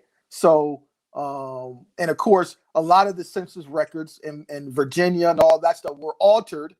As we know, that's recorded. Walter Plecker admitted it, that he altered census records going back. So a lot of this stuff has been altered, but the majority of the census records were burned and destroyed. And there's a reason for that, because when you're taking over someone's nation and you need to hide information, and then you have your people come in to take on those identities, that's what that's all about. But we're going to get into that a whole nother day. But what you're reading, we have to dispute and do a deeper dive. And just at the beginning of this stuff, I'm coming up Delaware County. It's not Delaware where we think in Maryland or Lenape area. Delaware County was in Pennsylvania. Okay. And he shows up on the very first federal census in 1790 as the head of household with 8 free white persons under that household. Well, you know what? I want to add something to what you're saying, even about Martin Delaney, right? You know, imagine how many Negro Richards there were. Can y'all imagine? Right? Right. And imagine how many Martin Delaney's there were. Right? I was looking at actual documents of enlisted soldiers on the Union side as well as the Confederate side, right? There were hundreds of Martin Delaney's on both sides, so-called pale. And well, the only time that you seen a Martin Delaney, it was supposed to have been in one of the regiments, a colored regiment, but all the other Martin Delaney's were in just regular, whether he was in the infantry and the Confederate Army or the infantry and the what's it called, but it was a bunch of Martin Delaney's. And once again, you know, when these guys when Danielson, the colonized, right, guy, he was read a book and was talking about Martin Delaney or there was that Rawborn, one of them. They was talking about Martin Delaney in this book, and this magical book, and the life and times and adventures of Martin Delaney. That's a fictional fucking book, dog. They mixed and put people together, bro. So which Martin Delaney are we talking about? Martin Delaney that fought for the Confederacy? Which one? A pale guy, Martin Delaney? What's happening? So once again, they mixing these people up and they creating stories, and that they people come like Martin Delaney's people were in Africans that got captured in Africa, you know what I'm saying, and then shipped to America and all this dumbass shit. And that's it. No, nothing from just Africa, right? And so, yeah, but I definitely agree with you on the Richard Allen made up fucking story. They make shit up, you know what I mean? They really make shit up. But it's interesting that Rawborn is refusing to say that it was something before African. Can you kind of explain why is he refusing to put Africa down when he know Africa is not an ancient word, brother, for the continent of so-called Africa? Why is he doing that, brother? Well, I mean, I'm not too sure. I mean, I don't really know the brother, but you know, sometimes this is all about levels of degrees. So sometimes we start off on the lower degrees, right? And some individuals are able to rise to higher levels of knowledge and information, and some unfortunately are not.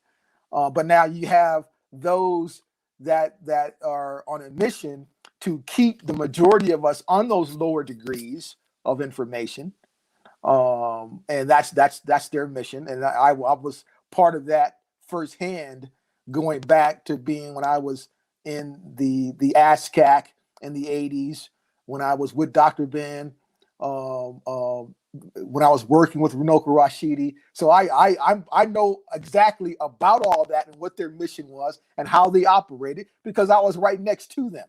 All right. So so I can bring this information to you guys to let you know that, yes, I mean, you know, their mission was to keep the majority of people on a certain paradigm, totally disconnected from national principles, nationality, any of those kind of concepts, and to keep you distracted and disconnected way off somewhere. And it's basically illusions of grandeur. It's a legal term. You see, so they want you in Egypt.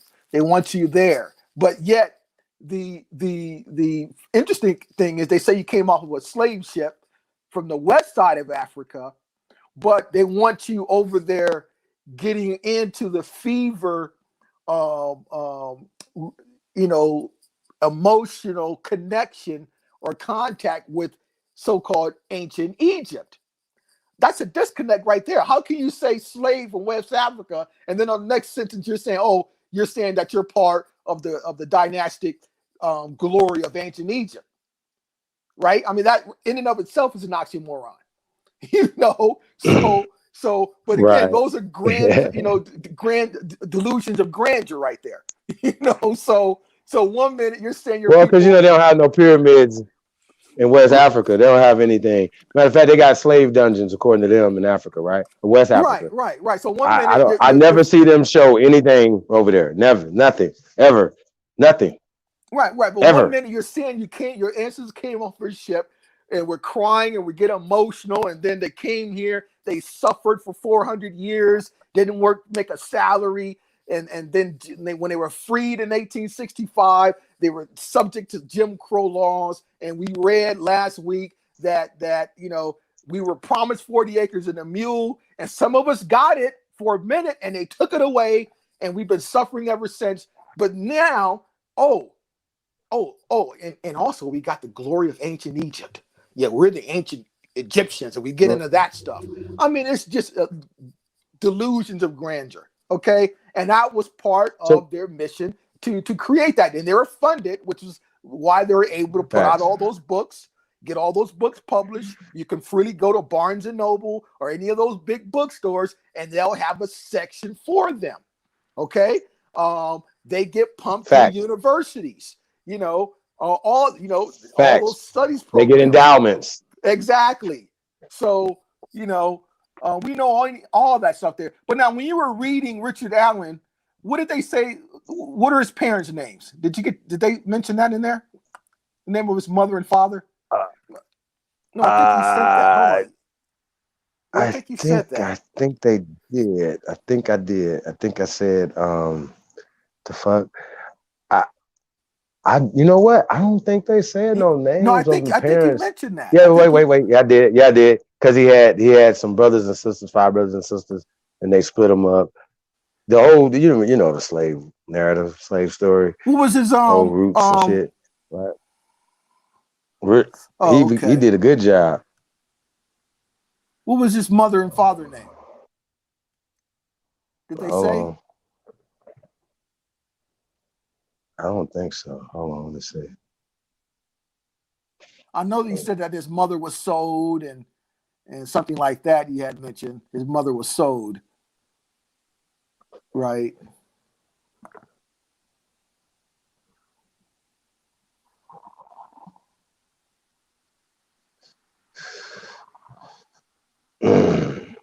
Several Black Methodist congregations. God damn, bro. Like they just be they don't understand how they're interchanging Black, slave, and African. You know what I'm saying? And how I don't understand if Richard Allen wanted to be an African, then they would have been, doing African, you know what I'm saying? Like teaching African customs and culture and stuff like that. Well, again, there's no such thing as African culture. 1990s. But there's no African culture, African customs. Because on the continent, there are hundreds and hundreds of different nationalities, thousands of different languages. And if you're from one of those nations with that specific language, that's what you're going to say and that's what you're going to use because that's all you know. So if you're from a nation and with a certain name of your nation and you have a certain language on the same continent and the southern area, they'll be from a different nation with a different language and different cultures and customs. You're not even related. So there's no such thing as no one African culture, no one African any fucking thing. Okay? Because you had thousands of languages, thousands of nationality, hundreds of nationalities on there. And And at that time in the let's check out 1700s, Benjamin Chew. they would have known that. They would have known what language their ancestors spoke and what nation their ancestors came from that continent. 200 years ago. I wonder where he was. That shit. Facts. So who is Benjamin Chew? Let's click on Benjamin Chew and see what he's talking about.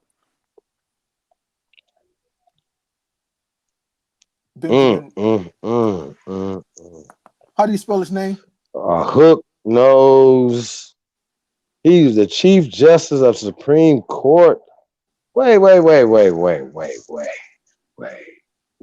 Yo. Y'all see what we seeing here? Y'all see this guy? See that nose right there? So he was born in 1722, right? And he died in 1810. Peep game.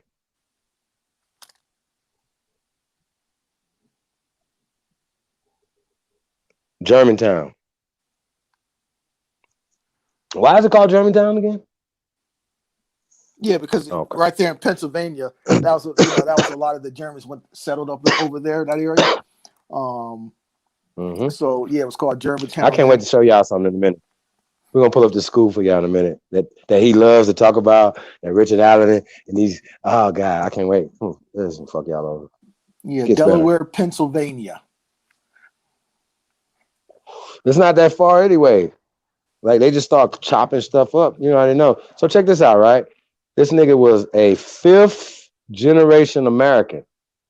Oh, hold on. How the hell, if you was born in 1722, right? He's a 5th generation American. That means his ancestors came over on those early boats. So it says Quaker. Yep. So one of those early during the Mayflower period.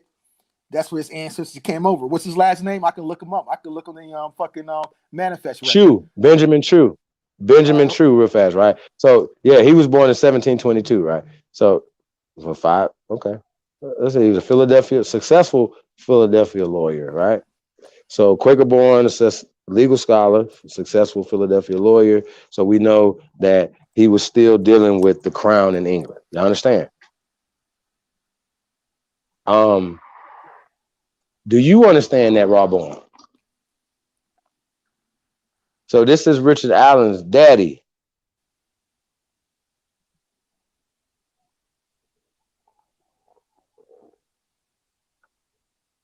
I don't believe in that slavery shit that y'all be talking about. This fake, slavery's fake. Y'all still ain't never debunked that. But we're gonna get back to slavery tomorrow. But this right here, I kind of want to touch on it tonight, y'all, because it's gonna go along with it, and we'll get into the other part of slavery tomorrow, right? So, but I want to finish this out right here before we get Richard Allen, so we can understand. I kind of should have did slavery in the beginning, but I was trying to save it. But slavery is such a big part of American conversation, of customs, and culture, Noble. right? Here we go, Noble. You know what I'm saying? I just did the genealogical research on Mr. Chew. So his ancestor, John Chew II, born July 16th, 1587, in Whalley, Lancashire, England, and he died 1688 in York, Virginia. So this guy, John Chew II, was the one who came over on the ship here. Hold on a second. Let me find out exactly what ship he came over on, because I can How come they don't know the ships that Rob Boy? How come you don't know the ships your people came in on? What about you, Danny? Wait, what? Y'all got to tell us what ships. They've been having ships coming over, right? And they could, track these ships, right? Like the Royal African Company, the Duke of York. These are companies. These companies would go and take over rivers and territories and stuff like that, ports and waterways. You know what I'm saying? So, yeah, brother. Yeah, this is very interesting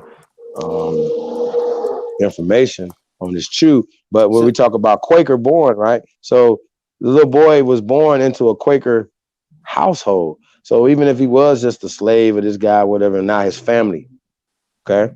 Because Richard Allen rose to prominence. How? Why? Just how? he was a son of this guy or descendant of this Okay, guy. I got the name of the ship. That's how I feel. So he came. Go ahead, bro. John Chu II, the guy you're reading about, his ancestor, came in 1662, and the ship called the Charity. Now I'm gonna look at the original because I got the original list of the Virginia Company from all the names of the ships and every passenger from 1600 to the late 1700s.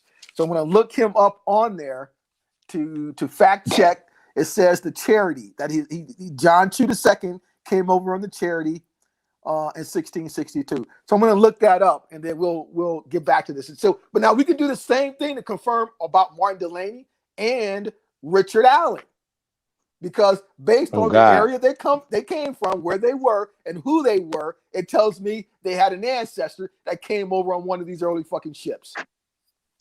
Well, but look though, they don't say Richard Allen's family members. They just this guy. He was born on this guy's thing, and he had no father. So let's just say, I this nigga is Negro Chew, nigga. Fuck out of here. But that's why when I do my research, I'm doing a genealogical research.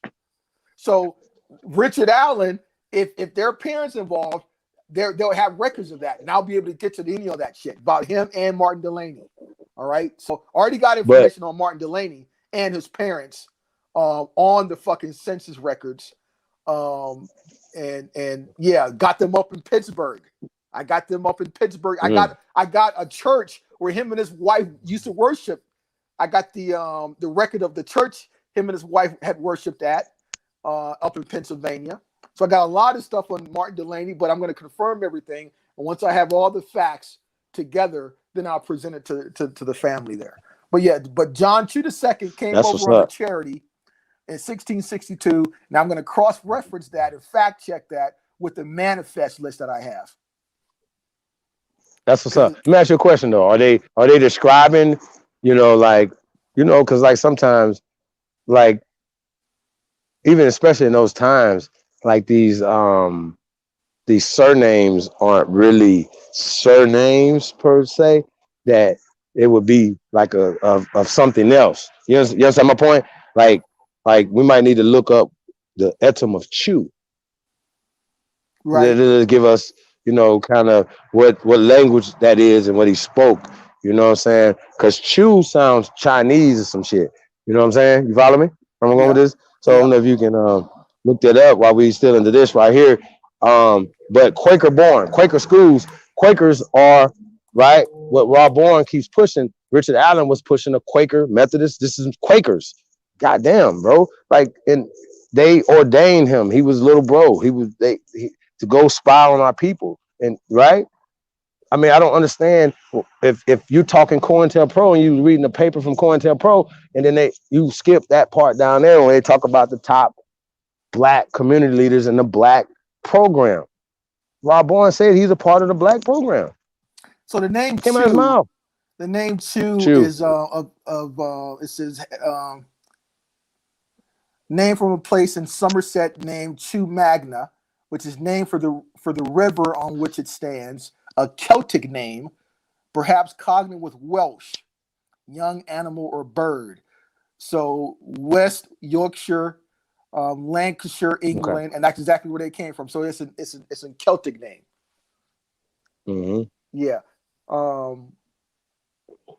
Okay, so they would have been speaking, these Quakers, Germantown would have speaking a German, brother, Germanic language. Yeah, those are from Germany, but for Chew and them, those guys coming out of England, they're speaking that Old English at that time. So right. Well, once again, we're still talking about a Germanic language, right? Of course, yeah. Right. Okay. So Richard Allen would have been speaking German before he learned English, or what would he? What do you think? Like if we were talking about if the indigenous people wouldn't have been speaking German, right? But if you would have been educated by these people, then the Quakers, then you would have, right, obviously been a part of that language system, correct? Well, yeah, he would have been able to understand once they created that area. Okay, got you. Right. So once again, why wasn't Richard Allen and them pushing African or something from the continent, like a language system or something from over there, right? Instead, they wanted to indoctrinate the people into this language system that comes through the church system or whatever. And it's just, yo, bro, this is undeniable, you guys. Like, I don't understand. This is Richard Allen's master teacher, essentially. You understand what I'm saying? Richard, Right. this nigga Chew right here. Like, come on, bro. Like, and so this is the origin of. So whenever they start talking about these guys and they did all these great things for our people, right? Yo, he was with these people. He was with them. This is daddy right here, What was the the name of Chief Justice. Richard Allen's wife? What was his wife's name? The one that came to mother to help them build the church. I don't know if we gotta go down. I think Sarah or somebody. Yo, man, that's all bad, bro. Did Richard Allen have a middle name? It's all bad. What'd you say? Did he have a middle name, Richard Allen? Richard Allen? Yeah. Yeah, we gotta probably go back, yeah, because we kind of went past him. Look at this nigga right here. Oh, Danny Cologne looking motherfucker right here. Look at this nigga. Oh, Officer Foley ass nigga. Yo, oh my God. Said they so dope. Oh, sheesh. Damn. He looked like he about to snitch. Oh God. No, who is this? Stop. No, this not nigga. This ain't his wife. Yo, you know what? I'm done. I'm out. I'm done. Richard, yo, hey, so this is wife, yo? Sir. Sarah Allen was an American abolitionist. Hey, y'all notice how they say she's an American abolitionist, right? Richard, you was with the swirl back in the days, Richard Allen. Yo, man, I'm done. Hey, bro, listen, this the mother of y'all church right here, bro. Like, come on, fam. This Madam Blavatsky.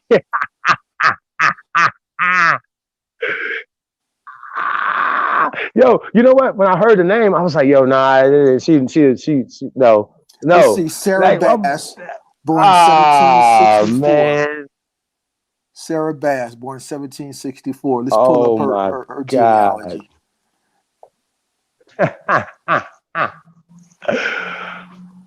Oh my God. Yo, what the fuck is going on, Sarah? Yo, Richard, this your lady? That's your girl, Sarah?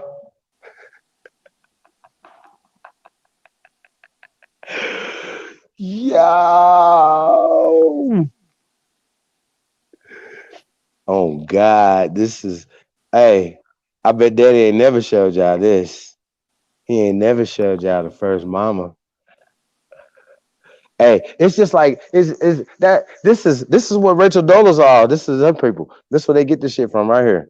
It's that bullshit. Oh my God. Yo, she ate, but y'all know what's so crazy about this though? She's a freed slave. This lady's a freed slave, yo. Sarah Bass is a freed slave. A freed slave, right, from Virginia. She had moved to Philadelphia as a child, and the couple met around 1800. Richard and Sarah Allen had 6 children.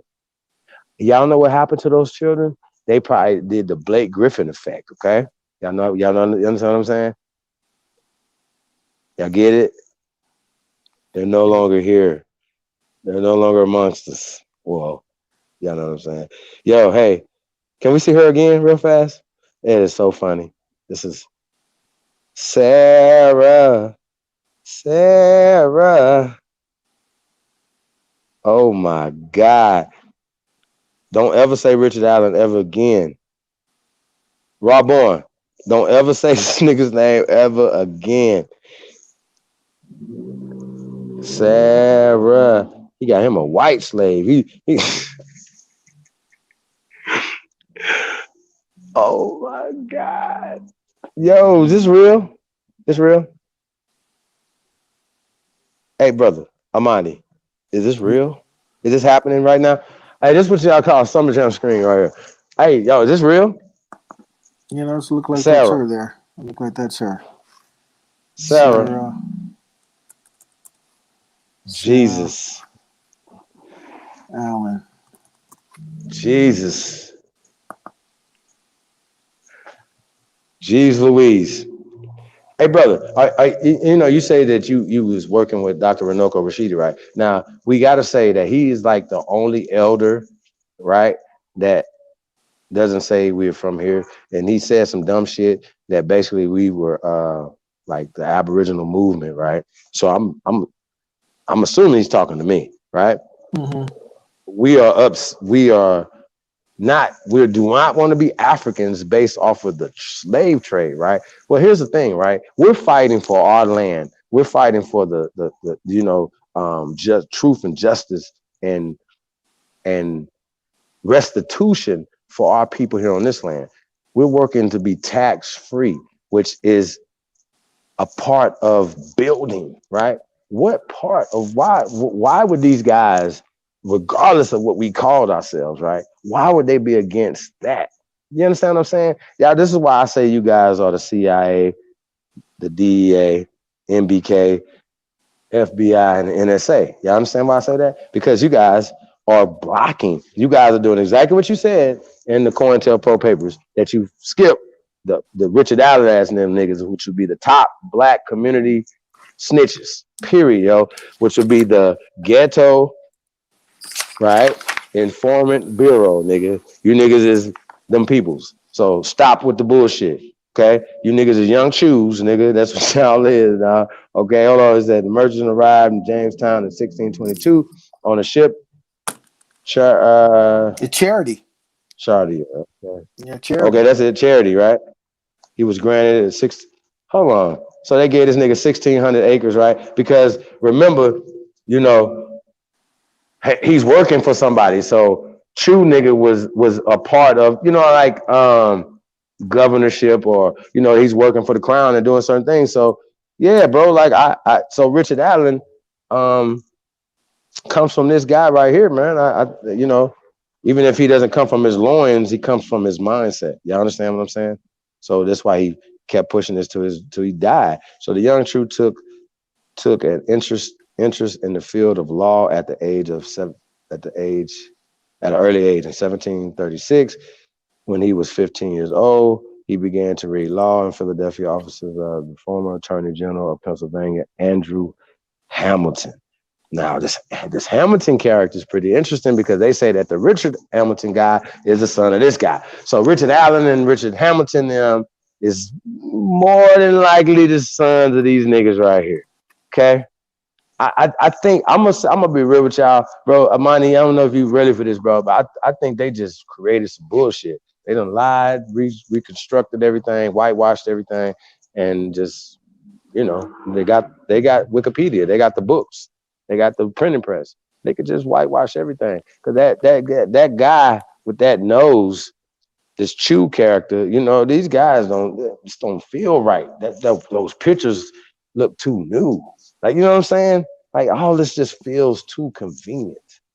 If you understand what I'm saying. So I don't know, bro. It just feels this Andrew Hamilton guy, Speaker of Pennsylvania House Representatives, during a time period when we know we was majority and was in these positions, So yeah, they would send they people over here, whatever, but a lot of those people were black loyalists. So you know what I'm saying? So yeah, it just don't feel right. It don't feel, and they're not giving no colors because they wasn't into that. You just assume, he coming from England, blah blah blah blah blah. Here's a picture of John Chew. Big old, come on, bro. Like, come on, dog. Come on, bro. Like, and this is what I'm saying. I don't believe it. I don't believe you. You got to show me. You know what I'm saying? And just because they came from England, or we just assume, it's European, black, or white. And that's a social construct. So we got to stop assuming these things, bro. You know what I'm saying? Okay, Charity. Yeah, Okay, it's just I got the ship here. Charity. 1625, 1626. Mentioned in the Charity. What page is that on the Charity? Okay. So yeah, the ship is one of the names of the ships. That was part of the Virginia Company.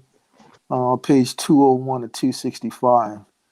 Okay, so we get down to the bottom of this shit, 201 to 265.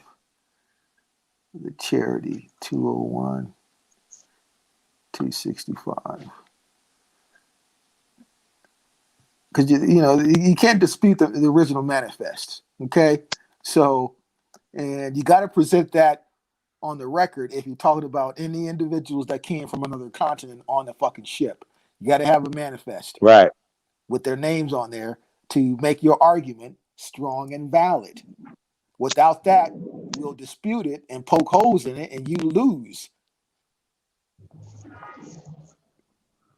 Okay, 201. Ooh. Page 201. I see something going on down here. So, the year before Hamilton had, okay, hold on, right? So Andrew Hamilton, right? This was the Speaker of the Pennsylvania House of Representatives, right? The year before, Hamilton had won a landmark case in American jurisprudence by his, I'm gonna scroll down a little bit.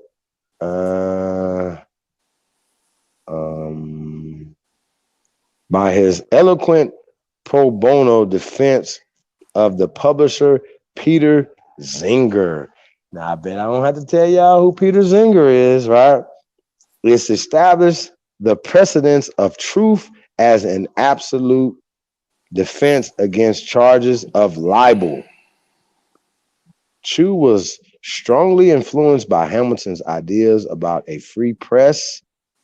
And also the reading materials which his mentor provided him, especially Sir Francis Bacon's, what's that, Law Tracts? Now we know Sir Francis Baker. Okay. That was a brother there. We know that. AKA that's Shakespeare. Fact. Oh yeah. He was partners. Sir Francis Bacon, whoa, along with Charles II, another brother, the King of England and Scotland and etc. Right. Charles II. Whoa. Now Charles II, Francis Bacon was a majority shareholder in the Virginia Company. So he was one of the shareholders of the Virginia Company, Francis Bacon. Right. So once again, the Royal African Company, right? Coming from the UK and the Virginia Company and stuff like that. Okay, so them calling somebody Africa here or African. But now that Royal African Company, I hear that. I don't know anything about that because I don't have no. Someone needs to produce the manifests of every ship that was involved on that side because I don't recognize that. So, but what I do know at the Virginia/London Company, I do have their manifest lists of every ship, every passenger, those costs associated with the venture. I have all the details of that. But anything about a Royal African Company, someone please present those manifest records on the record, please. Because without them, then you're talking about Hollywood fictional shit. You ain't got a manifest for the African, whatever African company y'all talking about, then you're talking hot air. Because what I do have from the Virginia/London Company I have their records. I got the original lists. Every passenger, every captain who manned the ship, every name of the fucking ship, the place they went to, I got all the shit. Now you got to present something similar regarding some Royal African Company. Without it, you will lose your case in court to me. I will defeat you.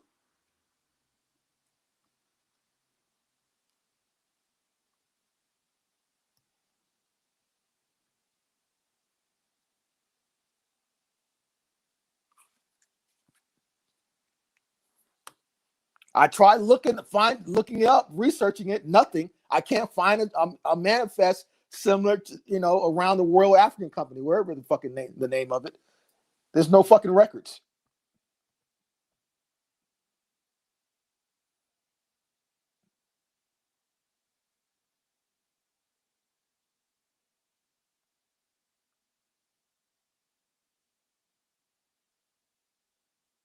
But they like to say, oh, they were burned. Yeah, because they didn't want the Spanish to find out their secrets, so they burned all the manifest lists. Okay, so that's just like saying, oh, teacher, I did my homework, but the dog ate my homework. So we don't need the dog ate my homework argument, excuse. You come up with the dog ate my homework excuse, again, you lose.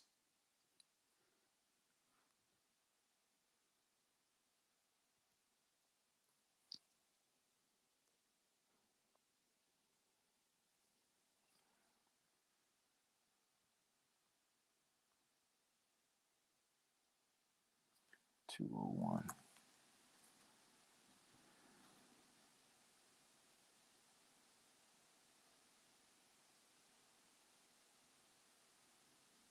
Oh, page 201. Page 201.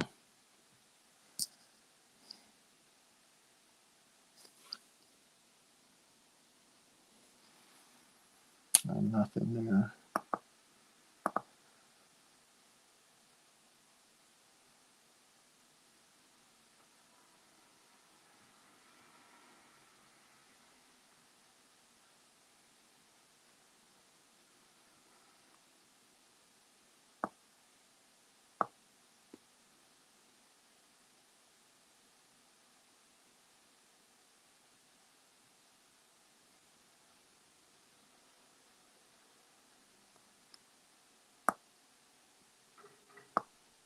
Hold on, bro.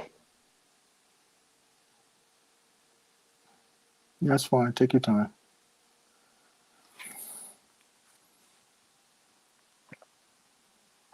I'm about to put something else up. Hold on 1 second. I think we done went through Richard Allen pretty good.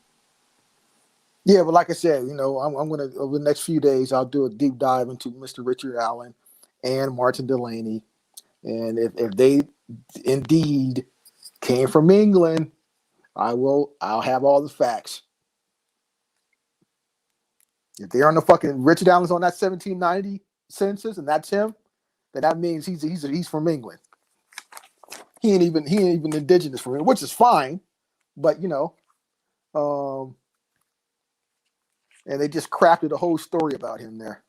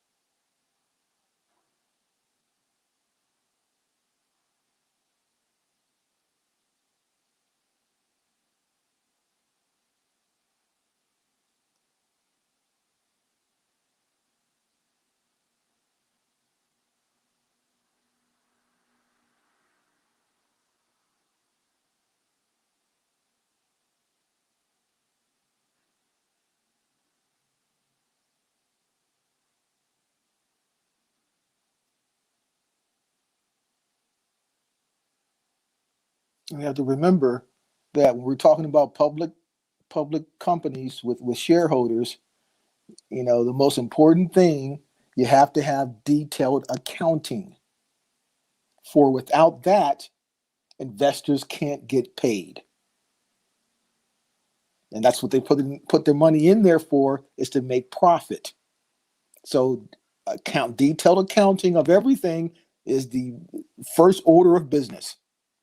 And if the Royal African Company was a publicly traded company with shareholders, then they have to have the detailed accounting of everything in order for the shareholders to receive their dividends.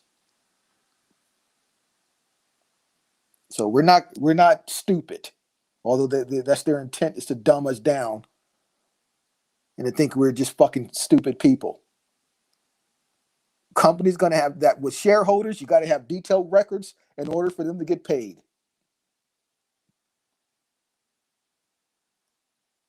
Everyone's putting money in as an investment. They're not getting their return as soon as they make their investment. They're gonna make an investment for to set up a colony, fucking 13,000 miles away. It's gonna take them a few years for them to recoup their initial investment plus interest. That's and the only way to know that is the detailed records. Hey, Amani, can you do the favor? Can you do the honors of this right here? Because I think that we gotta tackle this slave narrative, because it's a part of the control that they have over our people. You know what I'm saying? Oh yeah, of course I can do that. Yeah, I can build on that next time. Of course, we can get deep on that. Well, I got the noun right. We got the etym of slave, right? This is noun. It says late 13th century, right? Check it out. Quote, person who is in chattel property or of another.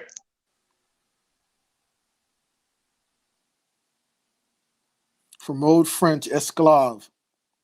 From medieval Latin, sclavus, slave. Source also of Italian, schiavo, French, esclave, Spanish, esclavo, originally slave. So used in this secondary sense because of the many slaves sold into slavery by conquering peoples. The oldest written history of the slaves can be shortly summarized: myriads of slave hunts and the enthrallment of entire peoples. Did you hear a color yet in there? No, because we're talking about, when it says here, the slaves sold into slavery by conquering peoples. We're talking about a nation of people. People like to change the pronunciation to Slav, the Slavic nations, but I don't change the pronunciation. I keep it the same, Slavic nations, right? So, that's a nationality. That's their condition. Nothing to do with hue. That's their condition. And they were subjugated thousands of years ago into that condition, and they became, thus the Slavic nations, the Slavic peoples.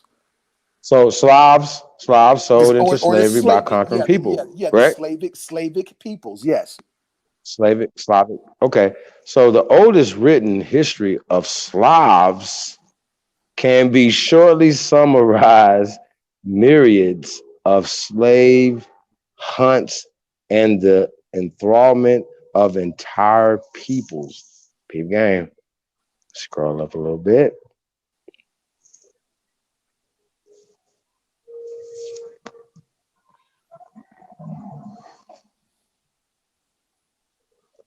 The Slav was the most, I'm going to say this again, y'all. The Slav was the most prized of human goods.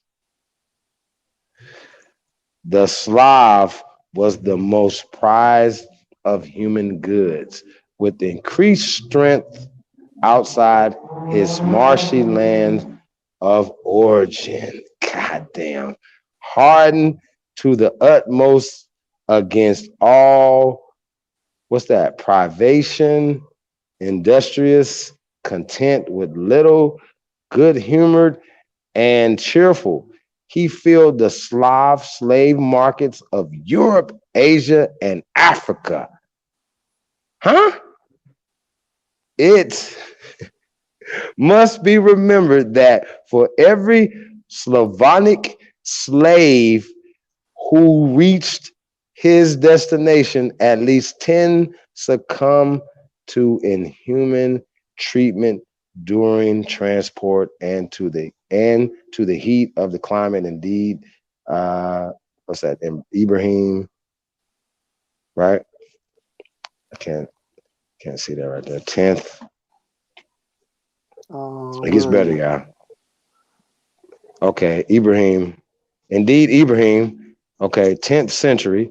Himself, in all probability, a slave dealer says. See, I don't like all that, all probabilities and all that, right? That's not right and exact. Quote, and the Slav cannot travel to Lombardy on account of the heat, which is fatal to them. Hence the high price. What do you think about that? Well, yeah. I mean, I would read it as, and the slaves cannot travel to Lombardy on account of the heat. So, which tells you that these slaves were not melanin rich. I'm gonna tell you why I don't say slave. They were recessive. Well, I'm gonna tell you why I don't say slave. Right? Because slave is hardwired in our brains, our people's brains, as them. They raise their hand as soon as they hear slave. They be like, slave, they raise their hand. You know what I mean? So when I'm saying Slav, I'm trying to, make it be known, but I definitely feel what you're saying, that we have to let them know what's happening. You know what I'm saying? So I'm not saying slavery never happened. I'm saying that the way they're telling the story, right? This is it. So now let's be fair. Could Slavic people be melanated, brother? Well, yeah, of course. Because are we talking about a place, right? Exactly. Right? But now Okay. Ibrahim made a distinction. So when he says the slaves who could not handle the heat, then we already know scientifically and logically that you can't be melanin rich, because melanin rich people are melanin rich they have a natural protection from the sun and the heat. Where's Lombardy at? Lombardy, I think that's Lombardy. I actually think that's the southern coast of the Mediterranean. Italy was present day right around that area. That's in the southern the Mediterranean. It said okay, so Ibrahim. Okay, so the Arabian geographer of the 9th century, I guess that would be Ibrahim, right? Tells us how what is that? Megarian in the Pontus steppe dominated all the Slav. Magars. The Magars of the Pontus steppe dominated all the Slav slaves dwelling near them. The Magars made raids upon the slave Slavs and took their prisoners along the coast of Kirk, where the Byzantine came to meet them and gave Greek brocades and such wares in exchange for. Yeah, this is about to get crazy, right? They still ain't said nothing about us being slaves so far. Like, goddamn, this is crazy. It gets better. It actually gets better. Can't see that good, yeah.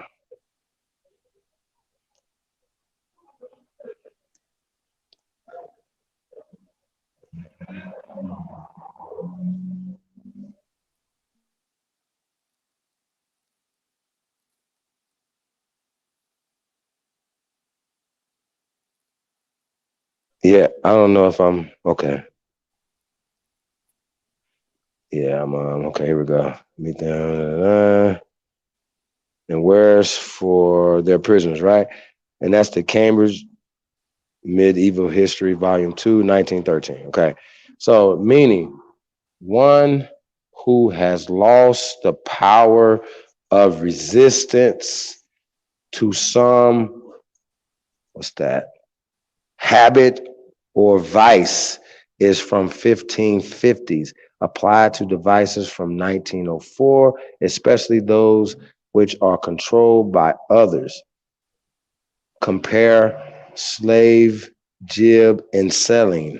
Similarly, of locomotives, flash bulbs, amplifiers. Slave driver is attested from 1807. Attested sense of cruel or exacting taskmaster is by 1854. Slave state in U.S. history is from 1812.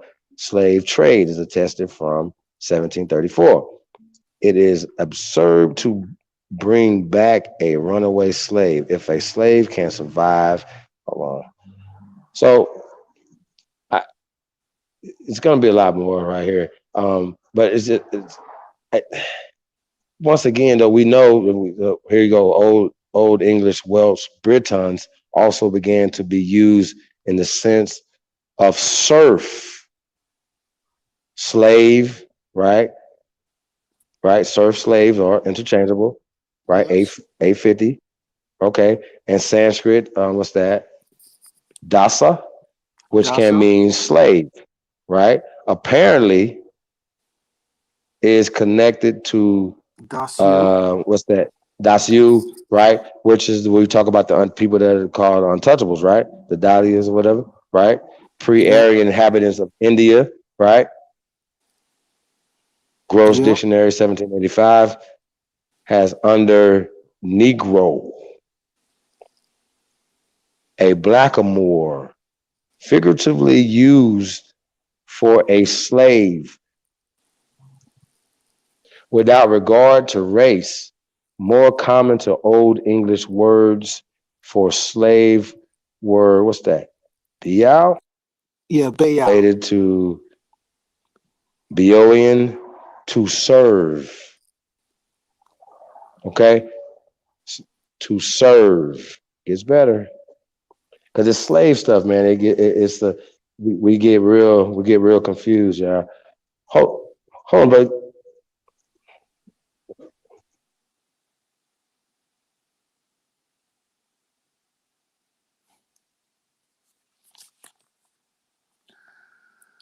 We are getting close here. I'm still scrolling down. Yeah, we're trying to hold on a second. Yeah, my stuff is slow. trying to find this here.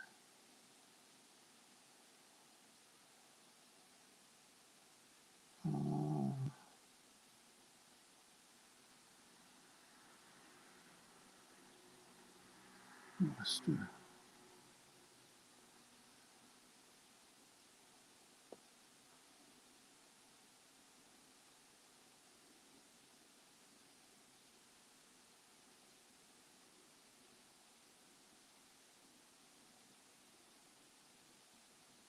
So,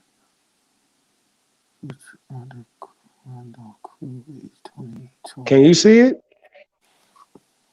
Yeah, what you just put up? This is for slave or payal.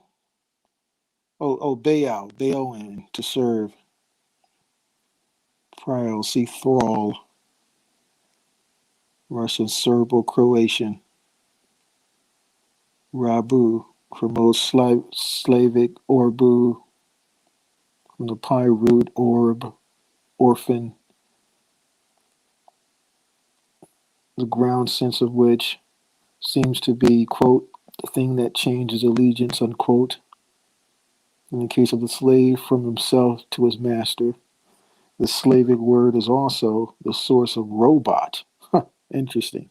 Wow, robot.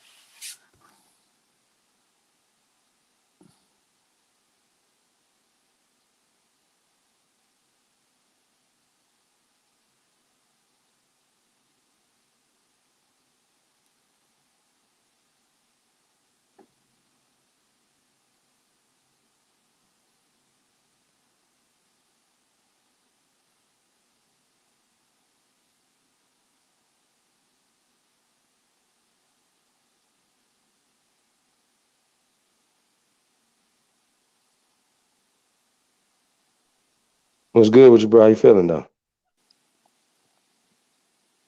Oh, I'm doing well. I'm just here working here. I gotta take off here pretty soon. Get over. Gotta go buy some. I have to get some shampoo here, and then head out, do my thing here.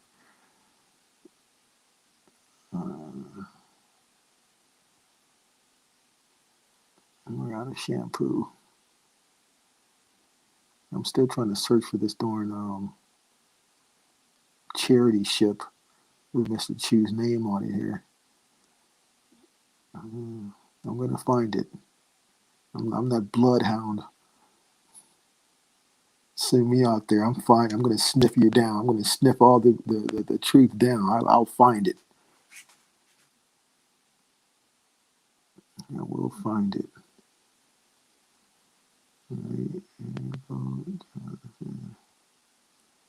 So many ship names here, you know. Abraham Piercy Servants.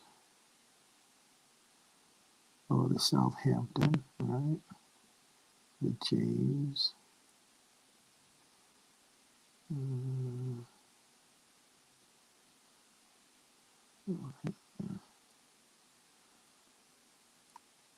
John and Mary, Margaret and John. The Star, the George. You said something earlier that they burnt records, right? When they came back, you know. Talk about that for a second. Yeah, they hold on, let me pull this up, get the accurate stuff here. I don't want to just, paraphrase it here.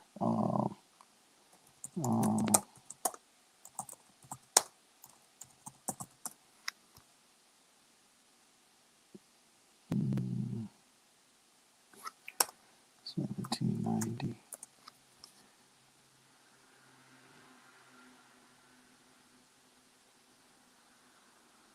Right. So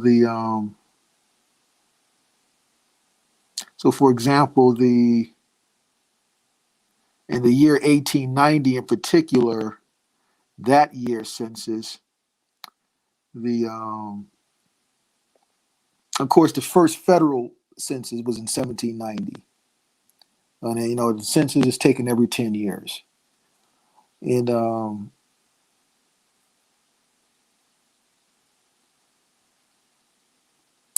National Archives has the census schedules on microfilm available from 1790 to 1940. But the majority of the, in particular, the entire collection of the 1890, that was totally destroyed. And it's kind of interesting why they would target that particular year and destroy the entire census record then. They said, quote, destroyed by fire, right, in 1921. So they took it upon themselves in 1921 to burn the 1890 census records, okay? And it says, examination of the records of the Bureau of Census and other federal agencies, however, reveals a far more complex tale.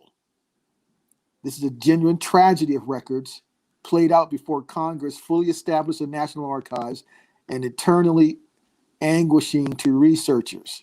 So it's a far more sinister reason, basically, as to why they targeted the 1890 census. You have to understand the majority of the Europeans coming from other places came over, after, the late 1990s, all the way up into the 1900s, the teens, the 20s, 1930s, and 40s. That's when millions of them came over, the majority of them, okay? And so the entire 1890 census records were destroyed, and that's still a mystery. And we have from the 1830s, 1830 census all the way to the 1850 census were destroyed. So many of these records were destroyed. So when you start looking at these census records and doing a deep dive, and then you also have to understand the Naturalization Act of 1790, 1795, and of course 1870. And the Naturalization Act of 1790 and 1795, the only foreigners who could be naturalized, you had to be of African descent, or you had to be under the class of free white persons.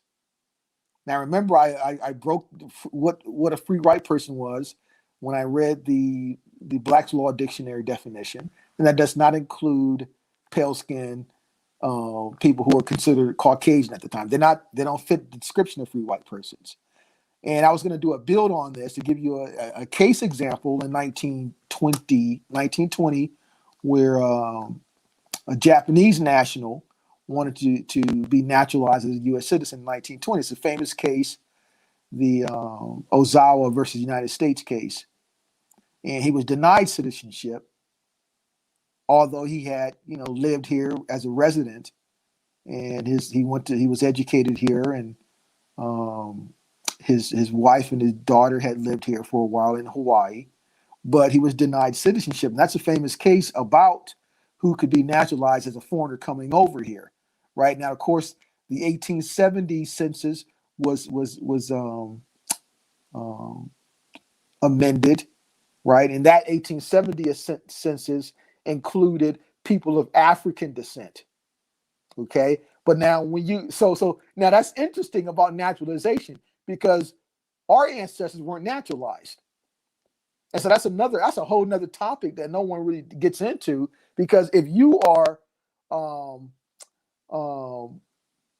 under a system where you're not considered a citizen, and then you're freed, and you want to get into the union system as a citizen, you'd have to be naturalized. But isn't it interesting that our ancestors were not naturalized? See, but if you came from Africa, you had to be naturalized. That was your descent line coming over to America. And so everyone ignores the naturalization acts, but all that's tied into the census records, right? So you couldn't be on the census records if you were not either a natural born citizen or naturalized. See, so there's a whole legal process with this here that's totally being ignored. And you have to have history connected to the law issue, because it's your left and right leg. You just can't have a left leg because you're limping, and it's not a full picture. You can't run, right? So I will get more into the naturalization acts and how that ties into citizenship, who's an American, and who was able to come over before they kind of took the system over, right? People think that everyone could just come over here at a certain time. No. If you were not under the classification of free white person, and after 1870, if you were not of African descent coming from the continent that they called Africa after 1870, you couldn't even been naturalized here. But isn't it interesting, the millions and millions of people who look like us, none of us were naturalized. Now, of course, we got those who came over, again, from Europe. And as I showed everyone, part of my genealogy, part of my ancestors, fit that mold. But they were part of setting up the United States Republic. They were instrumental in that part, right? So if your ancestors were not naturalized, then most likely it means that's your, you being Aboriginal here, because you were not considered a foreigner. And then let's say if you were an indentured servant, okay, you still did. Now, if you came over on those early ships from the 1600s, and then you came over as an indentured servant, you worked your contract off, and you were granted head rights, given acres of land, and then you're in the system, right? But if you're not part of that, and if you're not Aboriginal, that means you're a foreigner, and you would have had to have been naturalized. And there'll be a record. There's records of that.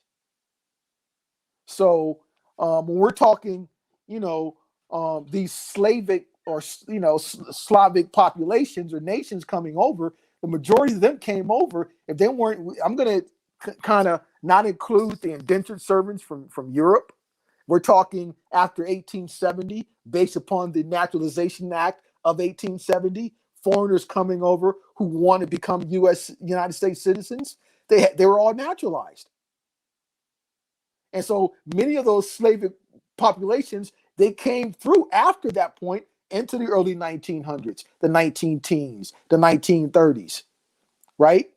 You'll meet very few. I have yet to meet one, and you guys could maybe you guys know. You tell me one person of European descent who's pale skin. If you have friends or associates, ask them, when did their ancestors come over to the Americas? The majority of them will tell you either the late 1800s or sometime in the 1900s. It's like finding a diamond in the rough. If you can find one who came over originally anytime earlier than that. In my circle, I don't know any. I haven't met one yet. And I've been living, for a long time. I have yet to meet one. But you meet one who actually came over. Now, we got this Chew information I'm looking up, that his ancestors came over on the charity ship. But do any of you know any of the Chew present-day descendants? And we can't assume Chew was pale skin. That's another mistake we're making. Chew, and all these individuals, we can't assume that they were pale skin coming off, those early expeditions and part of the Virginia Company who were transported over here. We know that the king during the time in 1666 was King Charles, and he was called the Sable One. You know what the color of sable is? Sable doesn't look like Derek Jeter. So, and he's the king of the universe. So that's his company, the Virginia Company. The owner of the Virginia Company was a brother. He's the big boss.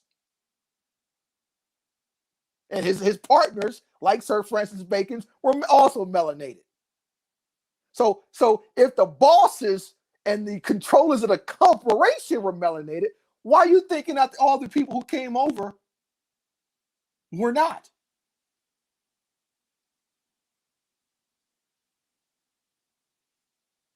Hey, my last presentation, I broke down Abraham Lincoln. I still got other sources that I didn't even share with you guys.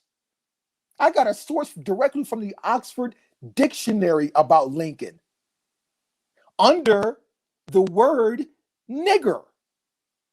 Because when you get the Oxford Dictionary, you're dealing with the denotative meaning of words. The word nigger covers 4 pages of a breakdown of the etymon, the root meaning of the word nigger.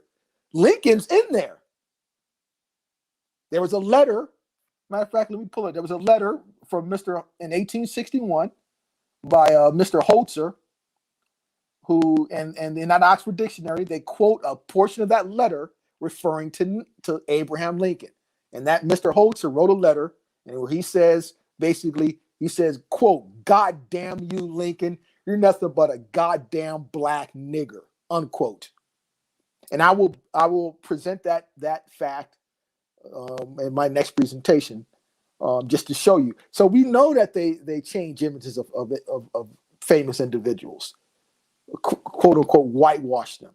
That's what they do. Okay, so and they create educational curriculum around Lincoln. They write probably hundreds of thousands of books about Lincoln written all over the world. But those crafted stories do not present him the way of what he actually looked like. They present a different look on him, but yet they can develop curriculum. They could develop scholarly articles, scholarly books by individuals with scholarly certifications, and you think that's real factual information. But there's always a whole nother side to dispute it.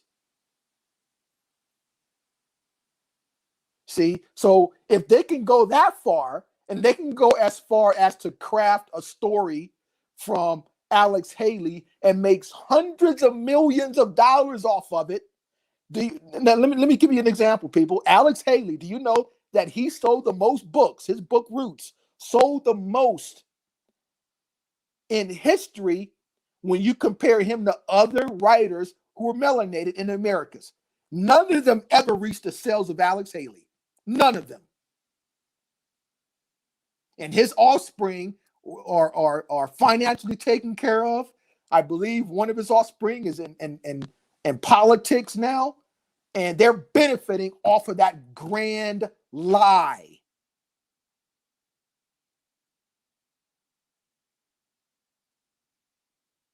And oh, by the way, his estate, the estate of Alex Haley, is still viable. We can bring suit. We can get injury. We can get remedy for his injuries. Okay, so but you know, I went and I got the actual complaint filed by Corlander against Alex Haley. I got Alex Haley's answer to the complaint, and nowhere in Alex Haley's answer does he use a defense that, oh, what are you suing me for, Corlander? I was just researching my ancestry roots. No, he used what's called latches as a defense. Latches, L-A-C-H-E-S, a legal term. Latches. Basically, he's saying that, oh, wait a minute. He basically said it's fair use. You didn't protect it. You didn't really protect your intellectual property, so it was open to be used. And they ended up settling. But that court case, most people don't have access to it, the actual records, because it's been buried for over 40 years. When I was in New York in February, I went to the National Archives in Manhattan, and I got the actual copies of it. But the world doesn't know about that stuff. The world, hell, they did a newer version of Roots, I believe, a few years ago, HBO. Those are injuries. You can sue them for that. Hey, speaking of that, right? Hey, shout out to Trey. We were talking about talking to some lawyers, and your name came up as a person, you know, is in the legal field, and you know, just wanted to have a talk about some of these things, like, you know, suing and getting restitution for our injuries. How give us an example of that, by them making Roots and miseducating us in kindergarten to college. How can we get remedy for that, brother? Okay, well, again, I'm planning my lawsuit to for next year, but just to give you a little preview of how that works. So there's something called torts. Okay, to be a tort injury. Okay, so you have there's injury via a contract or torts. So when someone injures you, you don't have a direct contract with, you sue them under a tort action, right? A tort remedy. So that means there's no like written contract with the other party, but the party still injured you in a way, right? So then we deal with also international law when it comes to that every human has the right to a nationality.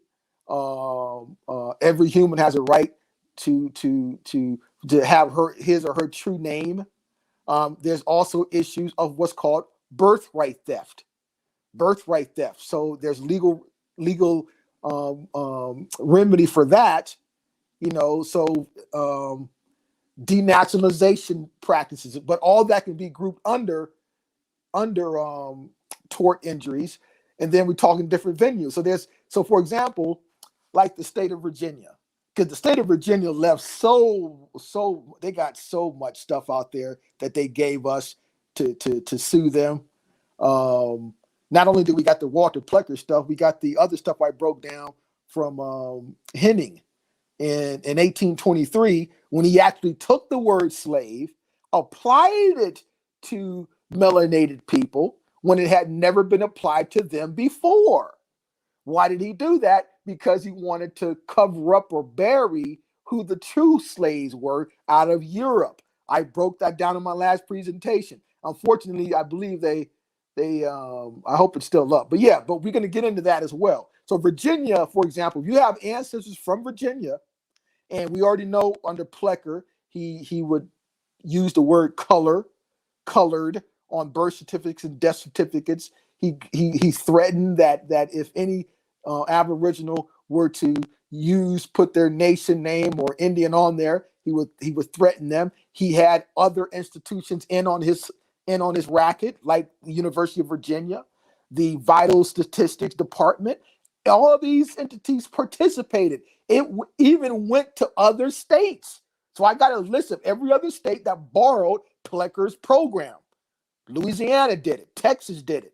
All the other states borrowed it. So that's material evidence of injury that you can go. And so what you would do is first you need to. That's why the genealogical records are important, because you got to show and prove that your ancestors are from here or were here during the time of those injuries, like when Henning applied that word slave to melanated people, right? And then the repercussions of that and all of that stuff and all these other organizations that created these social constructs, like calling you black, African American, colored, Negro, all of that. Those are examples of injuries, right? So once you have your genealogical record, you say, wait a minute, my great-great-grandmother was from the Virginia area. She was part of this nation, or she was part of, like, for example, maybe she was Powhatan. If you got the record to prove that and you're connected to that, and then you're no longer part of that nation. What are you in 2020? You're called African American. So that's proof that you were purposely, consciously disconnected from who you really are by the sorcerers.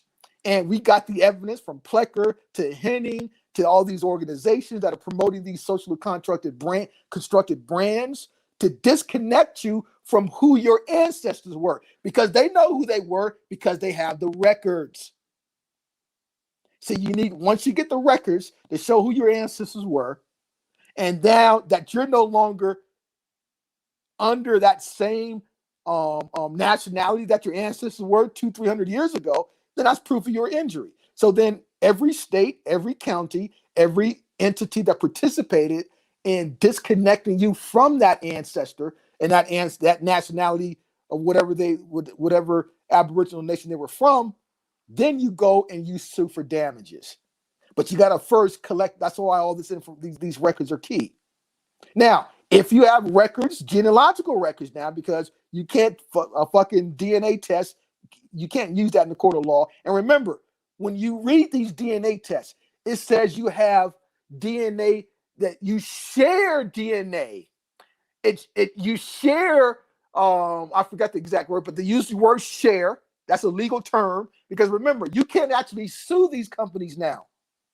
Legislation protect these DNA companies from lawsuit, but because in the beginning they were sued, but they had to create legal words to protect themselves. That's why they say you share DNA with this particular nation on this continent.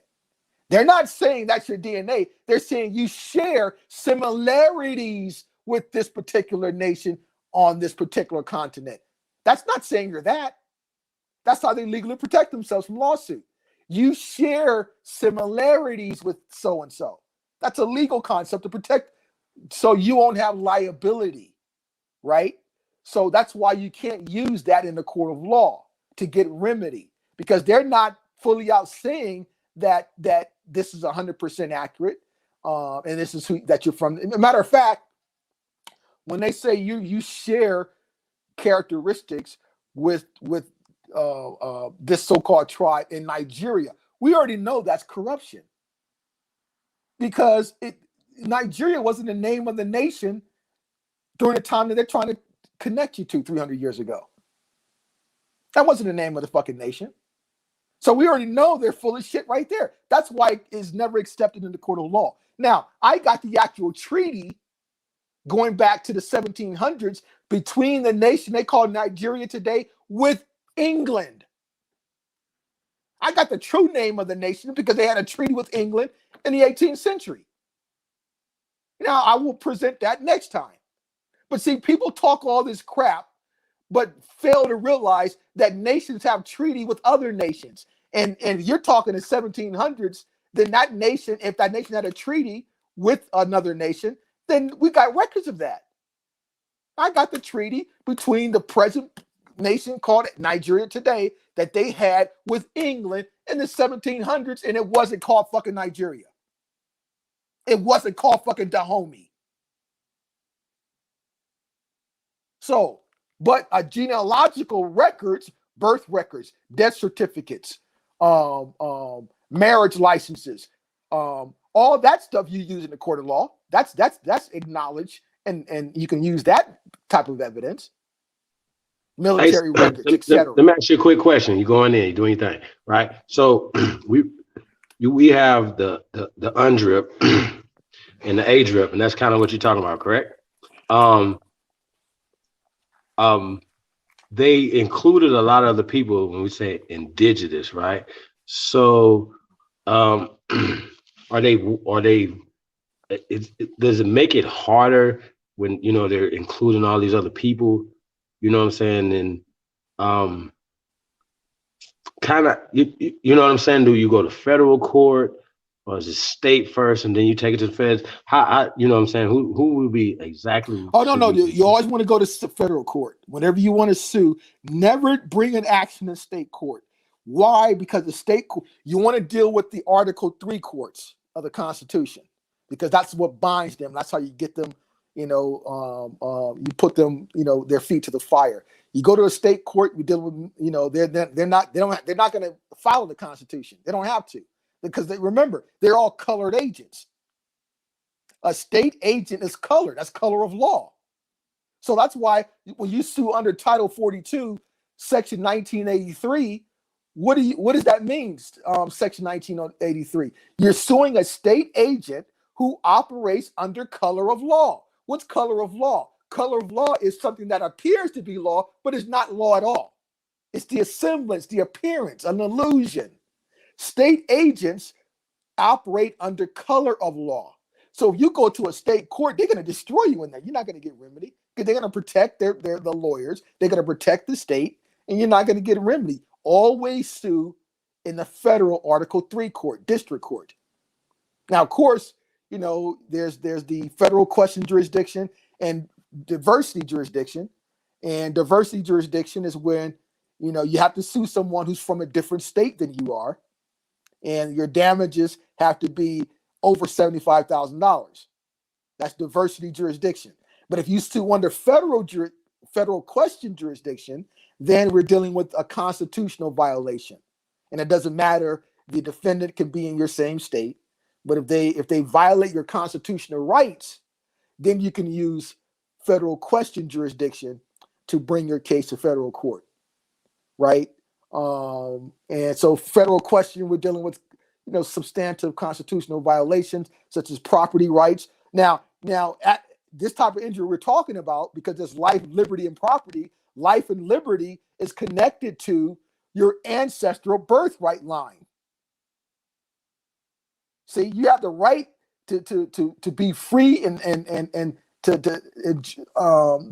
life and liberty is connected to your ancestral inheritance. They disconnected you from that. But we don't want to use federal question. Because we want monetary property damages as well. So we want to use under torts. We want to get them on our tort violation, right? So that would probably be the best. That's be the best angle, tort injury, right? So, hey, real quick, explain what's tort. So a tort is again, it's an injury where you don't have it's not under contract law. So a tort injury is what's called an implied covenant. So it's something implied. Let's say, so for example, the implied means where there's something that's not direct. It's not like a direct promise. Like, okay, chief, I promise if you come to my house, I promise that I'm going to protect you. You're not going to get injured while you're inside my house. I don't have to explicitly say that to you, but it's implied that you're going to be protected. So it's going to be implied that the state of Virginia and its institutions and its agents will protect citizens in that territory. That's an implied covenant, agreement, promise. But when that implied promise is broken, then that's what's called a tort injury. So a tort injury is any injury that's not a direct, explicit agreement. It's something that's implied. It's a unspoken promise not to violate anyone, not to cause any injury to anyone, not to hurt anyone. That's an implied promise, covenant, and that's under tort law. So, for example, famous tort law that everyone knows about is, ambulance chaser, the lawyers who deal with personal injury cases. So, personal injury, you drive your vehicle and, some guy hits you in the back while you're stopped at a red light. So you're going to sue him for that damage. So that's a personal injury fall under torts.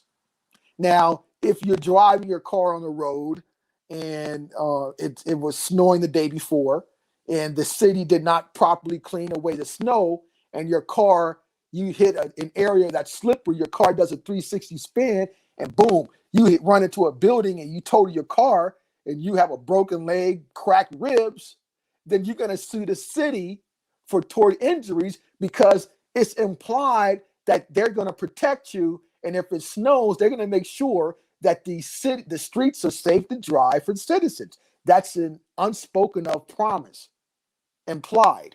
That's under tort injury. So the city would have to pay you damages under tort law. So that's what torts are.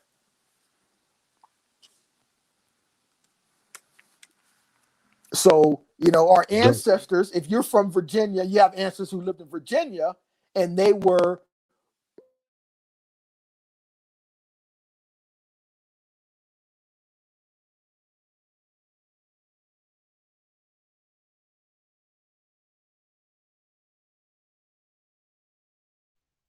He out of there. Hold on, y'all.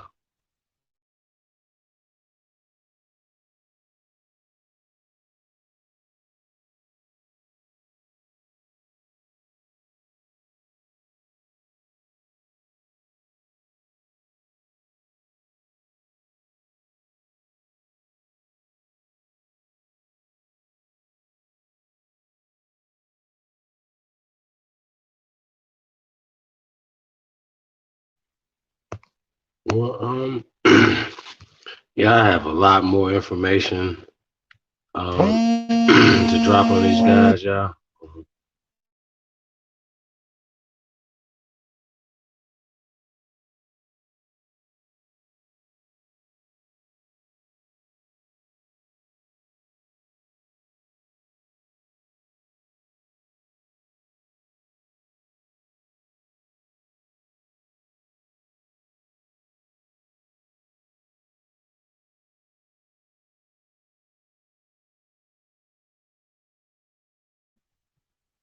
So, hey man, peace to everybody tuned in, man. Yo, it's a lot more debunking. Well, it's been a long night, y'all. Yeah, it's like 5 hours. I don't want to make this too much longer. I think we're gonna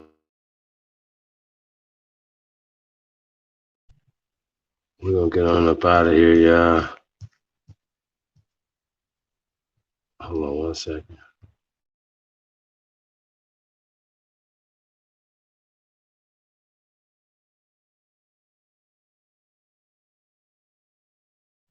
Yeah, we'll be back tomorrow.